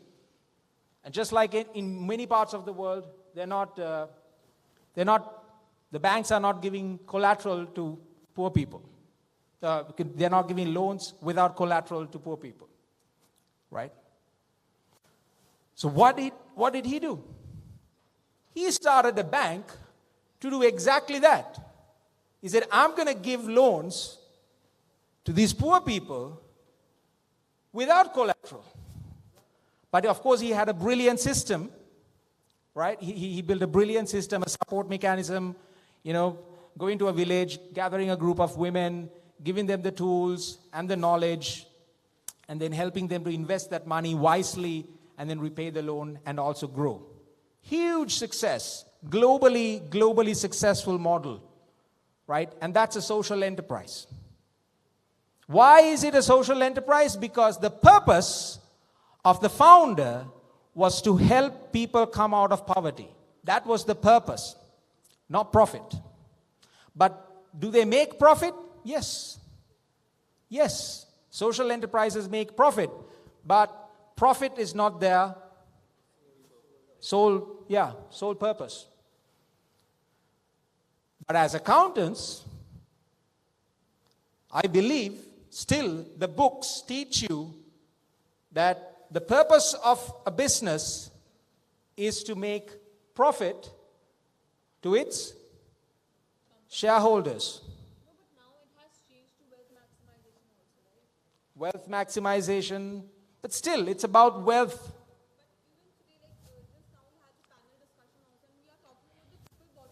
Very good. That's exactly where I was coming at. The next question I was going to ask is, what is the triple bottom line? So you have already spoken about this. Yeah. Brilliant. So you guys don't say, what is the triple bottom line from this side of the audience?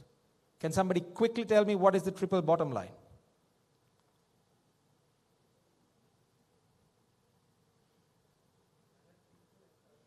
Planet, people, and? Yeah. I mean, that should come first for chartered accountants. Profit should it's obvious, right? People, planet, profit. 3 P's. What that means is planet is environment, people is society, and then profit is financial, right? The idea until 1997 in the world is that to measure the success of a company, you need to look at the bottom line. They look at only one bottom line. That is the financial bottom line, right? Profit and loss, balance sheet, bottom line, right? Sales, bottom line. Finance, income, expenditure statement, bottom line. If you're profitable, then you're successful.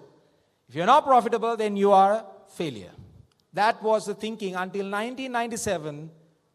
A gentleman by the name John L. Kington, a good friend of mine, we brought him down to Sri Lanka as well, and I hosted him a few years back.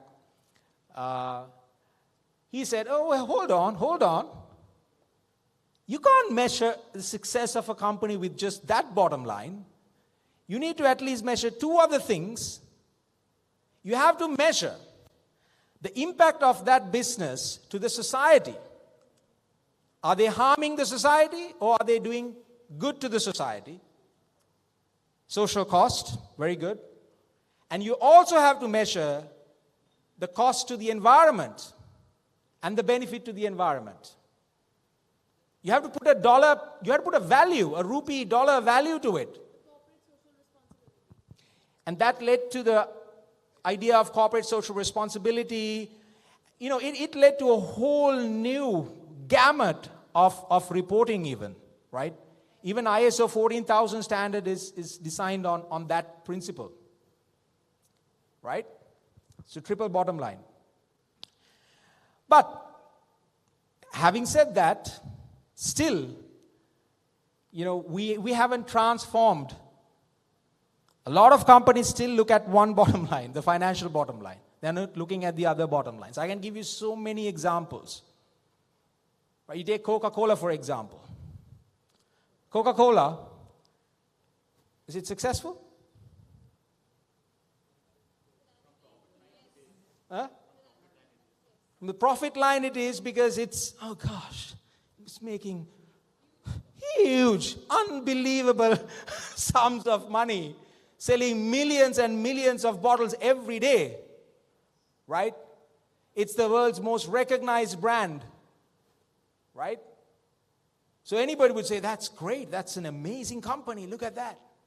But they are also the single biggest plastic polluter in the world. Yeah. Right? And all that plastic that ends up in landfills, in the ocean, the Great Pacific Patch. Do you know the Great Pacific Patch? There's a huge plastic patch. Yeah. Obesity. All the sugar that's in it, in the drink, right? Huge health cost.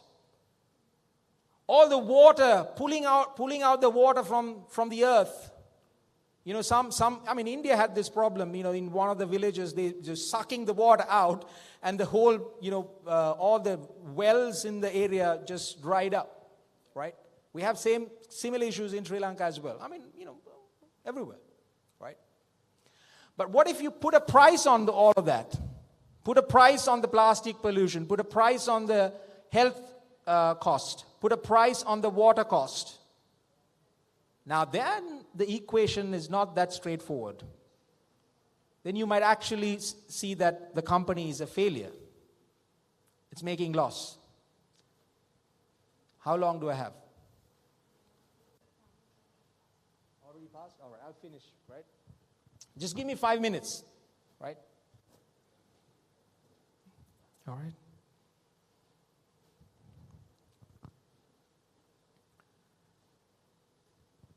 So, as young people, as people who will become accountants, who will be making decisions, financial decisions in your companies, my request is please don't just look at the financial aspects, right?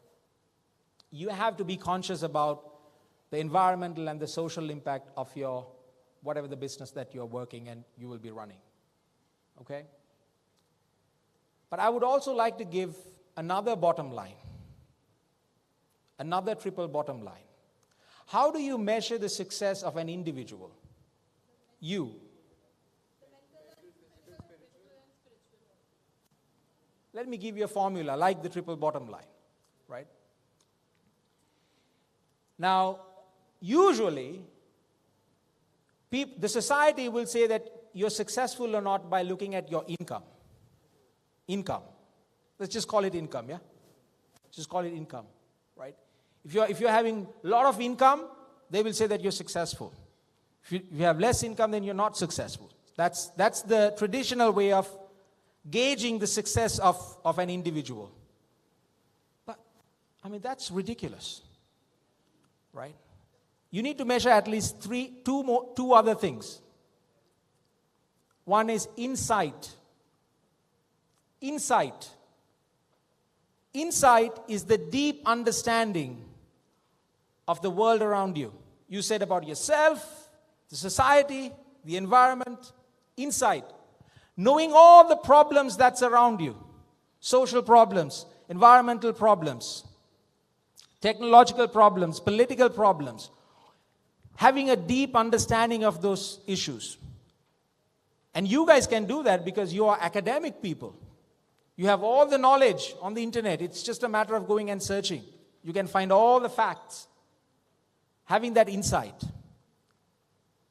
The moment you have insight about something, the second aspect comes in, impact. Impact. The moment you have insight about energy crisis, you will switch off your room's light bulb. You will switch off all the unnecessary light bulbs. Impact. Small impact, but still impact. When you have that insight, when you go to chartered accountant's classroom, you will switch off all unnecessary light bulbs. Impact. Slightly bigger impact. When you have that insight, when you become the CEO of a large company, what will you do? You will not only switch off all the unnecessary lights, you will transform your entire business to renewable energy. Impact. Right? And when you become the president of your country, if you have that insight, you will transform your entire country to be renewable energy. Isn't that something? Right? When you make impact, income follows. Not the other way around. If you chase money, money will run away. If you create impact, if you create value, money will follow you. That's how it works. Right? So I'm going to give you another triple bottom line. It's called the personal triple bottom line. It's insight, impact, and income. Insight, impact, income. The triple bottom line is people, planet, profit. Personal triple bottom line is insight, impact, income. 3 I's. I, individual. All right? Got it? It's easy to remember. Right? Insight, impact, income. So, my final message. You know, I have all the well wishes to you. You have my blessings. I mean, look at you. Oh, young. You all have hair. Right? I mean, look at you guys, right? You have the youth. You have the energy. You have the passion. And look at Malshi, and her team, right? Organizing these big events. You have that teamwork. You have that passion. Right? You have all of that. But don't waste it only chasing income. Make a difference in the world. First, have insight. And the moment you have insight, you will make impact. And income will follow. And if you balance these 3 things in your life, in the long term, you will be successful. Thank you very much.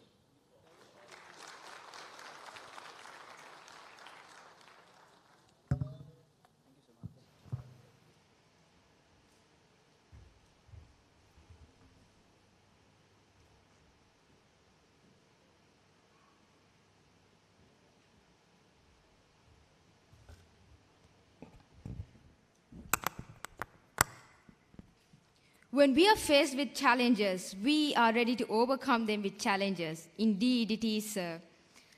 We are absolutely grateful for your wonderful words. The stories you shared are surely invaluable. You truly gave us some food for thought. Sir, we would like to have you on stage, please.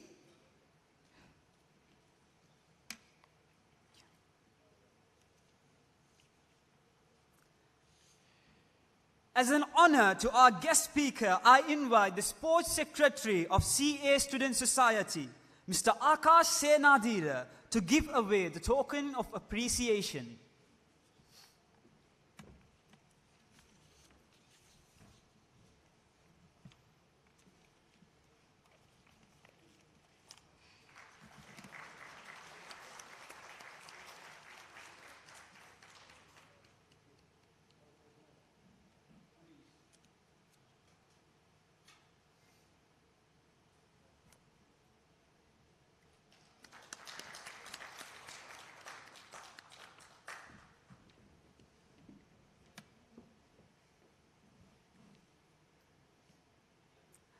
Our society has a history that goes back to over 4 decades, which is not just events and achievements that we are proud of, but memories that we take us as we move on and cherish forever.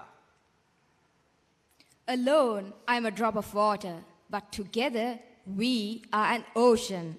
Let us recall the memories of this wonderful family.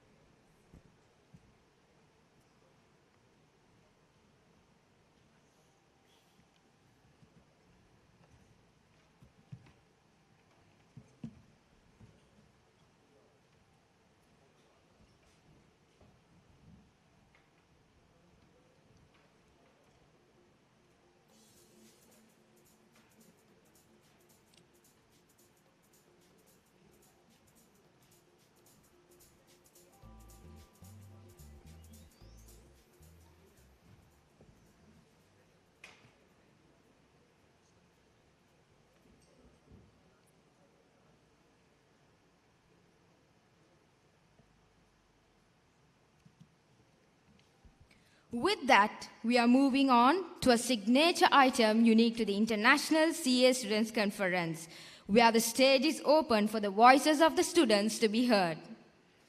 We have students from 4 different countries joining the discussion this year. The panel will be moderated by Mr. Dihan Udugampola, a freshly qualified chartered accountant and a proud alumni of CA Student Society. Dihan is a fresh associate member of CA Sri Lanka. He holds a first-class Bachelor's of Science degree in accounting and is a proud winner of the ACCA Gold Medal presented to the most outstanding student of the Department of Accounting of University of Sri Jayawardenepura. He has also won multiple prizes at several CA Sri Lanka examinations. Currently, he is serving as a senior associate at Equity Knowledge Partners. Dihan is also the runner-up of Bata Sunday Observer Schoolboy Cricketer in 2012. Next, representing Sri Lanka is Mr. Supun Muthukuda. Supun is a strategic level student of CA Sri Lanka. He is also a second-year undergraduate of the University of Sri Jayawardenepura and also serves as an audit senior at BDO Partners Sri Lanka. He has won the prize at the Business Financial Reporting Examinations of CA Sri Lanka in 2019. Supun is also the proud winner of the Best English Debater Award at the Golden Awards 2019-2020 of the University of Sri Jayawardenepura. Mr. Ahmad Talal representing Pakistan. Talal is a finalist of the Institute of Chartered Accountants of Pakistan and a graduate of Punjab University. He is serving as the General Secretary of the Chartered Accountants Student Association North for the year 2021-2022. He also bears the position as the Treasurer of the Rotaract Club of Chadman. Talal is the proud winner of the Squash Championship at the Intra-City Under-18. Next, representing India, Ms. Sejal Gupta. Sejal currently follows CA finals at the Institute of Chartered Accountants of India. She is also an articleship trainee at Deepak Goyal and Associates. Being a national qualifier in table tennis for 4 years, she is passionate in traveling around the world and to try out new adventure sports. Mr. Ashirwad Gautam representing Nepal. He is currently studying for CAP3 at the Institute of Chartered Accountants of Nepal. Ashirwad also possesses a 4th R certified IT expertise. He is envisioned to add value to people via entrepreneurship and accountancy. He is a quarter-finalist of Spellbee Nepal contest. He is also passionate in literature and traveling around the world. Ladies and gentlemen, please put your hands together as we welcome the students panelists for the day.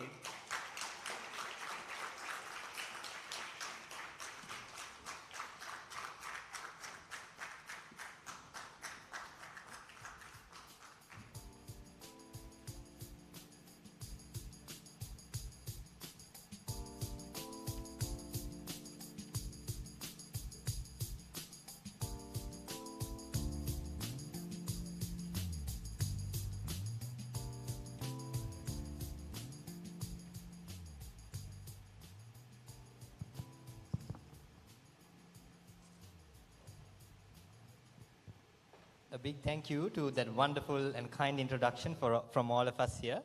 And it's so exciting to see so many young faces, although after a heavy lunch, none of you seem to look heavy at all. I believe that had to do with the very energetic session that followed this session.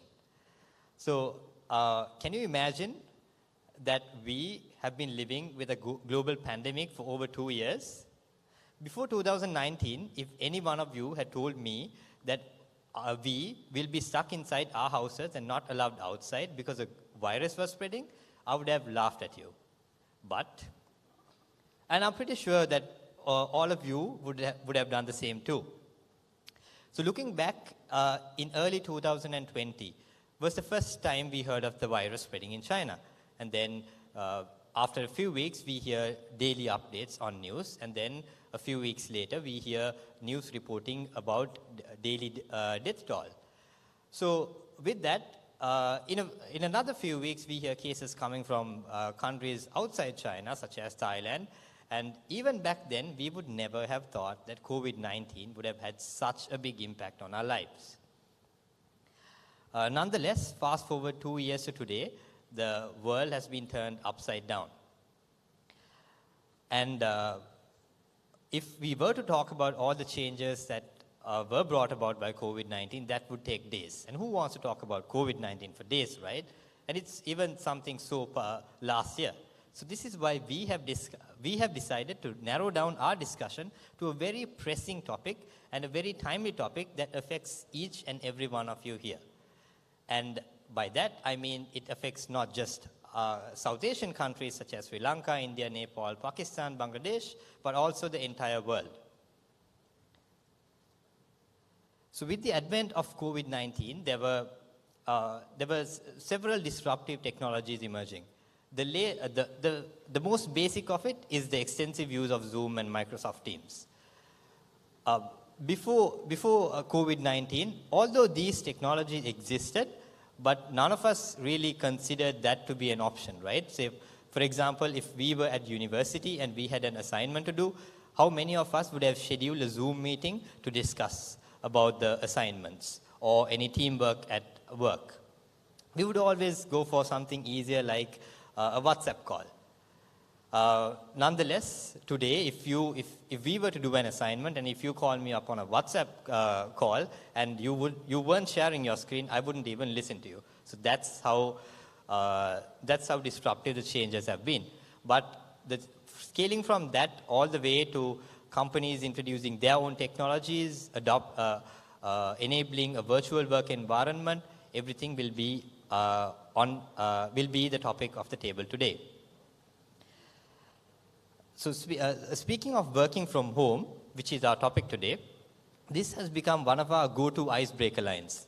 If you meet a friend whom you haven't seen for a while, the first question that you would ask is, hey, are you still working from home? At least that's what's going on in Sri Lanka at this point in time. But it's so strange that something which was so alien to us has now become such a common household name and is being extensively used in our common daily usage. Also, the question, do you like working from home, is debatable. For me personally, I'm a big fan of it because I get to sleep during work hours. And how cool is that, right? But my friends here share different thoughts. They say working from home makes you feel lonely, it makes you work extended hours, it increases anxiety, so different topics. So this is what we will be discussing today. So to talk about working from home and everything around it, we have a very talented, very young, energetic, charismatic set of panelists all the way from Sri Lanka, India, Pakistan, and Nepal here to enlighten you of all the ins and outs of it. So without further ado, let us now dive into the discussion. So let us start off with a quick summary of what happened throughout the past 2 years. Supun, would you mind taking us through about everything that happened throughout the past 2 years in the next couple of minutes? Yes, Dihan, thank you for giving me the chance first. I guess even though we had heard about pandemics from Jataka Katha and all, we have never experienced such a pandemic for this long, I guess. It was completely an ad hoc upside down that we had to face during the year 2020 and 21 even. So when we come to this pandemic, the word pandemic itself means that is coming with a negative impact. But I personally believe that as every dark cloud has a silver line, in this pandemic also there were several positive aspects. So just for the sake of time, I'll be starting with the positive aspects that I could have witnessed from the pandemic. I don't know whether you would agree with me or not. So just sketch the points that I'm going to pinpoint, and I'll be more happy that if you get the points and agree with me. The first thing, when we consider the environment, it was very harsh that environment was polluted during the period that industries were on the top pitch. But during the pandemic, industries were almost stopped, and it says that the ozone layer, which is upper there in the atmosphere, was fully recovered during that industry was not in the peak. So I think one or two of us will never be able to fix the ozone layer if we are going through our day-to-day lives, but due to COVID, we was able to do that. So it's a positive point. And also, in Sri Lanka, and also I guess from your countries too, this lifestyle has completely modernized, and even the infants and kids have no time to deal with their parents anymore, because parents are busy during the daytime. But once this work from home concept was introduced, they had a time to, familiarize with the kids and infants, and they had kind of more opportunity to socialize themselves with the parents, because you know that parental guidance is what matters for everyone's life, everyone's initial life startment. So that was there once the pandemic was initially started. And also we know that there were several concerns nurtured during the year. There were several issues regarding the legal aspects. The quarantine law was there, and there were some diplomatic issues. Once a diplomatic agent needs to go for a country, there are travel restrictions due to COVID. How to manage these situations? So such kind of concerns were in place during the COVID, and there were several new laws came into existence. I guess if such kind of a situation again arise in the future, we will no longer have to have new laws, because now they have already established. So that is also something happened during the COVID pandemic. If we consider the negative aspects, I want to say that the economies of the world had a downturn. That we have to agree with that, because that made most of the people to lost their jobs. It was arising, the poverty as well as the hunger was increased. It is not a good point in any aspect. So I think there were both positive and negative aspects, but if we try to get out the core of the positive aspects to make ourselves more prominent in the future, and we overcome the negative aspects, that is what the pandemic exactly requires from us. Thank you very much, Supun, for that insightful answer. I think with that answer, we are all now on a common ground. So with that, we can actually now move into the real topic of the day. So now let us dive in and see what work was like for the average individual during COVID-19. Cecil, would you mind taking us through that?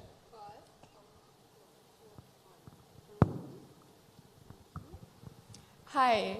So I guess we all know that COVID has been a surprise for all of us, and that means that almost all the industries have been affected on a very huge level. But while all the industries are going online, the healthcare industry does not have that option. And I mean, online is a different thing. The healthcare industry actually has to recruit more offline personnel. That means, except for the people who are actually in that industry, a lot of students who are in their final year of their medical examination, they are being recruited as healthcare providers.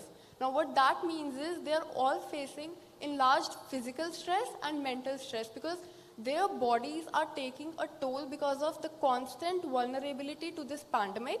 And it is not at all easy seeing people suffer and die in front of you, so they have to face that anxiety and depression as well. And not just this, I know we all know that there has been a shortage of all the basic equipments needed, like masks or oxygen cylinders or sanitizers, and because China is probably the biggest suppliers of such equipments, and it is the center of this pandemic. So it has put a big financial pressure on all the countries out there. But then again, with the advancement of technologies and with better methodologies and more research and development, our industry is fighting back with decreased cases, decreased death rates, and more increased recovery rates. So I guess, yes, we can actually fight back in the healthcare industry. Here I would like to add, Cecil has just mentioned that the healthcare industry has to continue with their physical operations. I would like to mention here a particular sector that has to altogether transform from the physical operations to the online hybrid sector. That is the education. Education sector has faced a major decline in their revenues, their inflows, just because of the COVID. And for that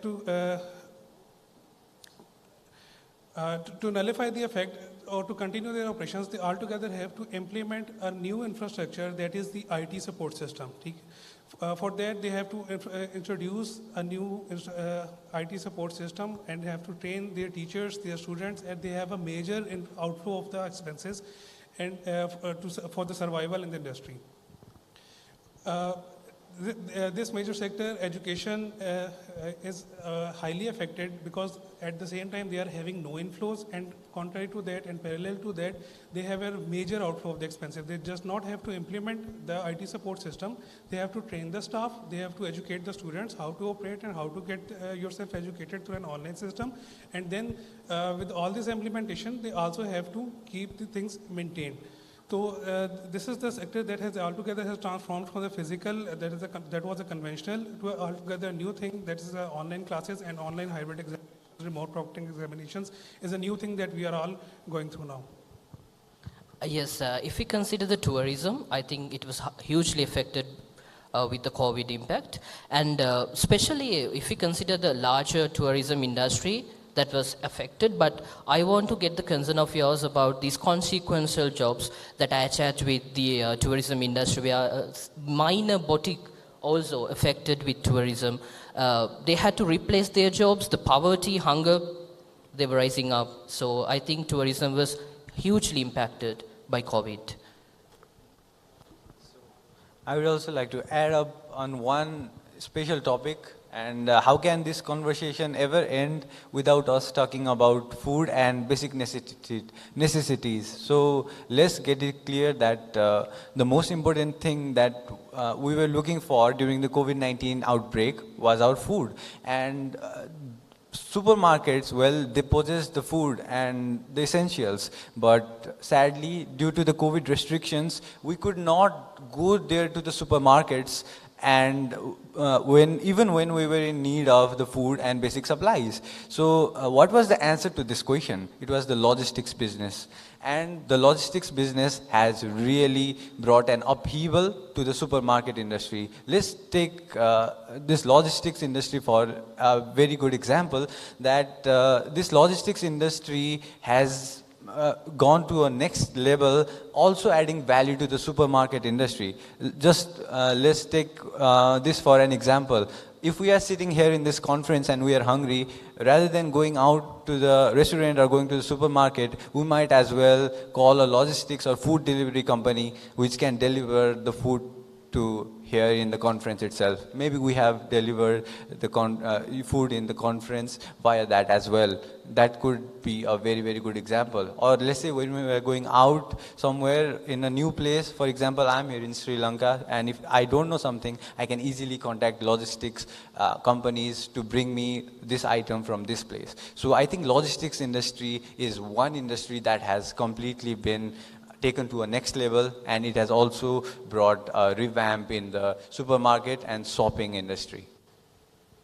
Exactly. I think the gist of that answer was that almost all industries were affected, but the level at which they were affected depends on that particular industry. So now let us, we can all agree that both employees and employers face challenges during this time. So Cecil, would you mind taking us through this trade-off between the employee-employer challenges? Yes, sure. I guess we all know that the companies and the employees and actually every individual present here, we weren't ready for what came. We weren't ready for the onset of COVID. And the biggest challenges which the company faced on a very general level are, I'll start with the very beginning process, the job recruitment process. The companies, when they have a face-to-face interview, they know whether the person is fit for that job or not. But when the interview has to be conducted online or either in a virtual mode, that isn't possible because the companies do not know if the answers are by himself or if that person is genuinely made up for that job. So that is a point which the company has to take a chance on. Then the other is that there are a lot of companies out there that cannot share the confidential data with the employees, but because of the virtual game, they have to. And that means there is a huge chance of the leakage of information that wasn't meant to be publicized. And not just that, there are also challenges like at homes, the employees, they do not have any kind of supervision or any kind of management, and they might not even have a proper equipment set. So that means the productivity of the employees, it decreases by 10 folds or way more than that. And as for if we have to talk about from the perspective of employees and students as well, like for example, I am a product of a work from home articleship, and that means my training, my experience in my articleship is quite less than the students who actually got to experience a face-to-face articleship. So yes, we tend to have way less experience than what our counterparts do, and not just that, while at home, you have to choose between your sleep or any other better thing and your job. And I guess we know what the better choice would be. So yes, there are a lot of distractions at home, a lot of better things to do, and I guess, yes, that are the challenges which both companies and the employees have to face. So yeah. Thank you very much for that answer. Next, we can move on to a much related topic. Especially in countries such as the South Asian countries that we live in, we tend to have this very bureaucratic line of hierarchy which they don't seem to be, and these companies seem to be very resistant to change. And if at all a particular policy change is to come, that is very, very difficult. So, Talal, how have companies been coping up with this situation of changing policies when it comes to working from home conditions? Thank you, Don. When it comes to working from home, company has to change its policies from the many aspects. I would like to mention here a few.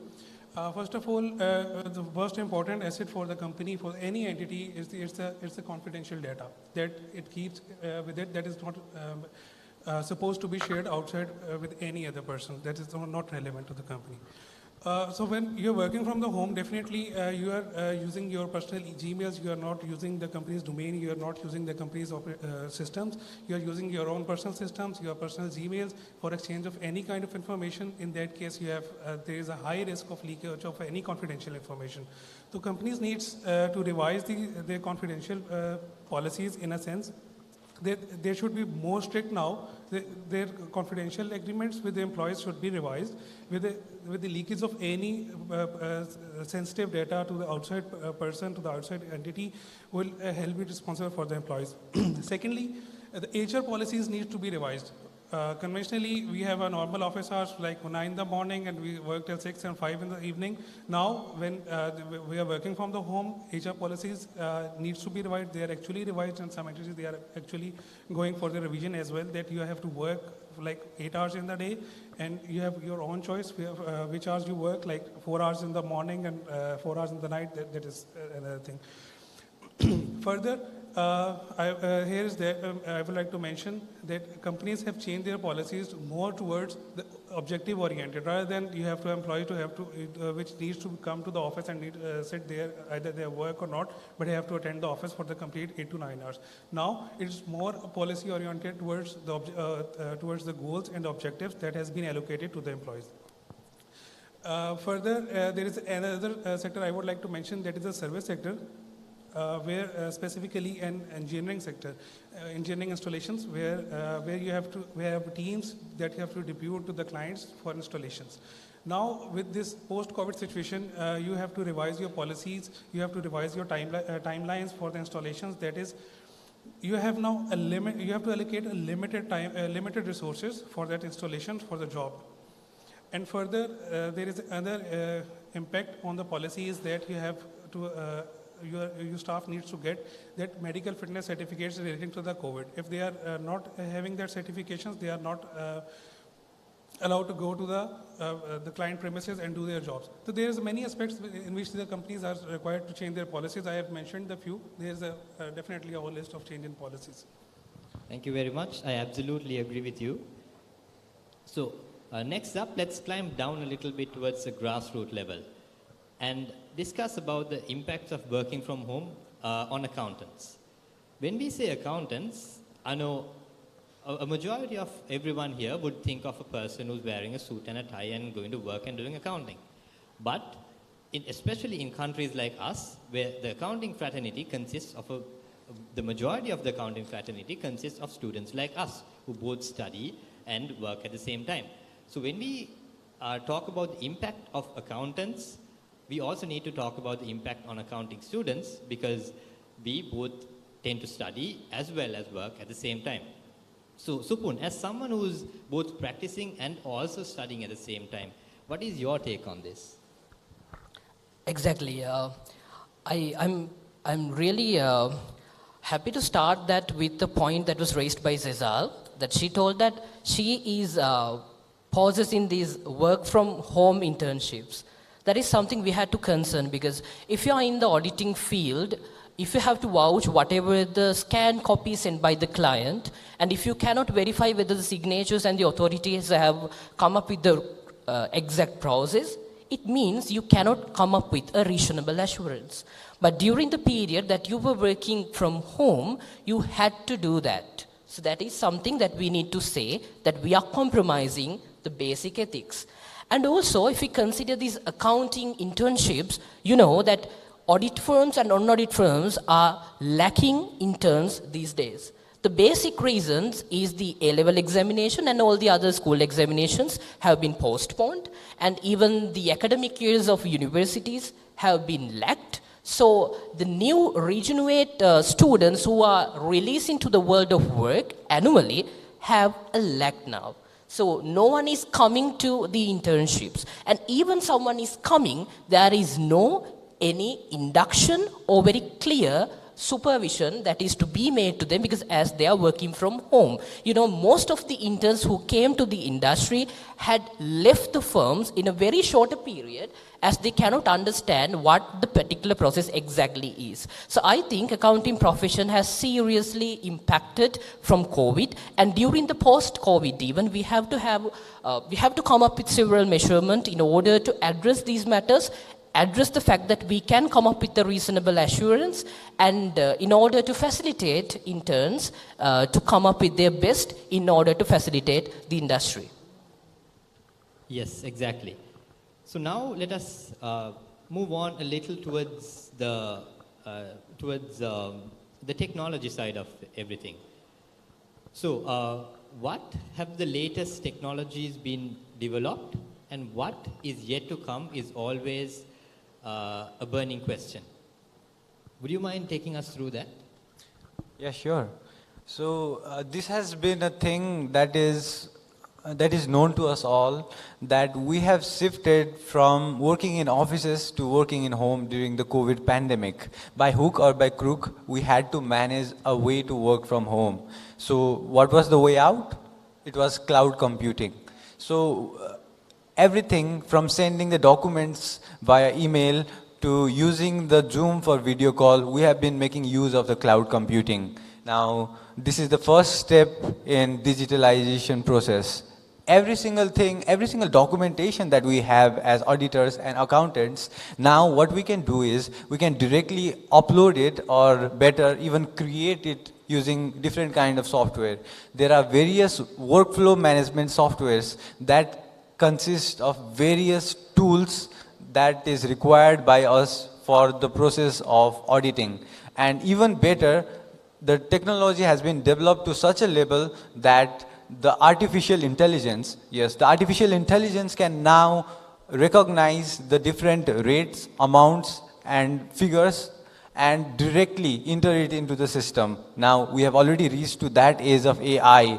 So if we have reached to that age of AI, there is going to be a lot of automation. And I want to give a really, really interesting example of how forward the artificial intelligence has gone or progressed in our world. So Nomura Securities of Japan, now this is one of the securities company that that is the securities trader of the Japanese stock market. What it does is it makes use of artificial intelligence to detect and predict the trends of the stock market itself, which means that there is going to be better, new and informed kind of decision making among the investors and the brokers. So this is the level till where we have already reached in terms of technology. And what I would also like to focus on is the future of accounting. Now, where are we heading then? Where are we heading in the field of accountancy and accounting? So there are, as I told earlier, the sophisticated auditing softwares. Now, these softwares are so powerful that we do not even have to use any kind of documentary evidences in the physical format. Everything that we need will be available in the software, and software is going to be our best friend. And even better, now the next thing, even earlier in the conference, some of our respected past president as well as the highly respected chartered accountants have told us about the need of change. For example, what we can do now is that we need to begin to go beyond the figures. We are not only limited to the balance sheet and balancing the figures, but rather, as he said, we should go ahead and think beyond the figures and create our own figures. So that is completely possible with the interns of, with the new incomings of the new technology. Thank you very much for that insightful answer. So next up, we'll go to yet another different aspect about work. So work, when we say work, it's not just about going to work in the morning, sitting in front of your PC and doing your work and coming back home. There's so much in between that happens. And one aspect of it is the relationship aspect of it, the interpersonal aspect of it. So Talal, would you like to take us through how the professional relationships either between subordinate and superior, or subordinate and subordinate, has changed during these pandemic times? During these pandemic times, when you are working from home, and one thing that is that when you are working from home remotely and you are not getting any physical interaction, any going to the office and co-working with your peers, you actually not get to bond with your peers, with your colleagues, with your subordinates, with your juniors, with your seniors. There is an element of bonding is missing. You don't get to have any social activities, any other quality circles, brainstorming sessions with others. Like you're working from home, you're just concerned with the work done, with the job done, that's it. You are not get to know each other personally. That is very important when you're working in a professional environment. You have interactions in your casual times, in your break times, in your recess times. You get to know about the other person's nature, its personality and all that. That is very important when you're working in a team. When it comes to team, here I would like to mention here that working remotely and working from home does not pushes a good teamwork, because everyone is working remotely from their own places, with their own choices of time. So they don't get the time to actually sync the teamwork. So there's definitely a challenges in we are facing when we are working from home. Thank you very much. Now is a very timely topic and something that is very relevant for us. It's about mental health. So I don't think there's anyone better here to talk about mental health than Sejal, because she started her articles during the COVID times. So Sejal, how has working from home impacted mental health, both of yours and of the average employee? First of all, I would like to mention I absolutely love this topic, and I love the fact that a lot of countries are actually recognizing mental health as the real problem, and they're including it in their budget as well. So I have to say that for a lot of people, this period has been a time for them to heal themselves mentally, and for a lot of period, it has been a time where their mental health hasn't been as sane as pre-COVID. And I guess it's absolutely normal for it to be dependent on a person, and it does not say anything about that person. But yes, I would like to discuss both the positive effects that it can have and the negative as well. So for me, I have 3 pets, and I absolutely love them. And the fact that I got to spend way more time with them is something that healed me a lot. I think I am more happier, more content and more sane than what I was in pre-COVID, which had a hectic schedule. Not just this, a lot of people who stay out of their homes, they are finally getting time to bond with their families. And that means they can actually connect with them, spend time with them, eat the tasty food, and it all just makes it better. For the people who have a 9 to 5 schedule, I guess they don't hate their jobs, they hate the tag of 9 to 5. And the fact that working from home is giving you the liberty to actually make your own schedule is something that actually improves your mental health, because you have the option to just finish your work in a set time, and the rest of the day you can actually work on yourself, cater to your physical as well as mental needs. But then again, every coin has a different side, and if I have to talk about the negative side effects, there are a lot of negative side effects. First of all, a human or a man is a social animal. Until the time we do not interact with people, we do not usually grow in our life. So that means working from home means you're actually working in an isolated environment. And maybe you're not as productive, as developed, or as enjoyable as you could be in a face-to-face environment. Not just this, the fact that you are sitting in a room alone can sometimes make your thoughts go into a dark space. And that is something that has happened with a lot of people in this pandemic. And if I have to talk about something else, it would be the fact that a lot of people do not make new connections. For example, for people in our field, finance field or accounts or audits, connections are very important. And the work from home, for example, me, I do not have that opportunity to form connections with my seniors, with the people who can actually guide me. And yes, that is a big disadvantage. So yeah, these are all the mental challenges that students, employees, in fact, a lot of senior managers face as well in their life. So yeah. Thank you, Cecil. I think I cannot agree with you more on that. But on your next go, we would also like to know who your 3 pets are. Now let us take a more macro perspective of it. So how has working from home impacted the broader macroeconomy? How has it impacted the GDP levels and also on a countries as a whole? On a more macro perspective level, I would like to mention here that with this, when you are working from home, you are actually have an ample time for a multitasking as well. When you are actually physically going for an office, for a job, for a work, you have a very limited time slot in which you are just performing your office duties. When you are working from home, you have much more time, and now you can have more than one job at a time. Like you're working from home for one company, and in the evening you can work for a second company, that you can do a multitasking as well. And when you're doing a multitasking and you are satisfying your bosses, you're completing your goals and you're achieving your objectives, that leads to a job satisfaction as well through a productivity.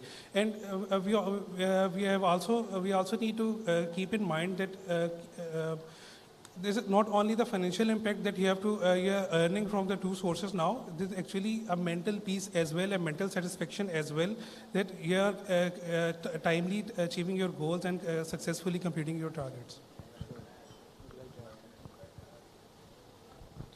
Yes, I would like to add something on the employment levels after COVID. And it has both upsides and downs actually. When it comes to the downside, most of the people who had day-to-day life with several jobs, they had to lose them. But if we come up with some positive point, that most of the opportunities for online jobs were created during the period of pandemic. Most of the times people try to work as freelancers, and now they have come up with several innovative job ideas. Even during the post-COVID period, still there are people who are doing and who are continuing with such innovation that they did during the COVID period. If I give you an example, if you consider the education sector, most of the students used to go to physical classes prior to COVID. But during the COVID, the online classes and online learning platforms were introduced. Even during the post-COVID situation, even at now, there is a certain set of students who are willing to go continuously for online classes rather going for physical classes. So I think even though this employment level has upsides and downs, there were innovative employment opportunities that were not disclosed previously, that were not explored previously, and COVID was helping in order to identify them and develop them. I would like to add something on that. Now, one thing that this working from home has made it easier is that now what we can do is, we can, sitting here in Sri Lanka, for example, we can work in a US-based company or say Nepal-based company.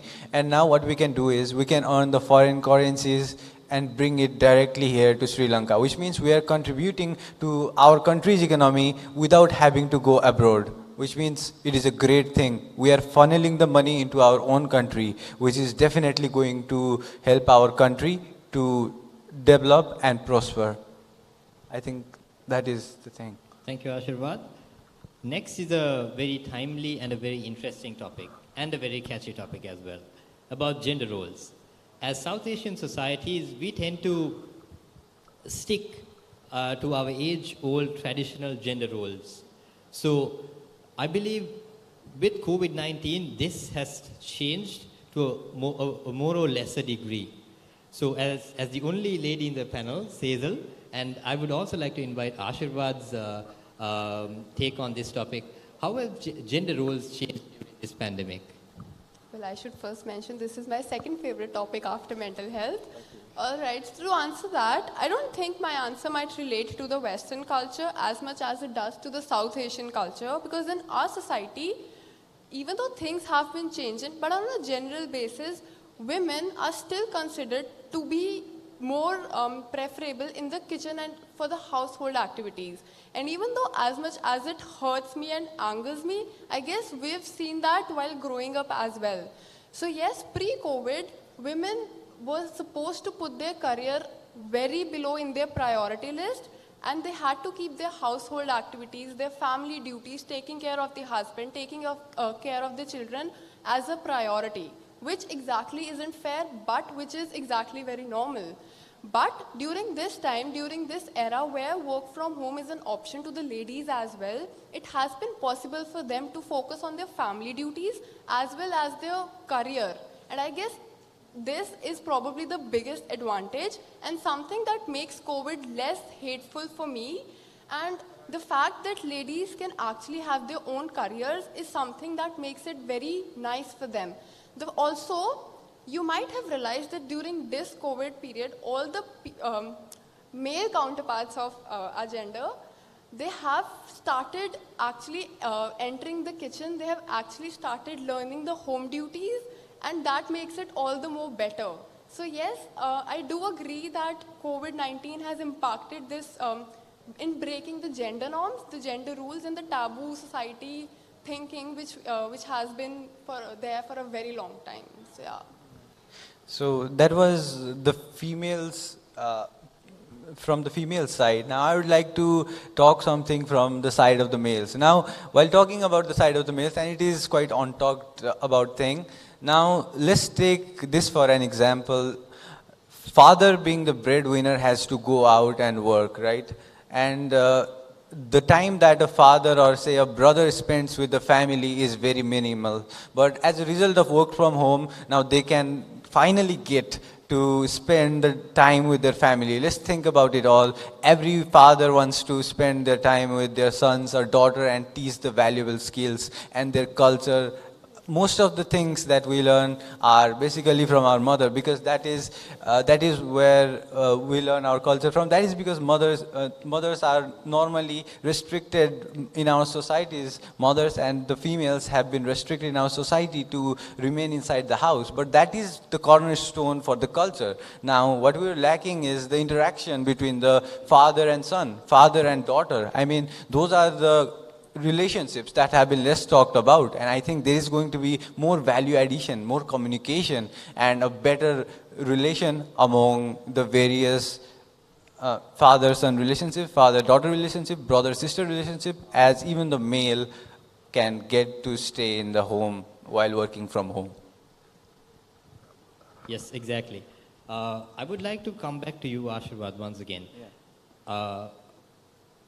We spoke about mental health, but it is also a big concern that physical health has also been impacted to a much greater degree. Yeah. So what is your take on that? So while talking about the physical well-being during the work from home, what I feel is that Now, the one thing that is most beneficial to us is that the time that we used to lose while commuting to our work, now it is saved. Now, there might be a tendency to be lazy in the bed and wake up late every single day, and the late night movies. But again, let's go to the positives of what we can do if we can utilize that time properly. Now, what is not possible in those 1-2 hours?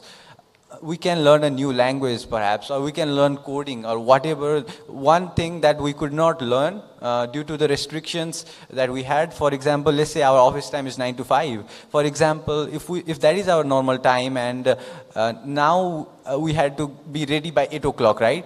So now that time from 8 to 9, or say 5 to 6 in the evening, now that time we can use for one thing that we always wanted to do but never had time to do. Now that is going to be a big thing. It might be yoga or physical exercise, or let's say going out and playing some kind of sports, or redefining our field of knowledge and being much more dynamic and versatile in various fields of knowledge. Now work from home has brought this possibility to all of us, especially the physical things. Like we can work out, we can be physically fit, we can eat healthy food, fresh food from the home. So I think the work from home has really brought a lot of physical well-being into all of us, really, if we can utilize it really well. Yes, and while Ashirwad was also speaking, that also reminded me that I need to buy myself a new chair at home, because for 2 years I've been using this old chair, and now I feel like a 70-year-old having back pains. So, having said that, let us now move on to our final question to conclude. And Talal, I'd like to face towards you for this. So, all in all, has working from home from an employee's perspective has been a blessing for employees? Here I would certainly agree to the Dohan, and Ashirwad and Sizzle also have pets to play with during this working from home time. Definitely it's a blessing in a disguise, just because when you're working from home, you have time to spend with time with your family. You have a time to hang out with your friends. Before that, you have to wait all the week for the weekend so that you can have any family reunions, friends hangouts, for plans for the movies and any stuff. Now, when you're working from home, you have flexible hours to work. Now, you can have all the activities throughout the week as well. Besides from this, from the family time, you can also have time for your own self. That is also important for your mental health, for your physical health. Now you can do the yogas, you can hit the gym, you can have yourself physically and mentally fit. So definitely it's a blessing we are having if we are performing well and timely completing the work as well. Thank you very much. So that brings us to the conclusion of the questions that we have been prepared for you. And now I've seen a few uneasy faces. Maybe you agree, maybe you don't agree with us, or maybe you do. But we would actually like to hear from the audience. In the interest of time, we can take a couple of questions. So we would love to have a question. And I believe the organizing committee can pass along the mics.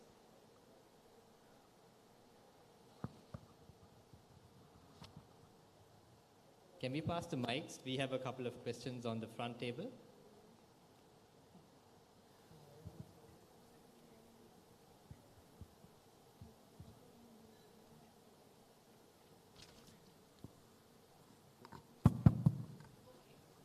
So my name is Pushti Sahni and I'm an Indian delegate.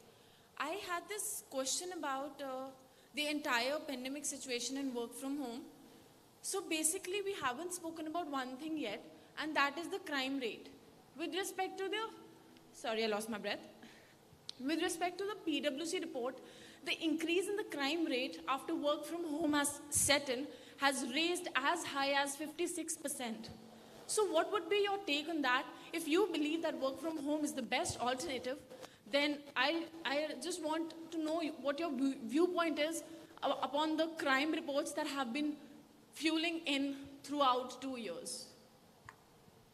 Thank you for that question. I think that is a very, very good question that came up. And I thank you for bringing that up too, I would like to pass this question on to Supun. I believe you have a good answer for this.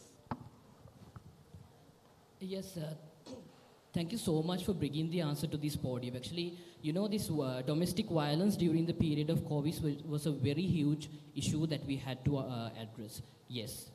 Crimes and all were addressing to that particular situation. So I also in the mindset that working from home is not the best and ideal answer for pandemics.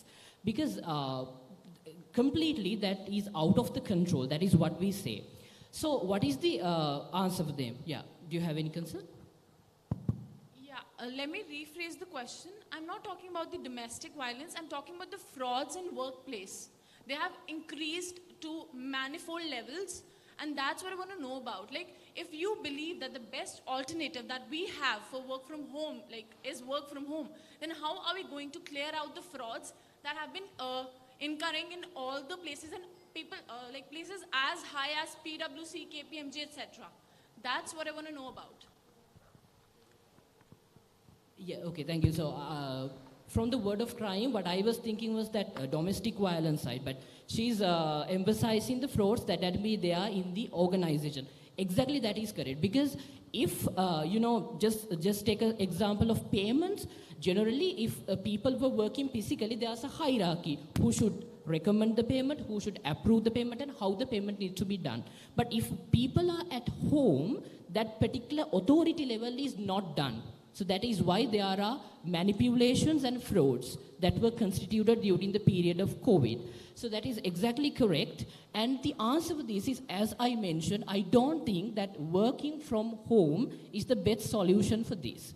There should be at least having a small group method in order to come up with the work.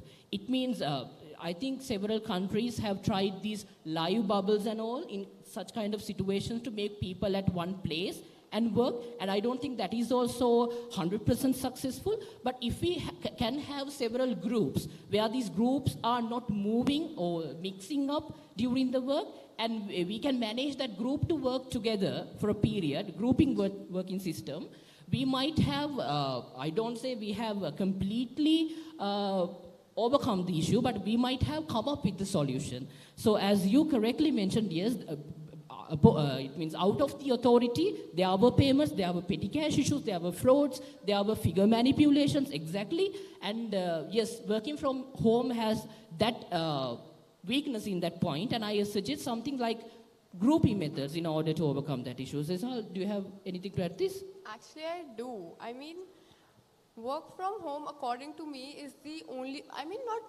when the COVID was at its peak, work from home was the only solution. To answer your question, I would want to say that I am not defending the human nature, I am just defining the human nature that a lot of people were left jobless during that pandemic. A lot of industries were shut down, a lot of jobs were shut down, a lot of people were left jobless. To feed their families, to feed themselves, humans do desperate things, and that includes obviously an increase in crime rate. I am not saying they are right, I am actually not even saying they are wrong. But yes, I do think to curb in the spread of this disease, a work from home was necessary. Now what was required was the government taking proper measures so as the people, they might not get a lot of wages, but like a basic wage so that at least they can afford 2 meals a day. So I guess governments can afford that, or they can make plans according to that. So I guess, yeah, that could have been a better option than actually letting people go out in the streets, because that would have been way unsafer. At least they are alive at home rather than dead outside. No, the first line was, I'm not defending it. But you have to understand when suddenly it's 40%, I'm just stating a stats, I'm not sure how many people lost their jobs in the pandemic, but we all know that the number was quite high. And when they can see that their families are hungry, they can't afford food, and if you can imagine yourself in that position, you might do things which you never thought you will. Till the time you're not in that position, I don't think we can justify their actions. Again, I'm not saying they're right, but they're desperate. We are humans after all. Then again, I said that the government, it needs to take measures such as providing people who have lost their jobs with a basic pay so that they can afford 2 meals till the time they find a new job or anything of that sort. The government has to intervene in this situation. So yeah, I guess that's about it. So I would like to add a little bit of thing in this. Like, so this problem has been arisen due to the work from home, right? So whenever there arises a problem, there will definitely arise a solution. So what I believe is that we should go to the root of the problem. Now, we should understand how these frauds and errors are happening. Now, so these are relating to the primary entry. Whenever you are making the primary entry, this kind of frauds and errors might occur, right? So now as the technology might demand, with the onset of new technologies, now there is the onset of blockchain technology. So blockchain does not only mean cryptocurrency, all right? So we can make use of blockchain. Now what is blockchain? Blockchain is a code. It is a coding language, right? So it is a set of code which cannot be changed, tampered, or erased. Now this can be used in making the accounting entry as well. So how the concept of blockchain works is that we might now very soon be not just doing the double entry bookkeeping system, but we might even reach to the triple entry bookkeeping system. Yes, triple entry bookkeeping system. So what actually happens in triple entry bookkeeping system is that there is one more entry, which is the master entry, which cannot be changed and it cannot be tampered. Okay, so this blockchain of data, it is time stamped, and once we have this information in the blockchain, what we can do is whenever there is any deflection from the original data, or let's say there is company A, company B, and they have traded something, and one has recorded $10, another has recorded $100, for example. Now what the onset of triple entry bookkeeping system does is that there is a master entry that is instantly recorded at the time of transaction, right? So for example, the actual value of the transaction was $100. Now, what happens is that when you cross-check, that master entry can never be changed, and it can always be referred back to. So we can always, A vendor who had recorded 10 will be proven wrong because there is this master entry that has 100, because it cannot be erased, it cannot be tampered, it cannot be changed. So the onset of new technology, it is already being experimented by PwC and the Big Fours. So hopefully this kind of new technologies will be the solution to the frauds and errors. Thank you very much. There's more questions on this desk. Maybe we have, in the interest of time, we can answer one. But if I am to summarize the answer of that question in a few seconds, the answer is basically internal controls, which we study for auditing. So employees have found out loopholes in internal controls during these pandemic times. So the only solution for it, well, not the only solution, one solution for it is for companies to enhance their internal controls and to adopt internal controls in a more virtual environment. We can accommodate Hello another everyone, question. I'm Muskan, again an Indian delegate. So I have a question for the panelists. We have talked a lot about 2 years being into the pandemic, the work from home, how life has evolved, everything. Going forward, I think we all believe both the extremes are not possible. 100% physical office and 100% work from home. So we have to strike a balance between the two. And I believe the first thing that the companies or organizations have adopted to strike a balance between the two is like a ratio, maybe 3 days working from office and 2 days work from home, or something like that.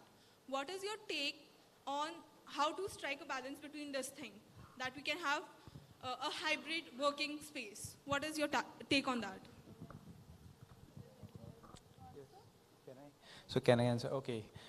So what I believe is that we are still in the experimentation phase, and it is just the beginning of work from home. Let's make it clear that it is completely new to all the organizations. So as we are still in the experimentation phase, I think we should experiment better by asking the employees themselves. If I was the employer, then what I would do and what the employer should do is that they should genuinely ask the employees if they are comfortable working from home or working from office itself. And then what we can do later on is that assess the efficiency. Fine, so we can divide the whole of the workplace into let's say two divisions. One is the work from home employees, and the other being the work from office employees. And once we can assess the efficiency of the workers by various metrics for let's say a period of 1 month, 2 months, then we can come to a conclusion if work from home is really productive to the employees. And then after that, what we can do is, if the work from home is really that more efficient, then why not let them work from the home itself? And if they are not comfortable, or let's say the efficiency of the workers goes down while working from home, then we can find out a common ground between the employer and employee, and then solve the problem. I think that can be one of the possible solutions. Anybody else wants to say something? So, okay, the one thing I would want to say is we are humans. We were born to adapt. That is the only way we've been evolving. So to answer your question, the way we were dealing with COVID 1 year back was way worse than how we are dealing it today. So I guess after 6 months or after a year, the way we'll be dealing with COVID will be way better. In fact, after 2 months, a lot of companies are opening. So we have to understand that COVID is the new normal. It is not going anywhere. So yes, saying that it should be 100% physical, that might not be correct. Should it be 100% virtual? I do not believe that is correct as well. So I guess we humans, we'll experiment, we'll try a lot of things, we'll fail in a lot of things, but eventually we'll get something that will work out for the best. So yeah, that's, I guess, what being human is about. So yeah. Thank you very much for the questions. I believe we are well behind schedule, so we might have to stop getting any more questions, but they were very interesting questions, and we can definitely continue the discussion after the session. So a big thank you to all the amazing audience. And can we have a big round of applause for all the panelists here?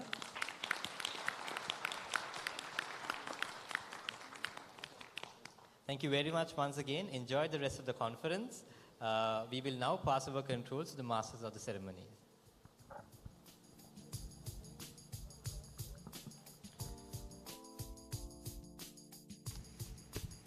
Wow, that was surely a fruitful and informative session. Ladies and gentlemen, please put your hands together for these wonderful young spirits. Now to present the tokens of appreciation, I cordially invite Ms. Githma Da Silva, the editor of the CA Student Society, on stage.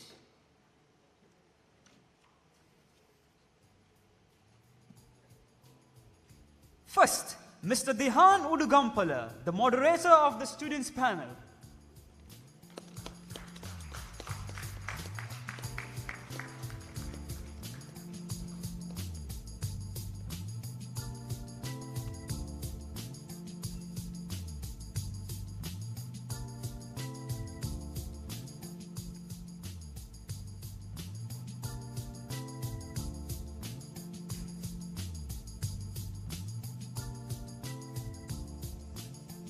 Mr. Supun Muthukuda, the student representation from Sri Lanka.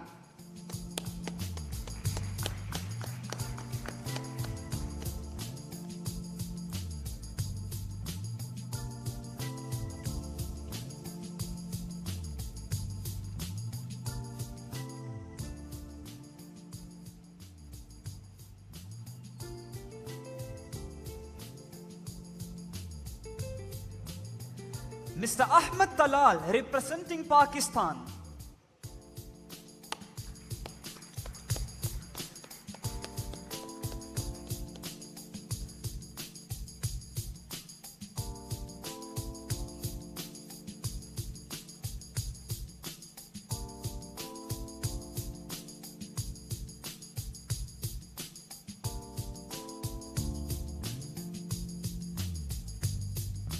Ms. Sejal Gupta, representing India.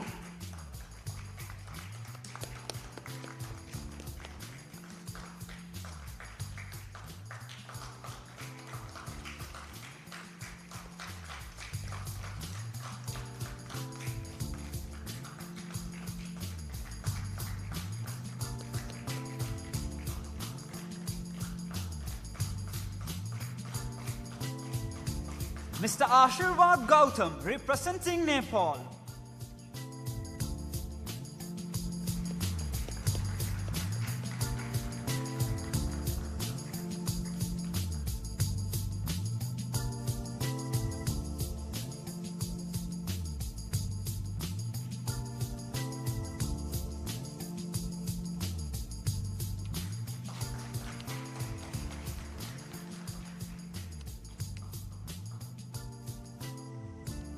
Thank you very much, the student panels, and also Ms. Gitma.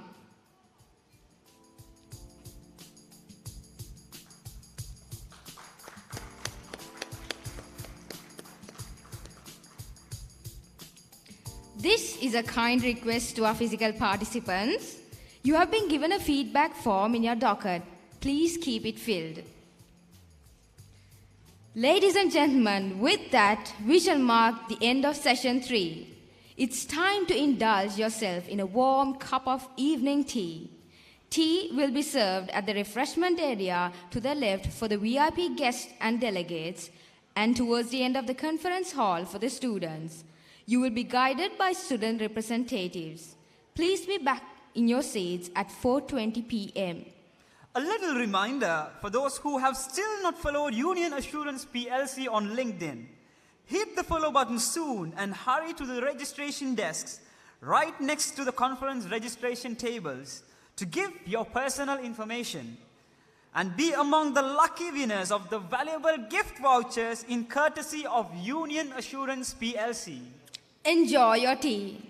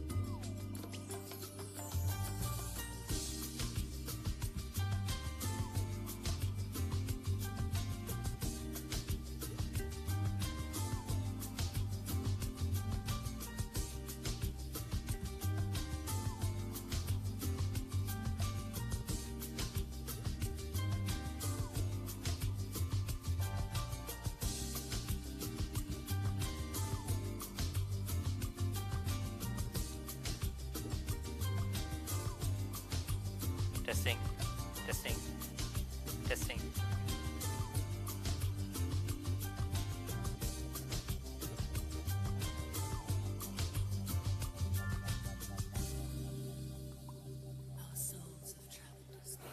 Testing.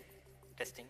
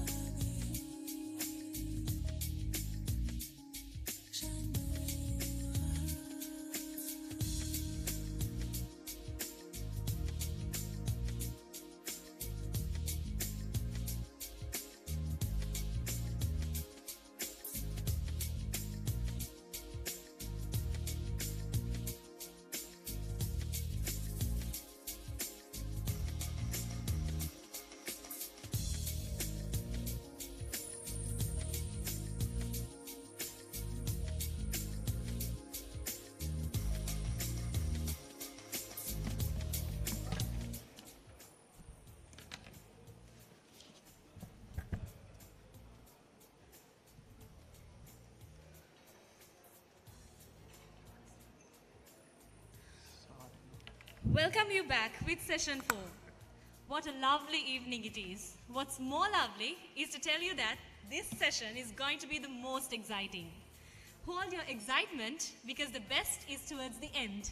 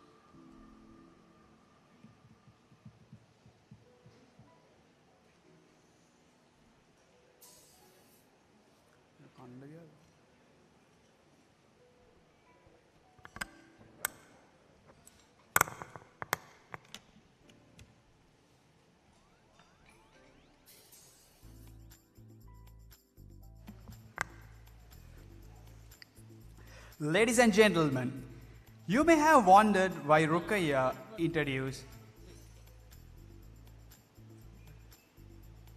Ladies and gentlemen, give us a couple of minutes, please.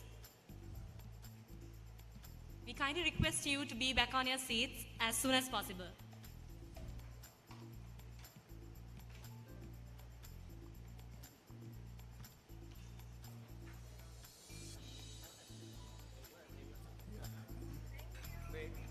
යවන.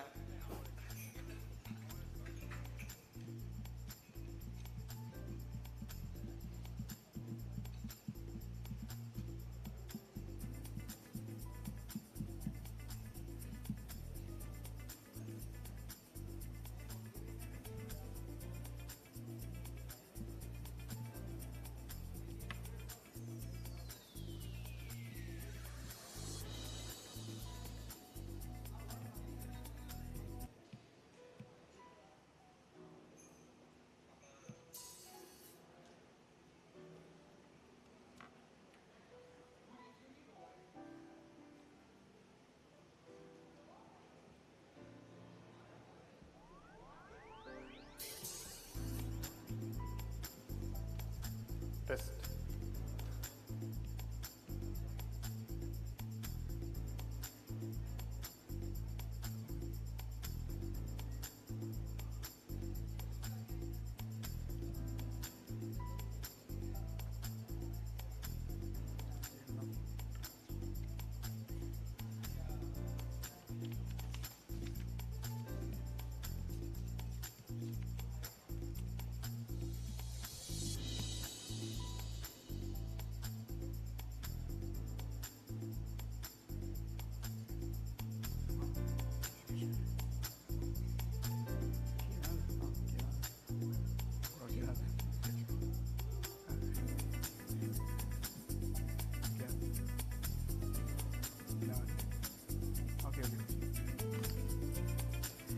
Ladies and gentlemen, you may have wondered why Ruqayya introduced Mr. Dihan Udugampala as one of the popular alumni of the CA Student Society. It is not because of anything else, but because he possesses some special skills of his capacity of a chartered accountant. Mr. Dihan, we heard that you have some surprise for our audience in store. So we welcome you on stage. Ladies and gentlemen, please welcome on stage Dihan Udugampala.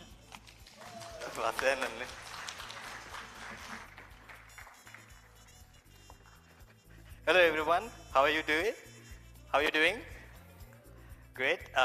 So as you might know by now, I was a little bit of a surprise for you today. So about 2 months ago, I woke up and suddenly realized that I had magic skills.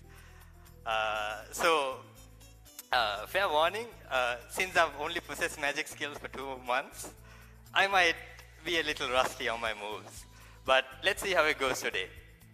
So we need a volunteer, and I'm a big fan of Madhavi. Can you come up on stage, please?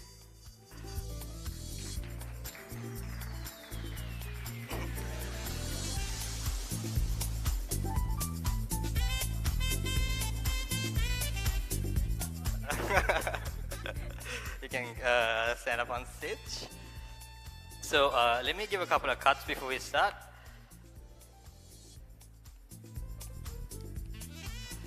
So I wanted to pick any card. Pick any card that your mind calls. All right, so you pick that, and I wanted to show that card to the audience as well as sign on it so that that card is the only card that exists in the whole world. On the front.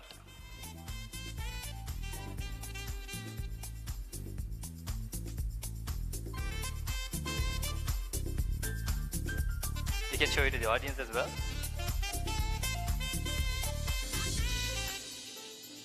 You can hand it over to me. The card, yeah.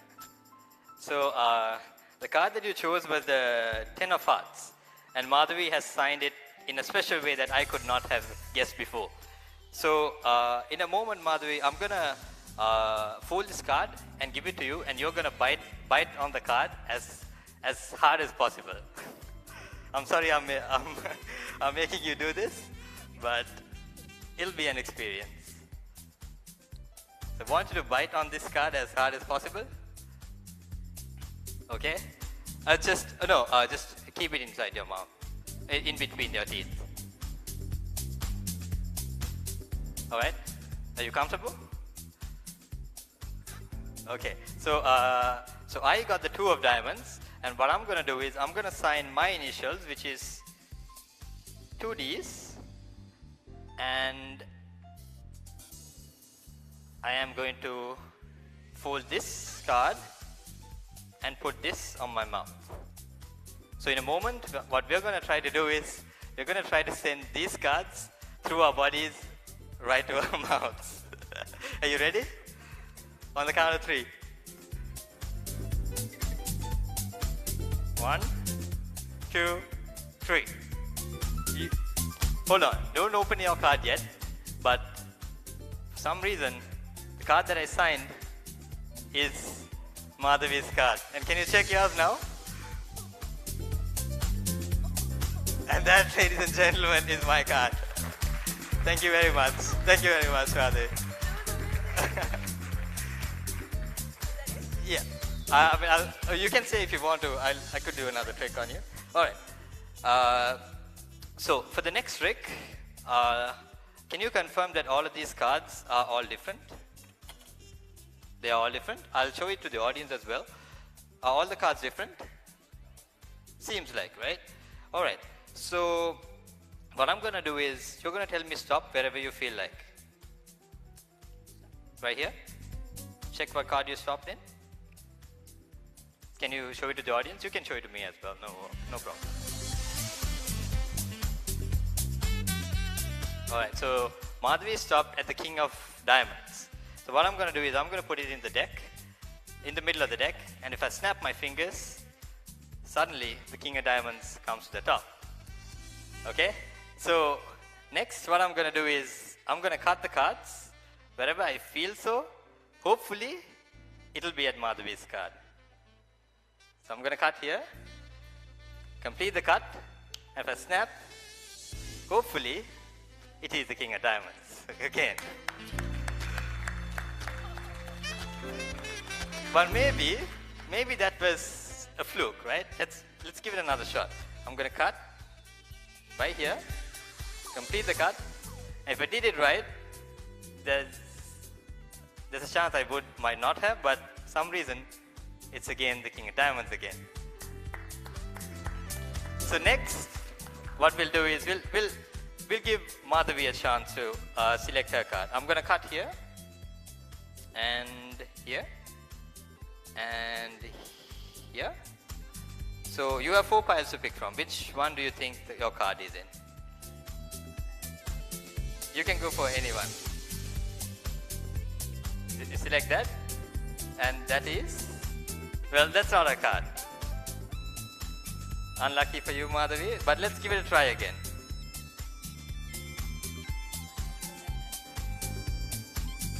Understandable, you'll get used to it. Let's give it another shot. Yeah. Now, which one do you think it is in now? That? Okay. Unlucky again, unfortunately. Okay, one last time for you.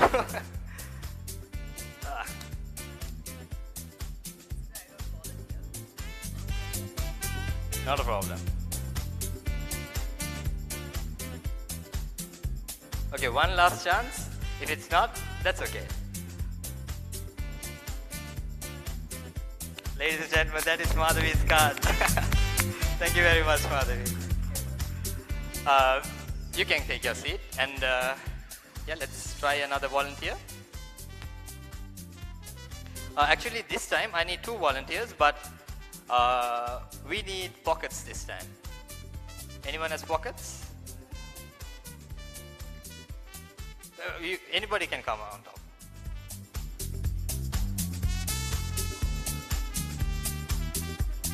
Okay, you guys have pockets? At least one of you having pockets is more than enough.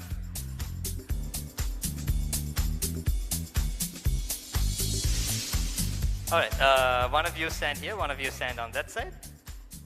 Actually, you don't have pockets, right? You do? All right, no worries. Can we go a little forward? I want you to shuffle the cards. Yeah. Very good. I think, yeah, that should be enough. All right, so are you happy that all the cards are here? None of the cards are missing? Okay, so in a moment, you do have pockets, right? So what I want you to do is, I'll give you the deck of cards. I want you to count 10 cards face down, one on top of each other on this table. Can you do that for me? I want you to count I want you to count 10 cards face down, one on top of each other onto this table. Can you do that? Okay. Oops, no problem. You can get that. Okay. Can you count 10 cards? You don't have to shuffle. I mean, it wouldn't matter. Can you face the audience, please? You can come here. No. You can come here. Just count the cards face down, one on top of each other. 1, 2. You can, yeah, that's fine. 3, 4, 5, 6, 7, 8. Okay, is that 9? 10? Okay. Are you confident it's 10? Okay, so it's 10 cards. You counted 10 cards here. Can you put these cards in your pocket? Okay.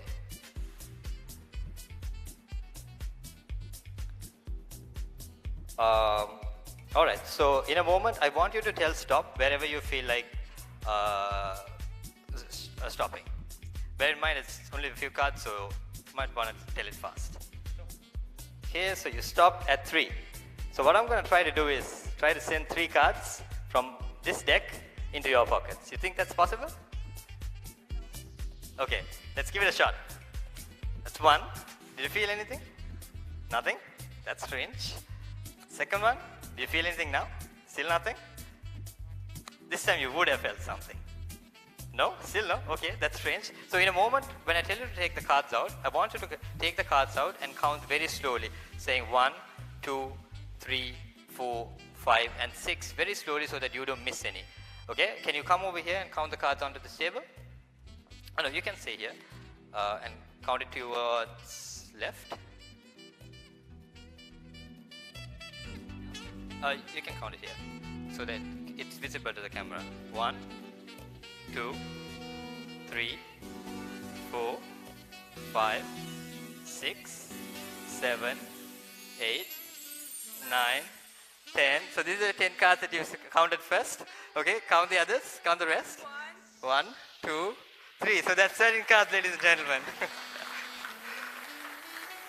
Okay, I don't want to... Okay, can you put these cards in your pocket once again? Yeah, just put them in your pocket. Alright, so this time, once again, I want you to tell stop wherever you feel like telling stop. Bear in mind, there's even fewer cards. Somewhere there. That's a 7. It's going to be difficult, but I'm going to try to send 7 cards from my deck to your pocket. So since it's a lot of cards, I'm going to try to send all of them at once. Okay, ready? You should have felt something this time for sure.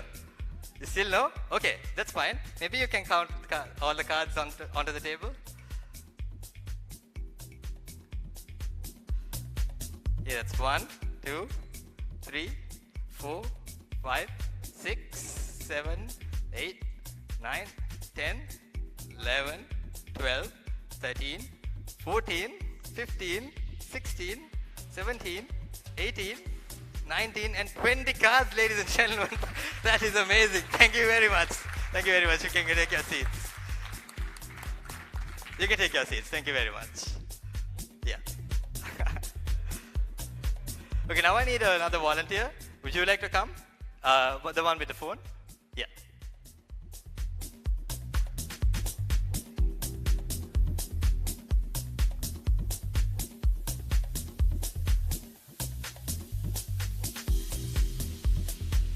Hey, what's your name, by the way? Pushti, nice to meet you. You can come over here in front of the table. We don't need the cards anymore, so the table's not required. Can I have your phone for a second? Yours is an iPhone? Which model is it? Okay, so Pushti has a 6-digit passcode. So I'm just going to try to guess a passcode. You think that's possible? Does anyone know your passcode? All right, so I'm just going to increase your brightness so everyone can see. And yeah, so you can unlock your phone. You have Face ID, right? Yeah, you don't need to type your passcode.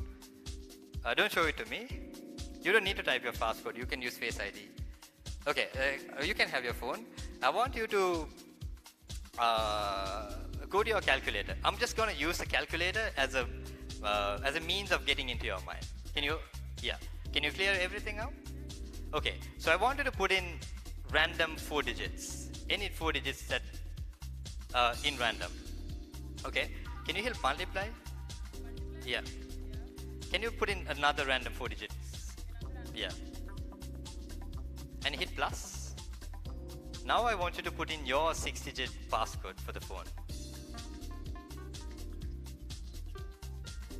Okay, now hit equals. Yeah. So you've got a random number that does not relate to your passcode, right? Can you hit cancel? Yeah, the C on top. Yeah. Okay. Yeah. Let me try. Can you unlock lock the phone? Yeah. I have a feeling I might have to do it twice because she seems to be a little bit of the difficult kind to read. But yeah, let me give it a go. Yeah, I might have to do it another time. Can you do it another time? Okay. So yeah, let's start off with cancel it. Just hit any random 4 digits. Times another random 4 digits. Plus your passcode. And hit equals. Okay, just hit cancel once. Yeah, just once. Okay, you're supposed to hit it once. Shall we try it again? Shall we try it again? 4-digit code times another 4-digit code plus your 6-digit code. Hit equals. Yeah, and hit cancel once. Okay, now go to your home screen. Yeah, and lock the phone. Okay, can I have the phone? So it's locked, ladies and gentlemen. I have no way of unlocking it. Fair warning, it's locked. Okay, so now I'm just gonna try to go into your mind and try to read your passcode, which might be difficult, but you think that's possible? Okay, I'm gonna try to read your mind. I'm guessing it starts with a 2, a 6, a 2. Say the rest of the digits in your mind. Is it a 7? I feel a 7. 7. The next is a 1. The last digit, ladies and gentlemen, I have to guess. Say it in your mind. Say it. Keep on saying it. Is it a 0? Ladies and gentlemen, thank you very much. Thank you very much. All right, so let's try one more trick. Yeah. So I want you to go into your WhatsApp. Go into WhatsApp, yeah. I want you to select someone whom you think can understand you on a personal level. Someone who can understand you without you having to tell them. Not text them, just go into their WhatsApp. Just go into their WhatsApp chat. Bear in mind, I'll be seeing that person. Okay? All right, so I want to type in some word that feels close to your heart. On the chat, don't send it, but type it in. Okay? Okay, can you go to home screen so can you swipe up? Okay, so you are now on home screen, right? I have no way of seeing it. Okay, so in psychology, there's a way of where the psychiatrist can understand what the patient is thinking although they are telling the lie. So I'm gonna try to do something close. Can you go back to WhatsApp again? The same chat. Now I just want you to delete the word. Yeah. Okay. Now type in another random word that has nothing to do with the previous word. Okay. Can I have the phone? Yeah. So for the second time you typed in mom, right? And so it says princess. I'm not too sure who that is, but you find princess to closely resemble to you, right? Okay. So I'm guessing. I'm just gonna make a wild guess. Can you try to repeat that word you first wrote in your mind over and over again? Okay. So I'm just gonna write a word. I'm gonna show it to you guys, but you are not gonna see it yet. I'm guessing it has. Does the word have 5 letters? Okay, you already saw the word. Is that the word? Is that the word? Thank you very much, ladies and gentlemen. That is my time. You can have your phone. Thank you very much.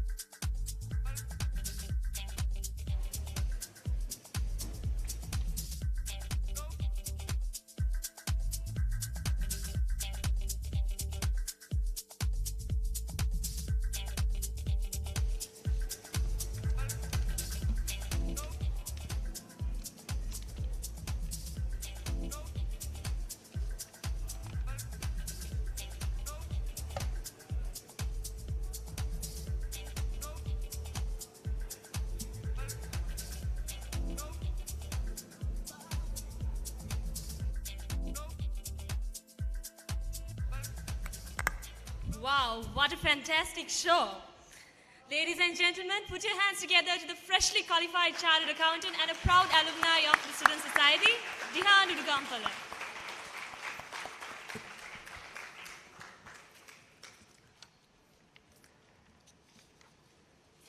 If I say that technology was one of the biggest saviors that kept the world going even during and after the global pandemic, a majority of you will agree with me, right? The world is connected through numerous virtual platforms. Our next speaker is a tech guru. Mr. Kanishka Veeramunda. He holds more than 20 years of high-level experience in the ICT industry. Mr. Kanishka Veeramunda is the proud CEO of Pay Media Private Limited, a rapidly evolving fintech company in Sri Lanka. He is also the proud investor of 5 active startups and founded Square Hub, which accommodates these startups. Mr. Kanishka holds a bachelor's degree from the University of Colombo and a master's in business administration from the University of Manipal and a master's in human resource management from Asia University, Malaysia. He is also a member of the British Computer Society and a chartered IT professional. Mr. Kanishka has been awarded the Founder of the Year 2020 award by the Computer Society of Sri Lanka. He also proudly holds the award for the Best CEO of the Year at the SIM Management Excellence Awards 2017. Mr. Kanishka, the stage is yours to enlighten us on the trends of virtualization.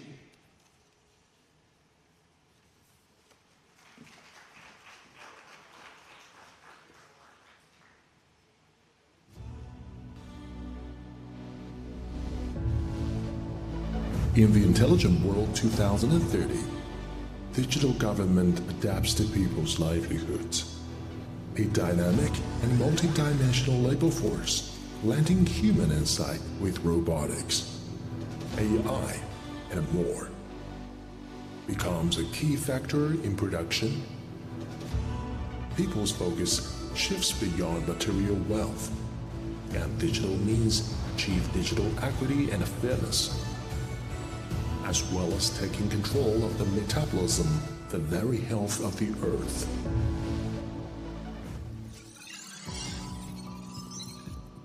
New connectivity, new computing, new platform, new ecosystem.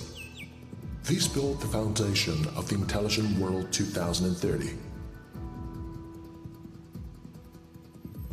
New connectivity, 5G-based communications technologies enable ubiquitous connectivity and all-domain perception.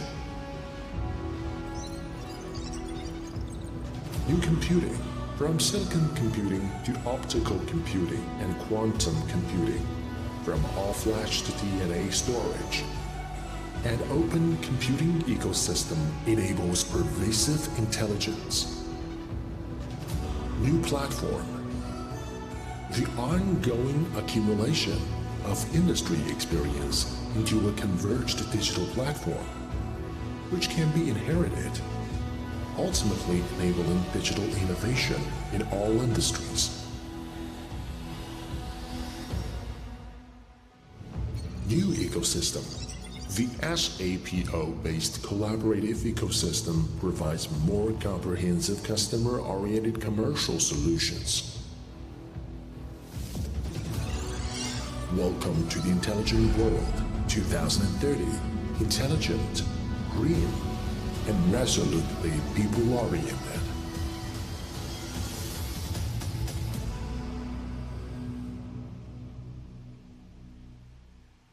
Good evening, everybody.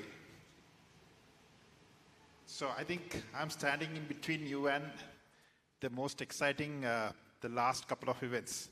So topic that I've been given is the trends of virtualization. Now, I learned a lot from the previous panel. So they were basically supporting in terms of delivering my part of this topic, because we've discussed in the previous panel about certain things in virtualization. Now, what does virtualization mean for you guys who is studying accounting and finance, who is in the verge of becoming a chartered accountant? What does it mean? Yes?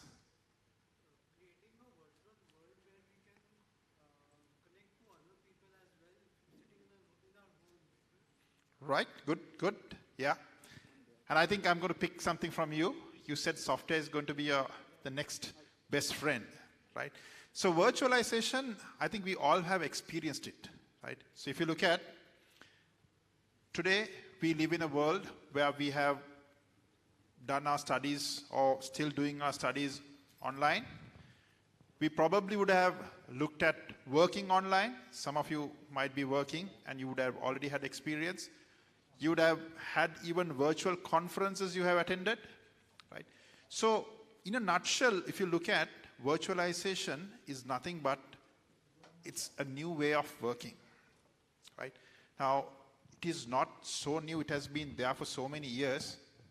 But COVID has given us a lot of meaning to this virtualization. So if you look at virtualization, can be considered as an alternate way of working. Right. So all these SAPs, Microsoft, Zoom, right, Dropbox, Skype, all of these things has supported you to live in a virtual world, right? It has, certain things has gone beyond. I think one of the speakers was talking about education and someone was speaking about medicine, right? Today we have a lot of telemedicine. We have a lot of video conference medicine, right? So businesses has transformed. So if you look at COVID, it left with three things as three waves initially. When 2020, when we heard about COVID, in Sri Lankan context, we had pandemic situation declared, and there was a lockdown going to happen. So what was the immediate thing which happened in the outside world? Everybody was rushing to supermarkets, grocery shops, and trying to grab things. So that gave a demand shock to the world. It was repeated in all the other countries also. A demand shock. Right. When the demand shock happened, what was the next wave? All the manufacturers, whoever the supermarket chains, everybody could not supply. Right? So that created a situation where huge demand was created and there's a vacuum now. Right? So if you look at some of the leading supermarket chains, their site was down because of so many connections, right? Payment was not processing because people were not ready for that. Then, towards the end of the month, what happened? I think you guys would have also been part of your companies, right? Everybody was scratching their head to see. Now you have taken oversupplies, right? Now you have monthly rent to pay. You have to pay your telephone bills. You have to pay your other utilities, right? If you have leasing, loan settlements, all this became another challenge. So that's where COVID created an impact to the world. Now, the good side of it, right? It created a good side also, right?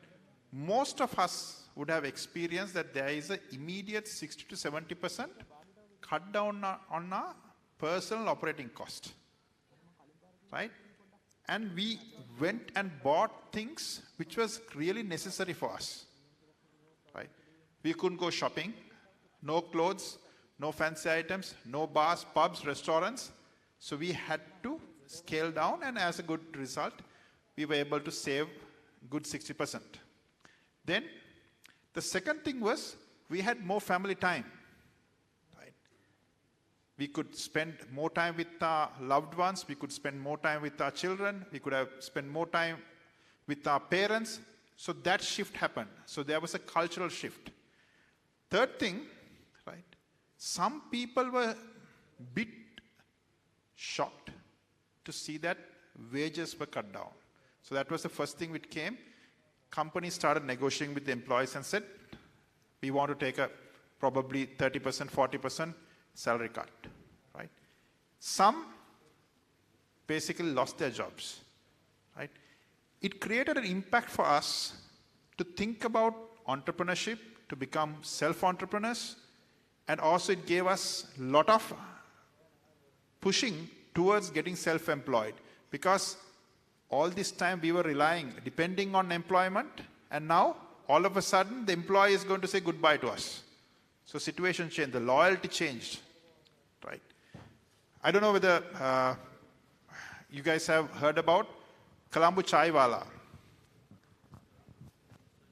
Colombo Chaiwala, right? So this guy is a professional pilot who was working in Vietnam. And on the first wave, in the lockdown, he could not go back to his job, right? So only thing what he could do was basically try out something new, and he started making teacups. And just post-COVID, he launched it, and he was selling about 1,500 cups. And I think today he's doing more than 3,000 cups a day, right? A professional pilot serving tea. So transformations. Right? There were so many other people who started doing home-baked food, home-cooked food, right? So a lot of people thought, okay, I should have another income source. What if I also lose my job? What if my company gets bankrupted? So that's a good thinking to have. Upskilling, right? So another panelist was talking about education, right? So I am a professional lecturer. When I was teaching my MBA classes before COVID, generally I used to have about 35 to 40 students. Today, I have a class of 550 students. Now, I have a challenge. Even though we talk about online learning is not the same as when you're doing face-to-face, I can't go back to class. Why?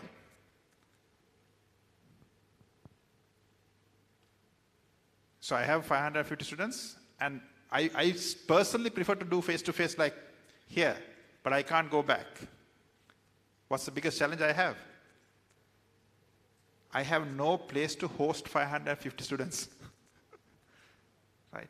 So education systems has worked really well for online. We had challenges. Whoever who was in physical classes, for them to get into online, we had a challenge. But whoever who started online on the day number 1 doesn't want to go back to physical. Time saving, right? Recordings are there, so even they miss the class, they can listen to the recording. So many benefits are there, right? And no exams. That's the lucky part. There's no exams, and everything is on assignment basis, right? Another thing which it gave us was better living space, because you had more time to think, spend time with your family. People upgraded the living space. I don't think we have ever washed our hands like we do now before COVID, right? Then the work-life balance as well as the healthy lifestyle. And the last one is remote working and the digitization, right? Now these two goes hand in hand, right? If you look at the remote working and digitization, that is where the most important step came in for virtualization. Now what does this mean for us? Number one, freedom, right?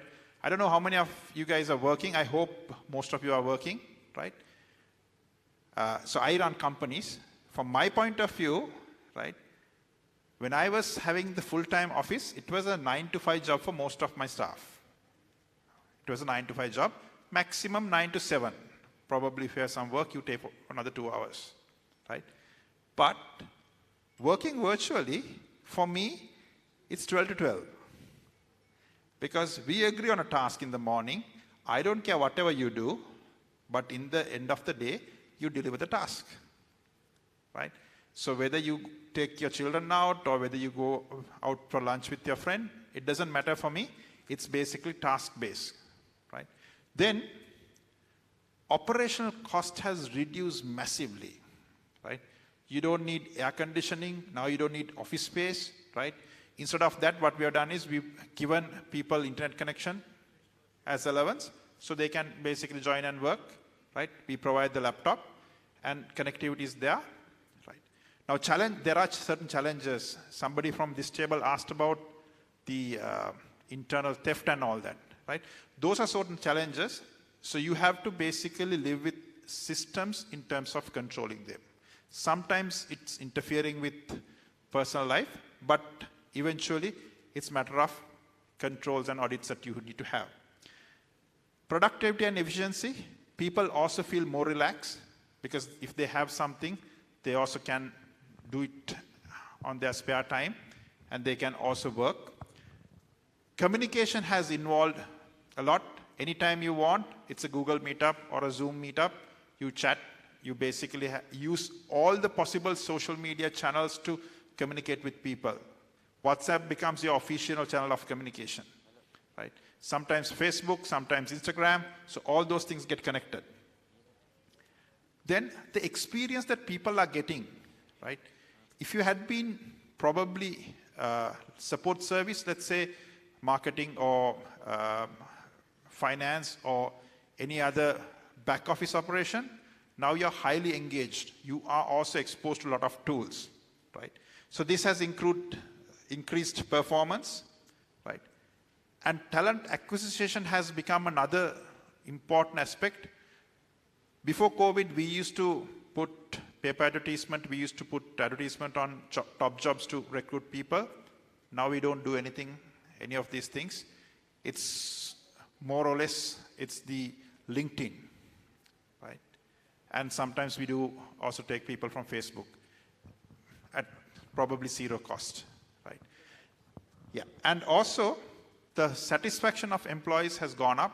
So we have virtual meetups, we have a lot of gatherings, right? And also the work-life balance, right? You can go for a walk, you can go for a jog, right? But you basically deliver the work that you have been assigned within the day, right? Now, with all of these things, something else also has cooked up. The concept of meta, right? So this is basically going beyond the normal norms, going beyond what I have been doing, right? To start off that, I hope this picture relates to you, right? We used to basically measure the size of the room in order to go and see whether the furniture fits in. Today, completely it has changed, right? You have a lot of virtual reality apps which you can hold to the location and you can basically browse and see what color matches, what furniture suits there, right? So this is a start. I think since South Asian participants are here, we all know about Daraz, right? What has Daraz done to us? What has Daraz done to us? Anybody working for Daraz here? I hope they'll not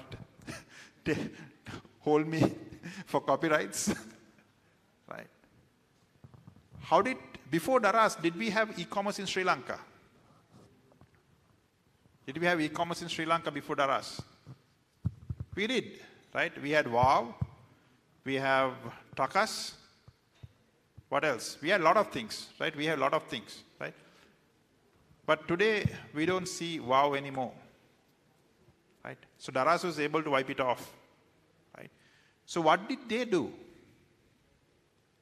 Right? So this is something I got from 2020 statistics. So they had about 1.4 million total users within Daraz platform.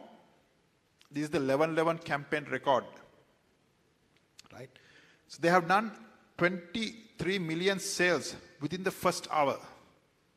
Within the first hour, 23 million sales, right? 3 million worth of vouchers were given, right? 442 employees were hired, right? And 1,250 cities were delivered, right? So this is a new normal game that they basically came up with, right? I think before 2018, 11/11 was not there. The biggest sale we had in the world was the Black Friday and the Cyber Monday. So if you combine Black Friday and Cyber Monday together, so they were roughly doing about $16 billion a year. And Daraz, in one show, they surpassed more than 34 billion, right? So now you see that there is a tremendous shift of consumers' wants, needs, right? So what does that mean for a chartered accountant? Right? The way that you're going to do your accounting is going to change. The way that you're going to interact with people, your suppliers, everything is going to change. Let's look at another example. So everybody knows Uber Eats, right? Before Uber Eats, did we had anything in Sri Lanka for delivery? We did.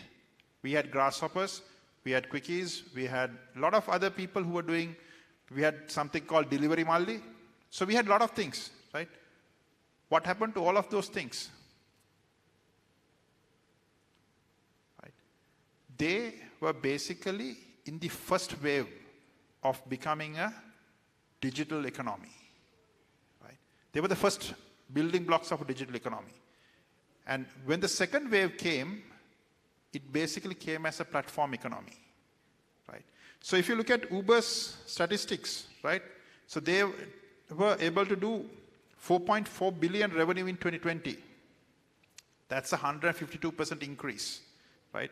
So if you look at, they serve about 6,000 cities with 600,000 restaurants.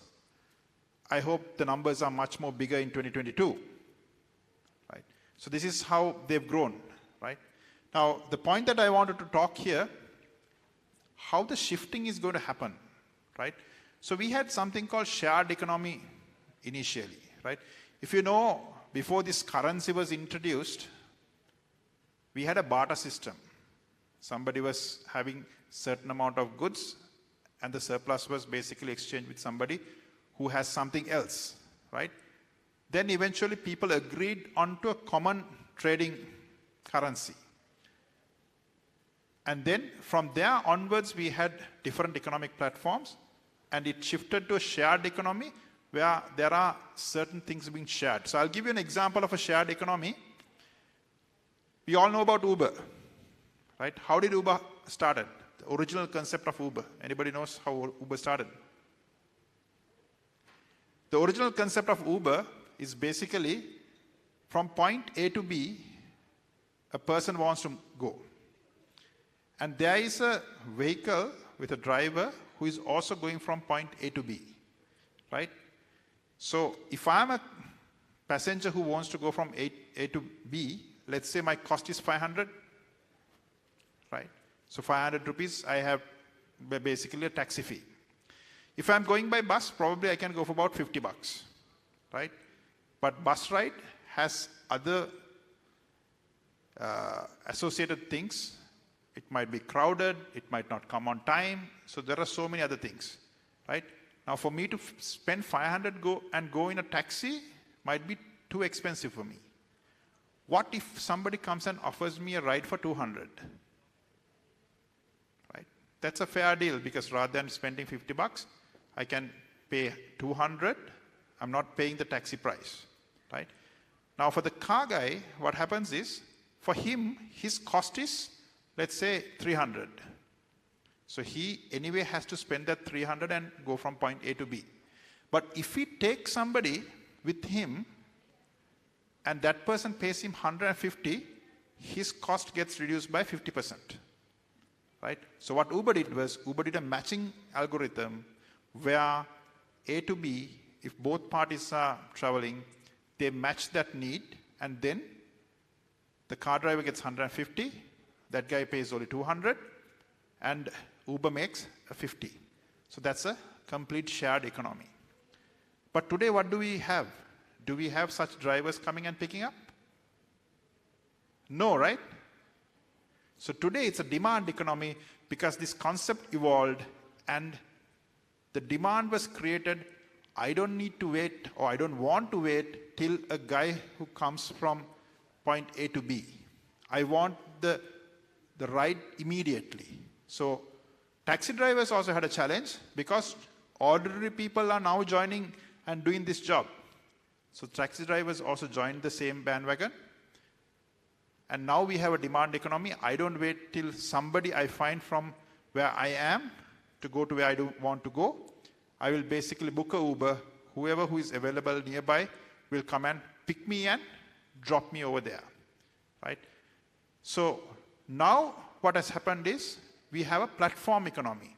That is where Uber, Daraz, all of them come. On that platform, we have a complete value chain embedded. Right.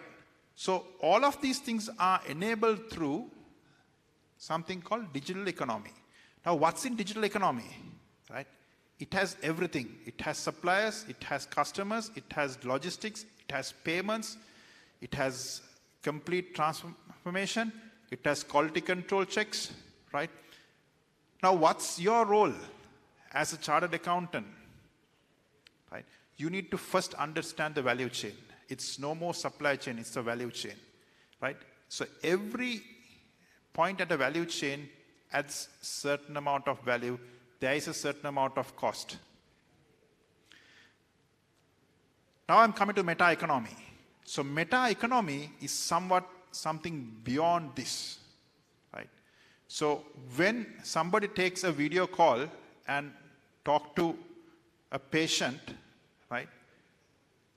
How many interactive points or how many people are connected in that value chain? So let's say we have a doctor and we have a patient. So the doctor or the patient takes a call to the doctor. How many people are connected on that value chain? End of the day, it's the patient and the doctor who is basically doing the transaction.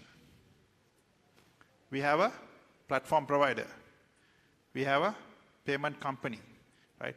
We have a hosting company behind it who is hosting the solution. We have a development company who has done the development, right? There are so many people who is connected in the value chain. So in Sri Lanka, we have one company who started called ODOC, the video calling. I think they extended to India also. So if you look at just beyond that video call, what else you can add value? The doctor can electronically prescribe the medicine. That can automatically go to a pharmacy. Pharmacy can prepare according to the prescription, give it to a delivery guy who will pick up and go and deliver it to the patient, right? So throughout the entire network, you can facilitate payments, right? So I'm going to give you a bit of a high-level thought, which I'm also part of working on a concept on meta-economy. Now today, if you want to get your grocery items, how do you do? A, you'll go to a corner shop or a supermarket and go shopping and grab the things.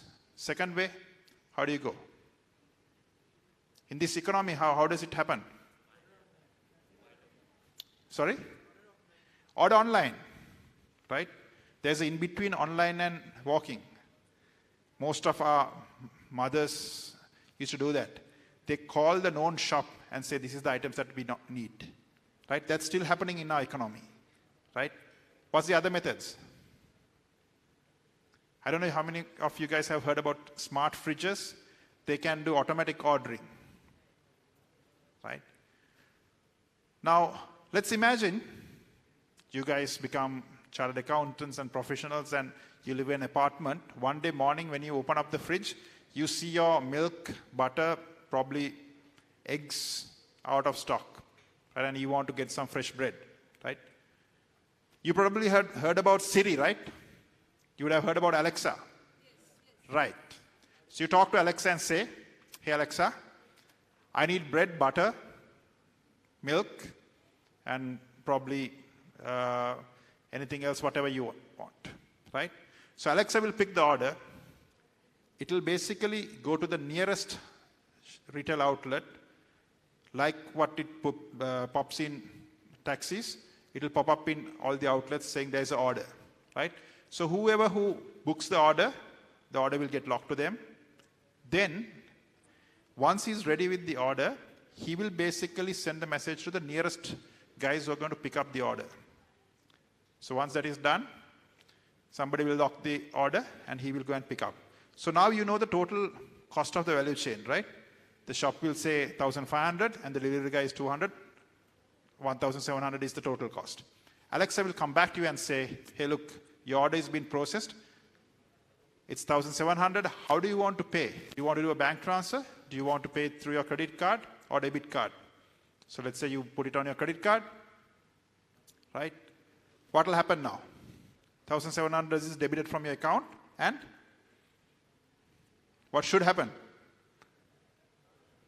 200 should be paid to the delivery guy and 1,500 to be paid to the shop. Is that all what we can do? I'm asking from the accountants. I'm IT guy, you read my profile. Is that all that we can do?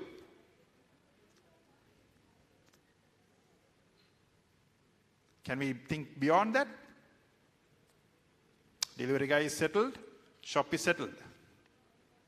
That's all? What if, right, the farmer can be paid real time? What if the bakery guy can be paid real time? So let's say the bread is 100 rupees. That 100 rupees is split and paid to the bakery directly. The egg will say 300 rupees. The 300 rupees will go to the farmer directly, right? So if the payment is being split according to, what is the next step which will happen in retail industry? As accountants, you don't need to worry about stock keeping because farmer is going to give on consignment basis. So shop owner is not owning the stock anymore. He's basically going to be an outlet who is just selling and the stock is actually owned by the manufacturer, right? Then your all accounting practices will change. Right. So cashless society is one of the core things. So payments are going to be really different than what we experience. Checks are going to get disappeared. Bank transfers also might get disappeared. It might be where I will request payment automatically, and with the approval, it will pull. So this is another way of technology embracing in payment space. So you will probably pay your card through the card to the car, right? Car will take care of the payments for parking, maybe for fuel, and maybe for the toll gates, right? So this is somewhat Mercedes is working on. So they have something called a truck ID and a truck wallet. So the wallet is the one that all the accountants have to settle. Rest of all the payments will happen electronically, right? Even it can go to the level of insurance, which will get calculated automatically when the goods are being loaded into the truck, right? Today, insurance, we blindly calculate and pay a lump sum, right? What if we could go into the depth of calculating the exact amount the truck is right now carrying, right? What if you could basically get the fuel pumped up and there is no payment to be done, automatically it will happen, right? If you look at cargo, everything to be tracked, right? We know exactly the value chain cost, right? If you look at the leasing cost, automatically end of the month to be paid, right? All of these things on a meta world can be automated. So, what else is going to change? The way that we are going to work, right? Somebody asked a question from here, I think about working 3 days physically and working 2 days, right? It's going to be a choice until the control is set, right? I think most of us would have not experienced the complete virtualization yet, but there are certain companies who doesn't require their employees to report to work anymore, right? There are companies who had never seen their employees even to give an induction. Everything happens online, right? So that's the world that we are already in. It's a matter of us getting that dream job. So if you get the dream job, you'll also be in the same bandwagon. Right, so this is basically a bit of a glimpse of how virtualization and future world is going to go towards a complete digital world. And in my point of view, as accountants, as financially qualified people, you have a very serious and a bigger role to play, because these dynamics will change the way payments are being processed, how commoditization will happen, how retail will happen, eventually how a consumer would basically be part of this whole value chain. So I'm going to basically end up my presentation with a last video. This gives you a very short glimpse of how the world is going to be connected with touch or glass in the future. So with that, thank you very much. Have a good day.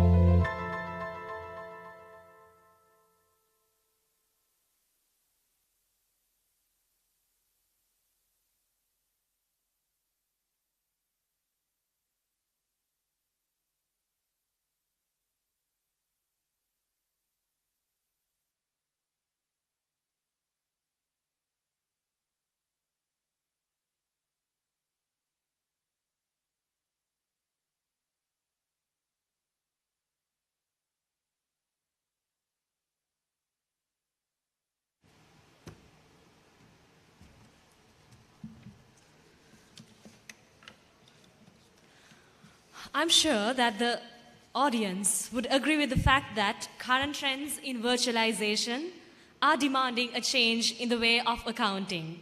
That was indeed an eye-opener. Thank you very much, sir, for your thought-provoking words of wisdom. Now, to present the token of appreciation to Mr. Kanishka, I cordially invite the treasurer of the CA Student Society, Mr. Mahesh, on stage. Dear sir, we would love to like to request you to join us on stage once again.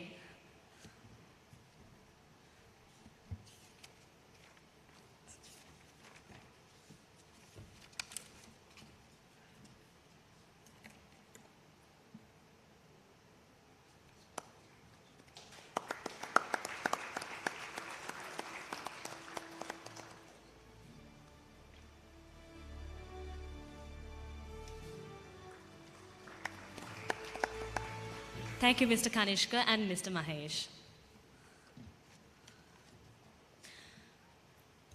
George Shin says that there is no such thing as a self-made man. You will reach your goals only with the help of others. The strength we receive from our sponsors is immense and invaluable. It is time to appreciate their generous support towards this wonderful occasion.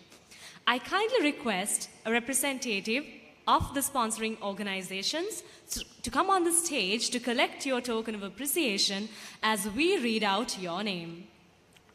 To present the token of appreciation to Demo PLC, the platinum sponsor, I now invite Manilaka Jayavardhana of CA Student Society. Also, can we have one representative from Demo PLC to collect your token?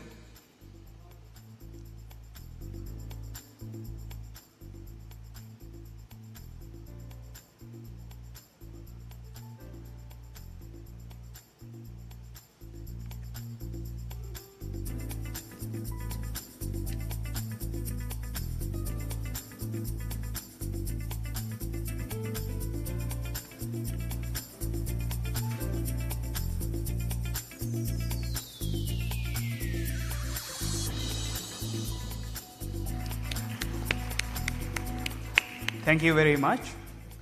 Now, to present the token of appreciation to Bank of Ceylon, the gold sponsor of the conference, I now cordially invite Inosh Hettige of the CA Students Conference. Could we also have a representative of BOC on stage?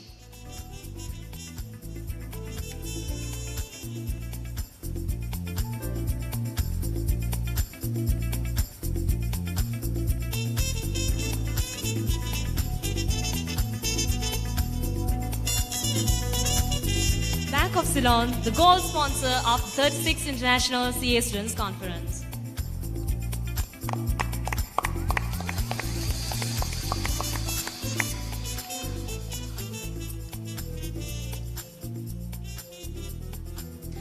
Thank you.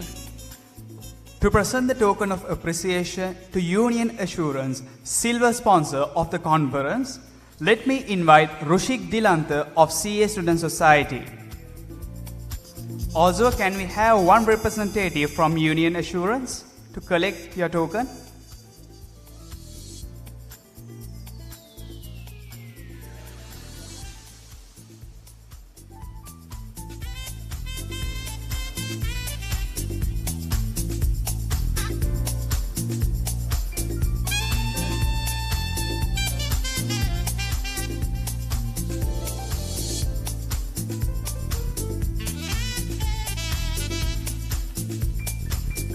Any of the representatives from Union Assurance?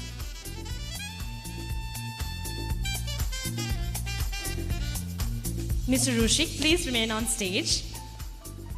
Now, to present the token of appreciation to SoftLogic Live, the bronze sponsor of the conference, may we now have a representative of SoftLogic Live on stage, please.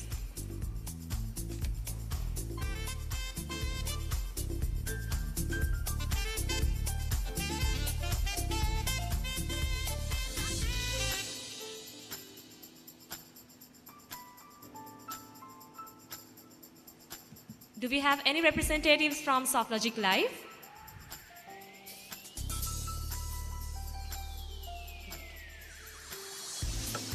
Rushik, please be on stage. Excuse me, Rushik, please be on stage.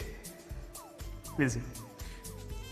To present the token of appreciation to Tokyo Cement, the bronze sponsor of the conference, can we have one representative from Tokyo Cement?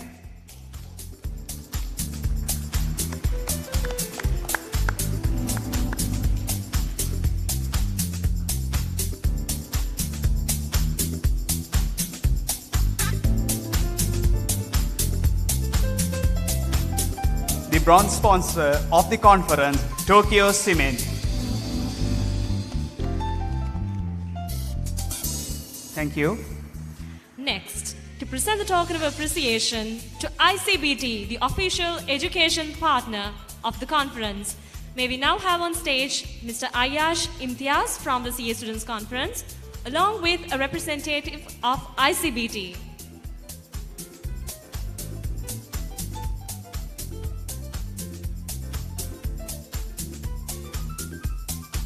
Do we have any representatives from ICBT?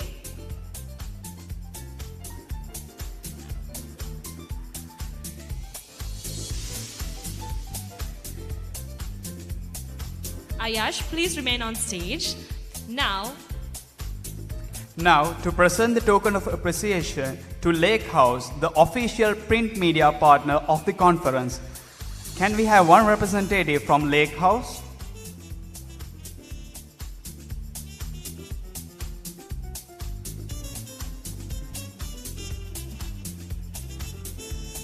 Ayash, please remain on stage. Next, to present the token of appreciation to Galadari Hotel, the official hospitality partner of the 36th International CA Student Conference, can we have one representative from Galadari Hotel?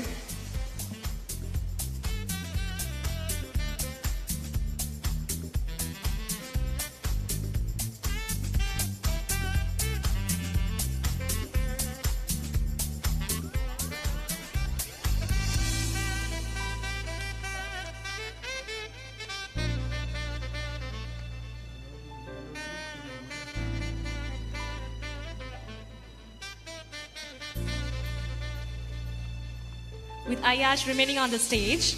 Next, to present the token of appreciation to Me Colombo Hotel, the official hospitality partner. Could we have a representative of Me Colombo on stage, please?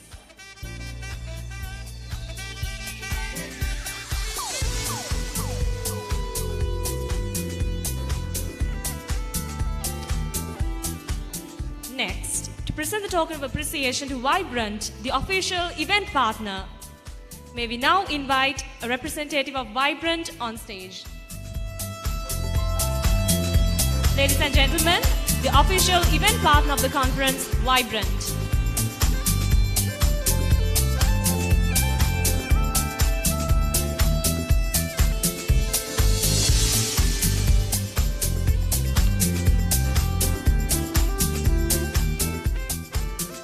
Thank you.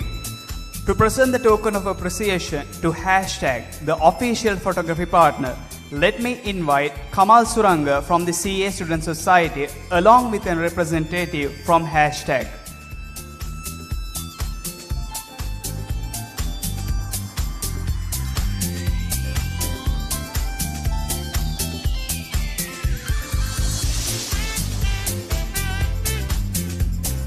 The official photography partner, Hashtag.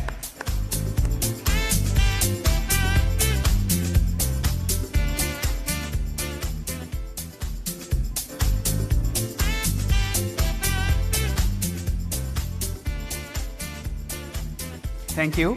Now, to present the token of appreciation to the official hydration partner of the conference, American Water, I invite Tavisha Bandara of CA Student Society and also a representative from American Waters.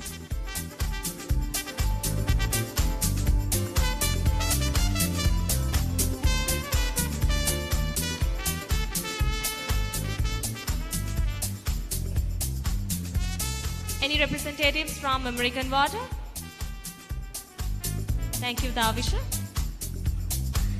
Ladies and gentlemen, please put your hands together for our wonderful sponsors of the 36th International CA Students Conference who partnered with us to make this event a successful reality.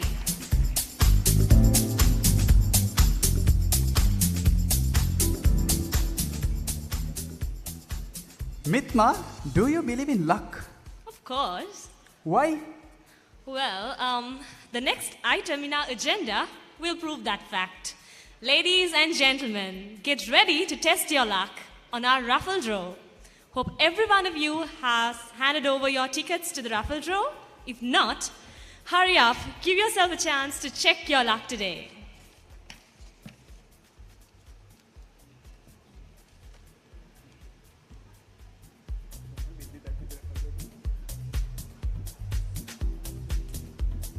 Ladies and gentlemen, we'll be back with the raffle draw.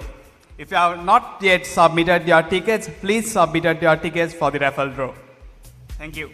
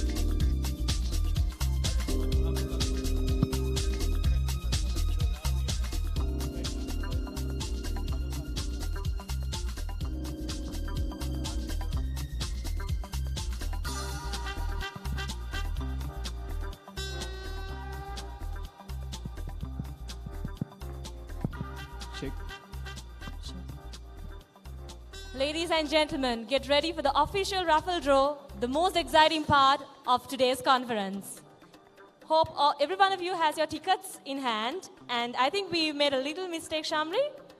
Yeah, like from the registration desk itself, they have taken the piece out of ticket for the raffle draw. Hope your tickets are safe with you. The tickets have a unique number behind that thing. So with that number, we'll be drawing the raffle. Once that number will be called, so you can come and pick up your gift. So, straightway moving on to the first gift. It'll be tea packs this time. So, to spin the raffle and to give away the gifts, we call upon Akila and Sanuki from the CA Students Society on stage. Ladies and gentlemen, put your hands together to Akila and Sanuki. So Akila, you can spin and Sanuki can select the winner.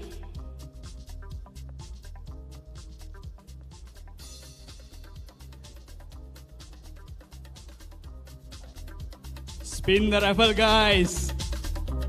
Let's see who the first lucky winner is.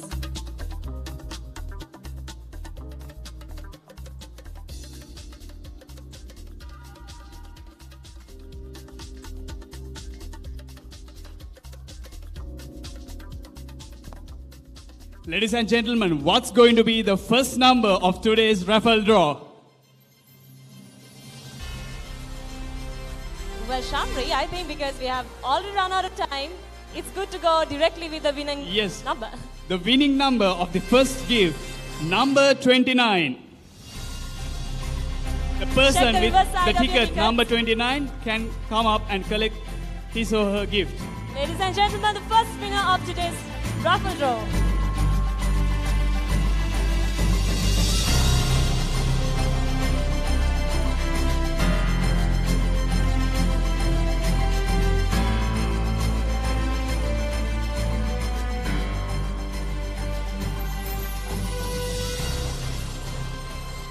Excuse me, please be on stage.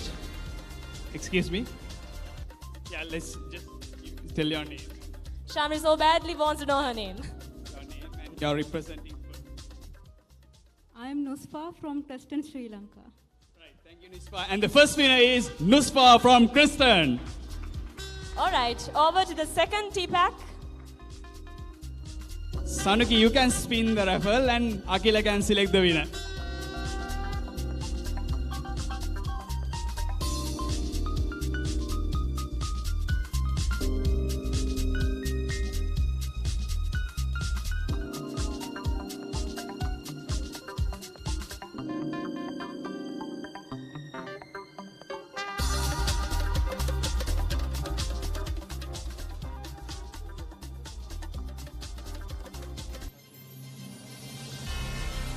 All right.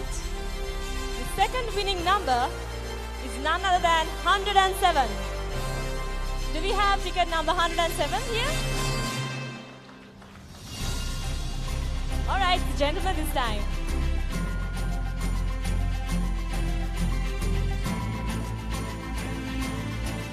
What's your name, brother? Dinesh Fernandez. From which firm are you? Singer Finance. Yeah. And it's Congratulations. Dinesh from Singer Finance. You can collect your gift from Sanuki.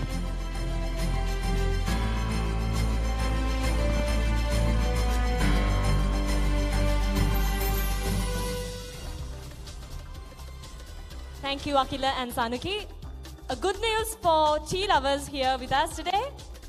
Our next two gifts are also going to be tea packs, and Tanushka and Shakir of the CA Student Society will be spinning the raffle and giving us out the winning numbers.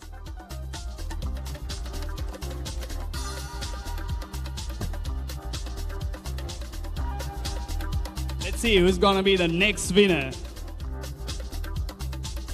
So Tanush, you can spin, or Aya.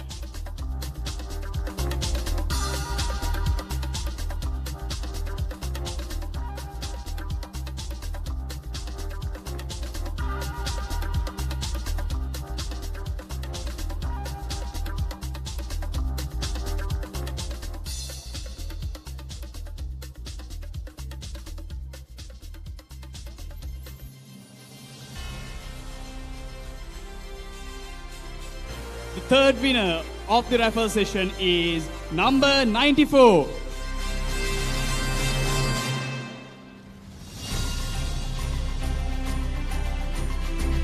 Congratulations, number 94.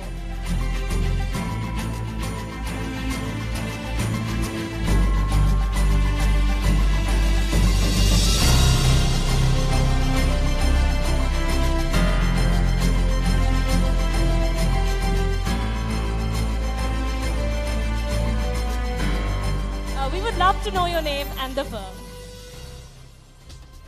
We would love to know your name and the firm. Gayani, Vijayaratnam Company. Congratulations. Off to the fourth winning number. Hope she can enjoy some good Ceylon tea.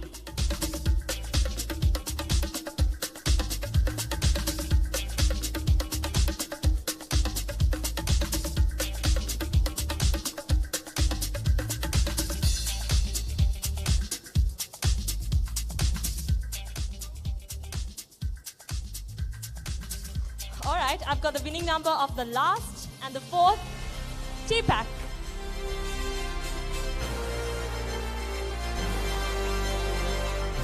It's number 136. Do we have number 136 with us? Another gentleman.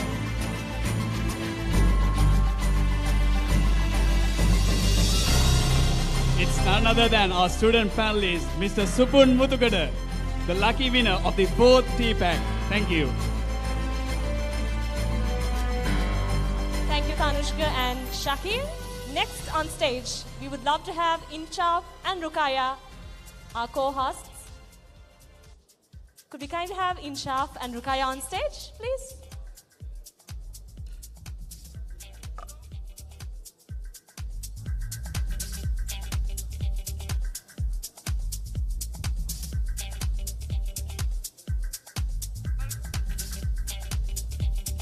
The next three gifts are going to be...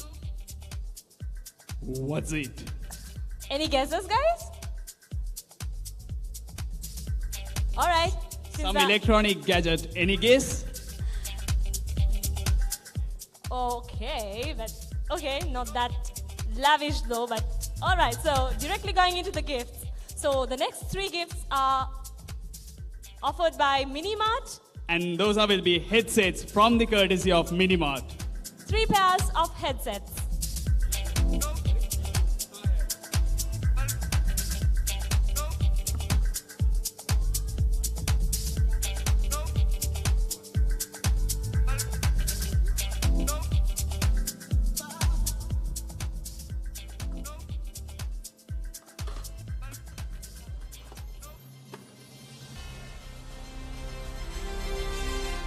The first winner of the headsets is going to be ticket number 133.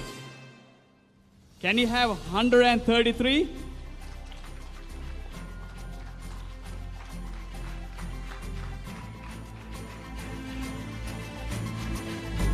Congratulations to the first winner of the first pair of headsets from Minimart.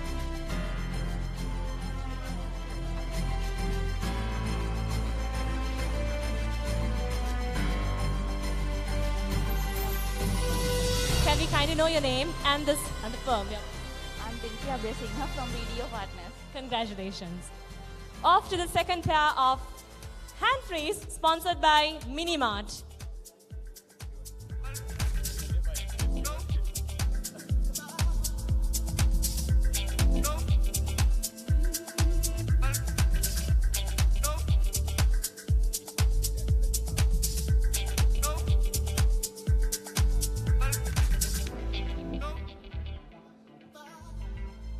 Well, it's a short number. It's number 30. 30. 30.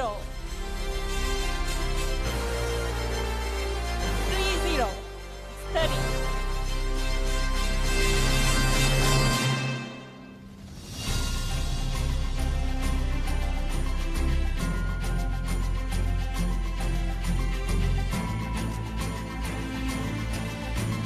Put your hands together to the winner of the second pair of hand frees.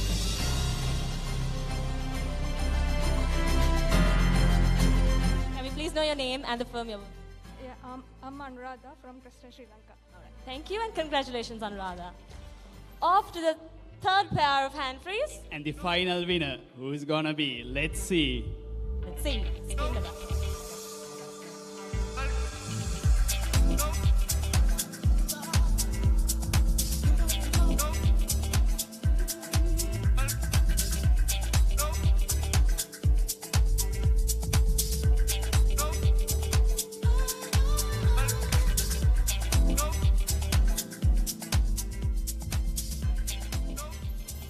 The final winner of the hands freeze is gonna be number 60. 60.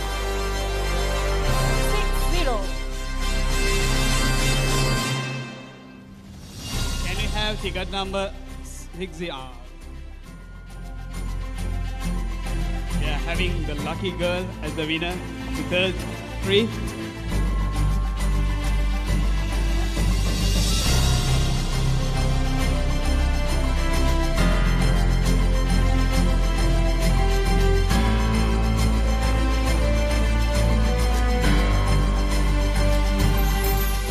Can you please know your name and the firm you're working? I'm Nimesha Arnasinghe from EY. Congratulations, Nimesha. So, Shamri, for any electronic needs, where can we go for? Minimart. For all your electronic needs, you can just find Minimart through Facebook or Instagram. You can get all your gadgets delivered to your doorstep. Search for Minimart today, guys. Thank you, Minimart, for those lovely gifts. Over to the next gift, which is a good news for, we say, fashion lovers? Yeah, hopefully it's a good news for fashion lovers. Exactly, especially for ladies, I'd say. Actually, gents also can buy from that place, I guess. I agree. All right. So the next three gifts are sponsored by No Limit. It's obviously 3 valuable gift vouchers from No Limit. And to spin the raffle and to select the winning number, we would love to have Tavisha and Diniti of the CA Student Society on stage.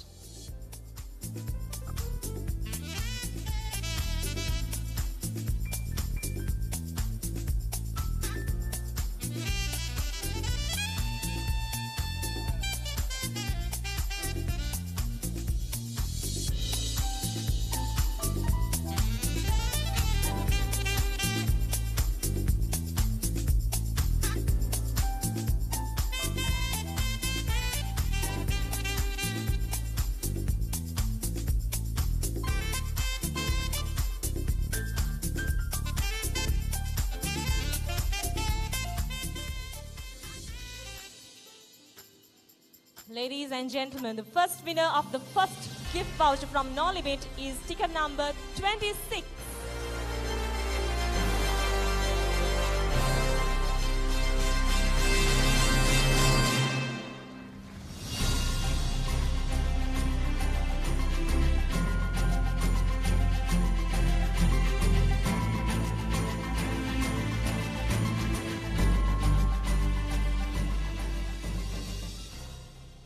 Congratulations. We would love to know your name and the firm. I'm Dahami Solangarachi and from Video Partners. Congratulations. Hopefully you can buy some quality clothes from No Limit, I guess. The leading fashion provider of Sri Lanka. Off to the second voucher from No Limit.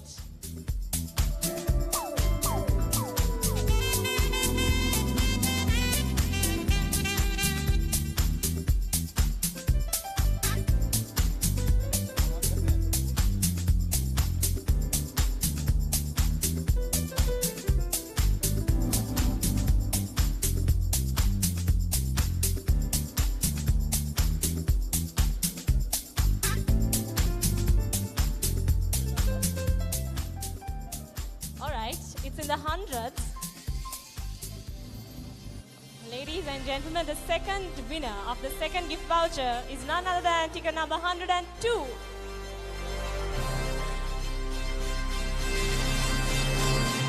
Shamri, happy news, it's a 10 this time.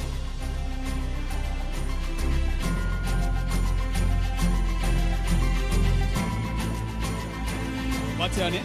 I am Arush from Singa Finance. And it's Arun from Singer Finance, the second lucky winner of the No Limit gift voucher. Congratulations.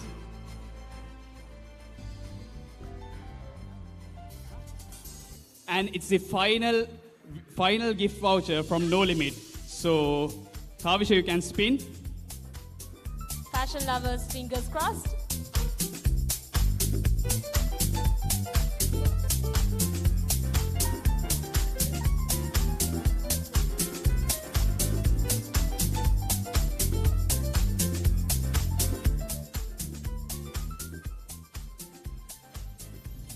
It's also from the hundreds. The final winner of the No Limit gift voucher gonna be ticket number 106.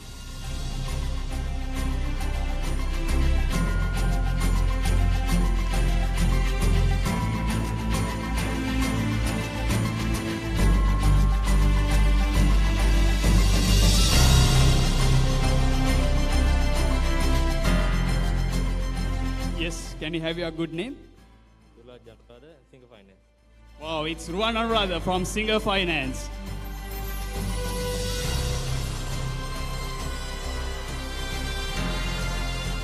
I hope Singer Finance is more lucky today because most of the gifts were from Singer Finance. All right, so the fourth gift is sponsored by Extreme Collection, a recommendable place for, again, fashion lovers.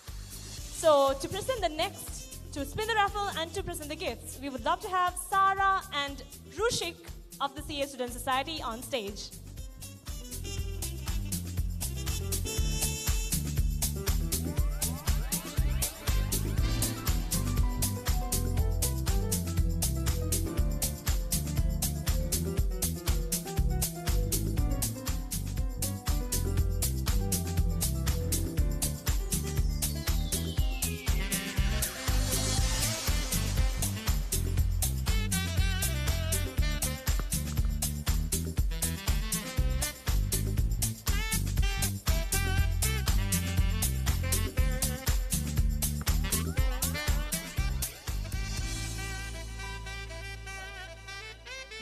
Winning number is again in the hundreds, but closer to 200.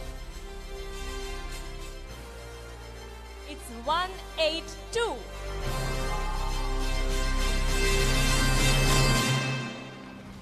Congratulations to our Indian delegate.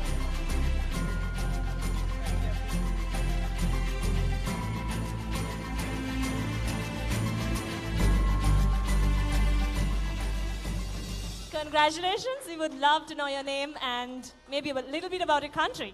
Yeah, so my name is Pushti Sahni, and basically Indians really like free stuff. To Indians. Yeah, thank you. Congratulations. Enjoy your gift. All right, so to the next gift pack, sponsored by Extreme Collection.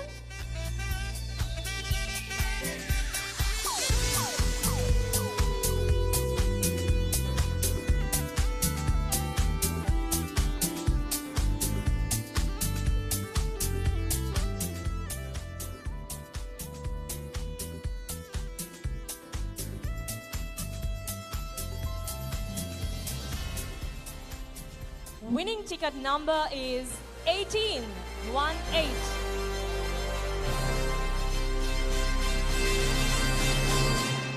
Do we have ticket number 18 with us? 18, it's 18.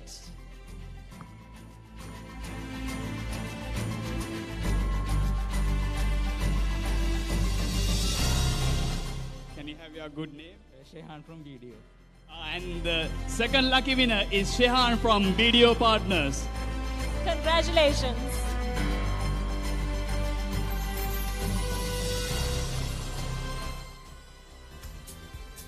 All right, moving on to the next gift. Next gift is a bit food related. Any guesses, guys?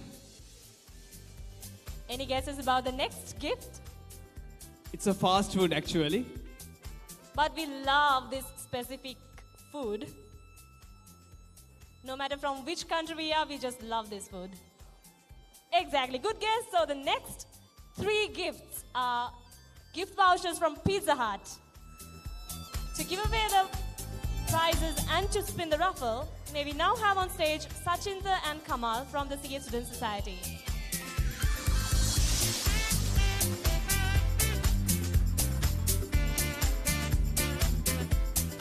Let's see who's gonna have pizza tonight. Maybe a pizza date.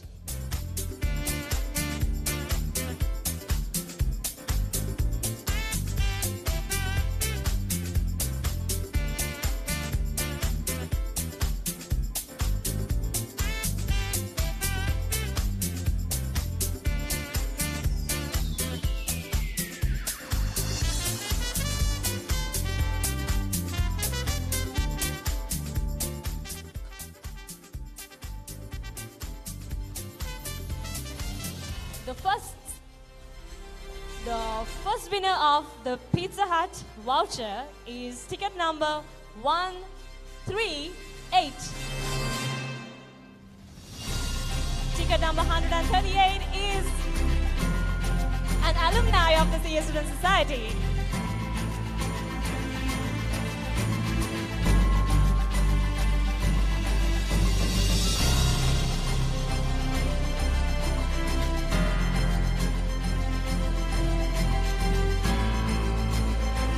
Buddhima, we would love to have you on stage. Now that we know that you are Buddhima, we would love to know with whom you would go Pizza date. on the pizza date. No idea. Anyone can ring me. I'll let you guys have it. Oh, how generous he is. So, congratulations and enjoy your pizza. Off to the next voucher from Pizza Hut.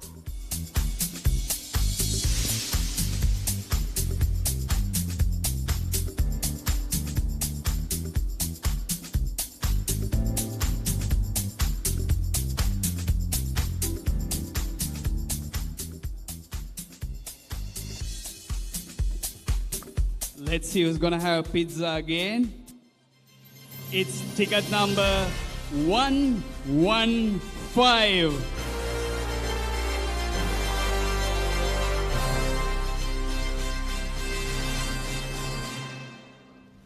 Can you have ticket number 115?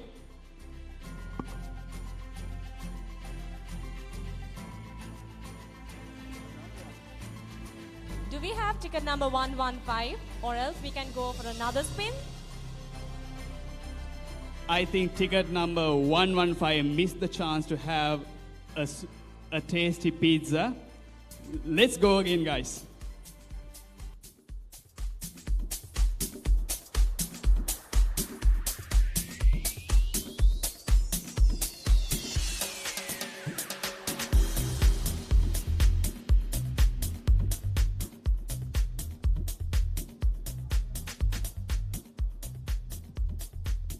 The next winning number, 163.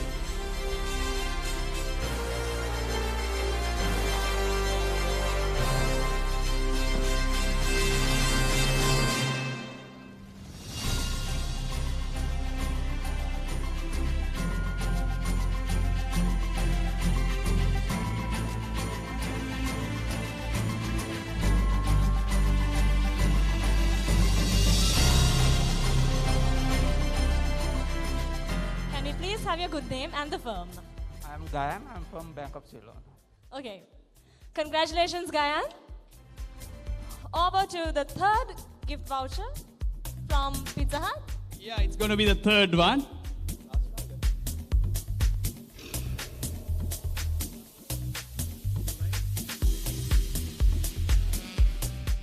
And it's going to be the final voucher from Pizza Hut. Fingers crossed once again.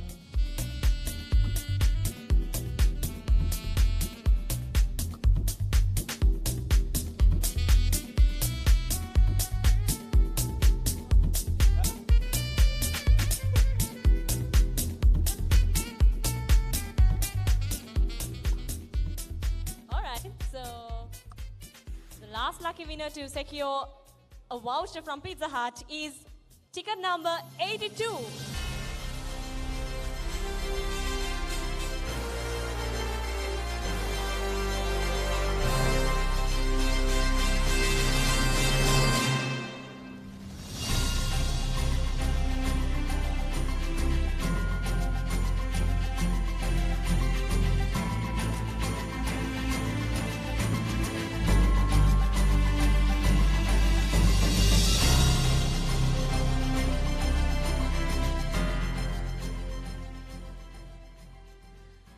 may we have your good name and the firm? I am Sevandi from KPMG. Congratulations, Sevandi. We have a surprise. So, Extreme Collection is sponsoring us another gift pack for one lucky winner. And to spin the wheel once again, may we now have on stage Praveen and Ravisha.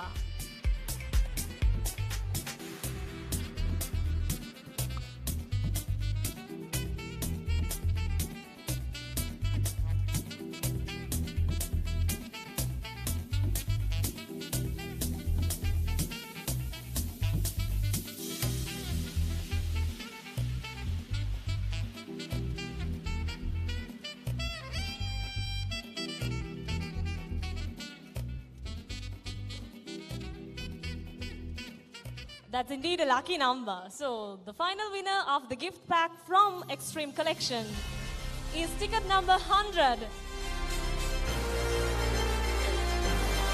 Congratulations.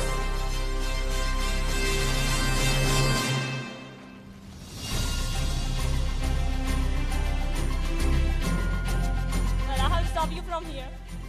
Maybe have your good name and the firm. I'm Niroj Masanga from Single Finance. Congratulations, and he's pretty excited.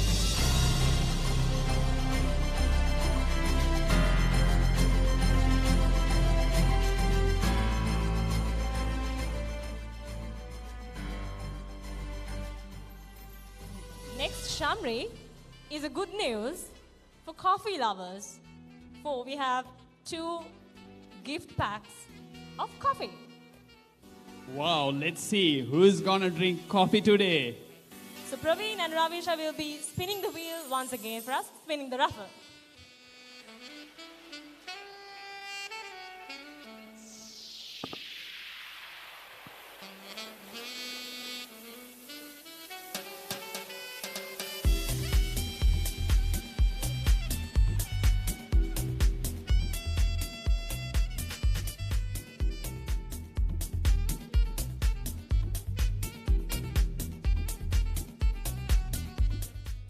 And the winning number is 103.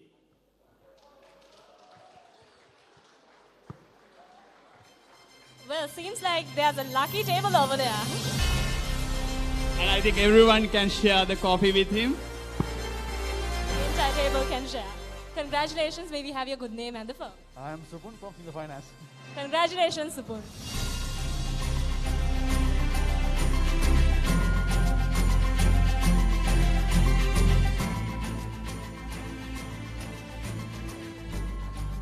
Ladies and gentlemen, there may be a lot of Ceylon tea lovers here, but I'm pretty sure that there might be a couple of coffee lovers as well. So this spin is for those coffee lovers.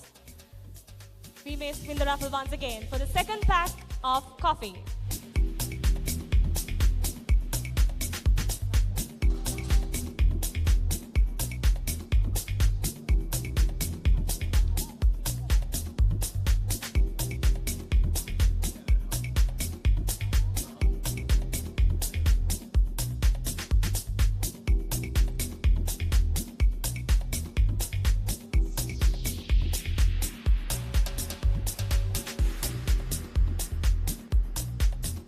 Well, ladies and gentlemen, what is generally known as the lucky number? Sorry? It's a 1-digit number. 7, exactly. So the winner's number is ticket number 7. 7.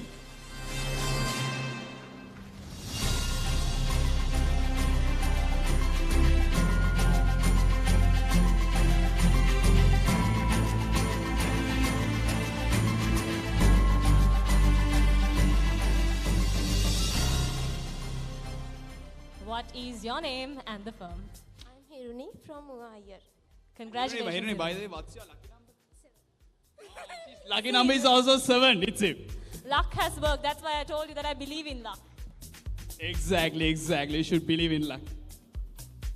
All right, so the next 2 gifts are going to be the most exciting. And it's from our hospitality partner. Galadari. The first gift is a free ticket, a free dinner for two.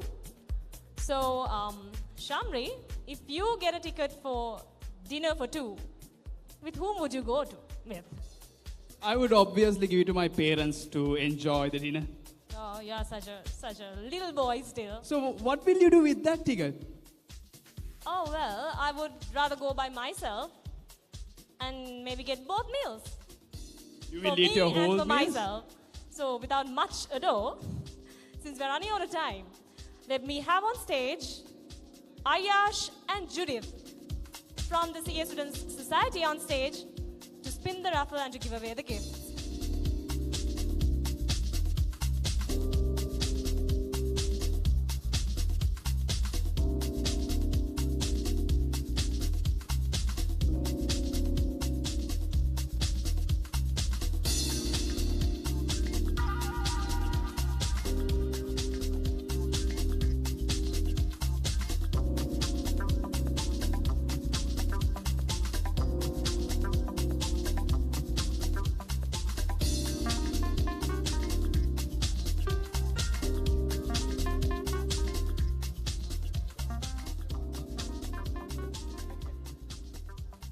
Ladies and gentlemen, so the lucky winner for the free ticket for dinner for two at Galadari is ticket number 117.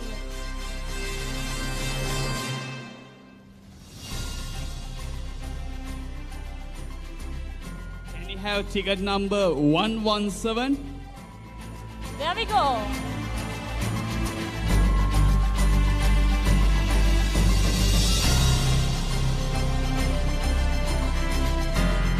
Maybe have your good name and the firm. My name is Parv and I am from CA India. Awesome. So we have one common question. So now that you are here in Sri Lanka for a couple of days, with whom will you go? My sister along. I have my sister along. Okay, but I doubt your answer. Congratulations. And you can collect your gift Proud from winner. Ayash.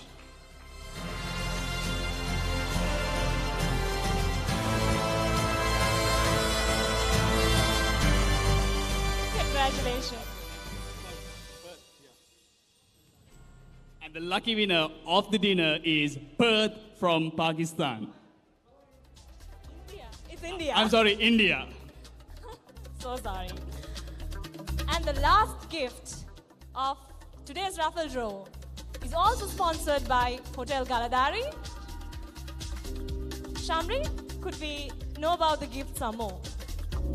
That gift is actually a name of a country. But that's in Galadari. Any guesses, guys? A country in a hotel. What madness is that?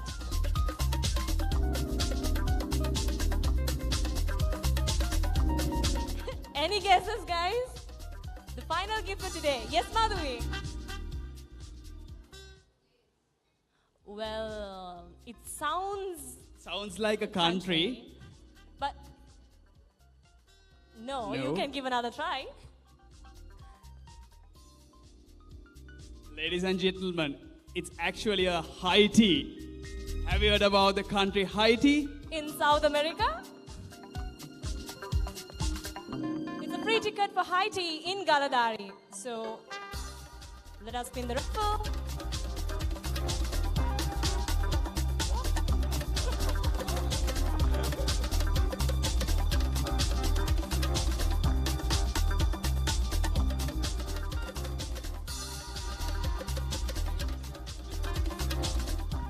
So guys, since this is the last number for the day, we would love to hear some numbers from you. Ladies and gentlemen, what would be the first number? Any guesses? You are correct. Yes, it's 1. And the second number? No. No. Any guesses about the second number? No. Yes, it's 2. 1, 2, and the last number? No. It's 3 plus 3 is 6. So 126 is the winner of the free ticket for high tea at Maladari.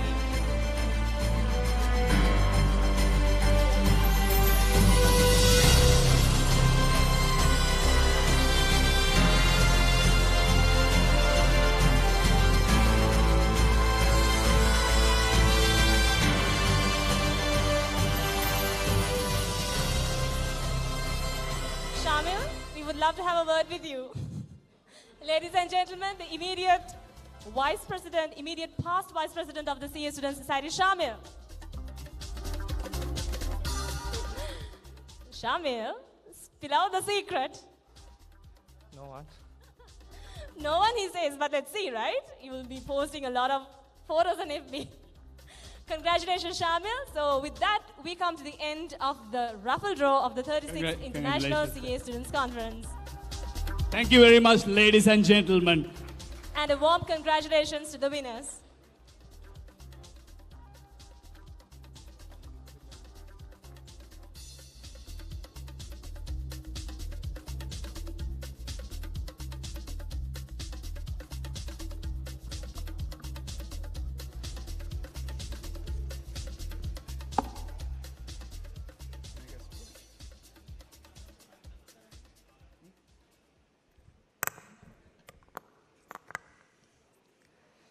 Just as the popular saying by Geoffrey Chaucer, all good things must come to an end. While the excitement from the raffle draw is still in the air, let me call upon Mr. Amit Sampath, the Educational Secretary of the CA Students Society, to present the vote of thanks.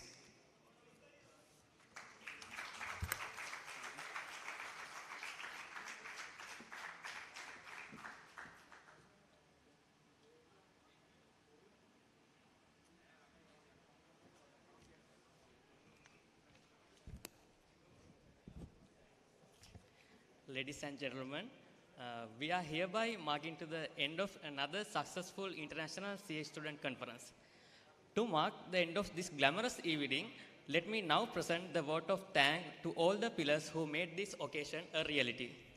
I am taking this moment to thank our honorable chief guest and the keynote speaker, all the guest speakers, and the honorable moderators and the panelists of the day for the invaluable knowledge and experience shared with us generously.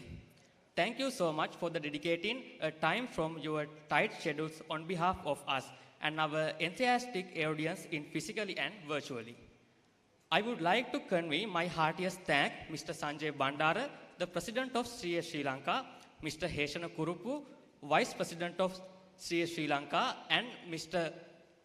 Durani Fernando, the CEO of Institute of CA Sri Lanka, for your unwavered support and the encouragement we received from the very beginning. I also like to thank to our delegates who has participated physically and virtually. Next, I would like to thank Mr. Riaz Meula, the patron of CA Student Society, he who is indeed like a tree with the knowledge and kindness. Further, I would like to extend my heartiest gratitude for the all CA Sri Lanka staff members who lent us their support very generously to make this event a memorable one.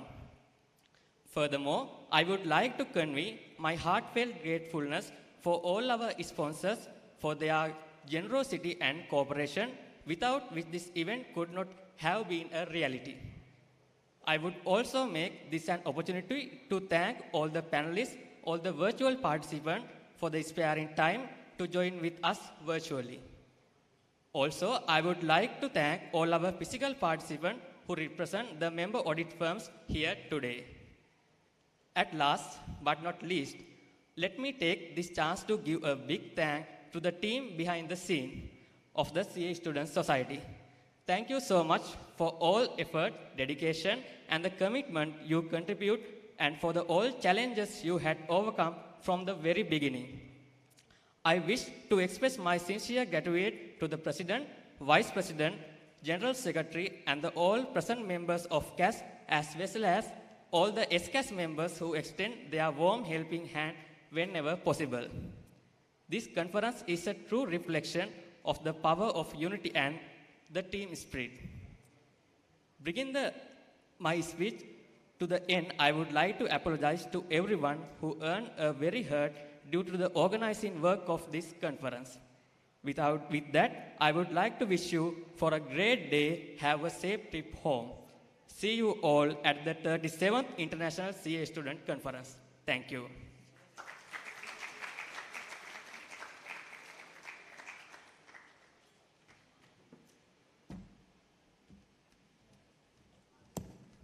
Thank you very much, Mr. Amit Sampa, the Educational Secretary of the CA Students' Conference. With that, time has come to say goodbye. A heartfelt thanks to everyone who joined with us today, both physically and virtually. We are sincerely grateful for everyone who supported and guided us since day one of this amazing process. We hope today's event added values to your lives, inspired you, and encouraged you to reach your dreams. Let me mark the end of the 36th International CA Students' Conference with a golden saying by Winston Churchill. Success consists of going from failure to failure without loss of enthusiasm. Thank you and have a safe journey home. Good night.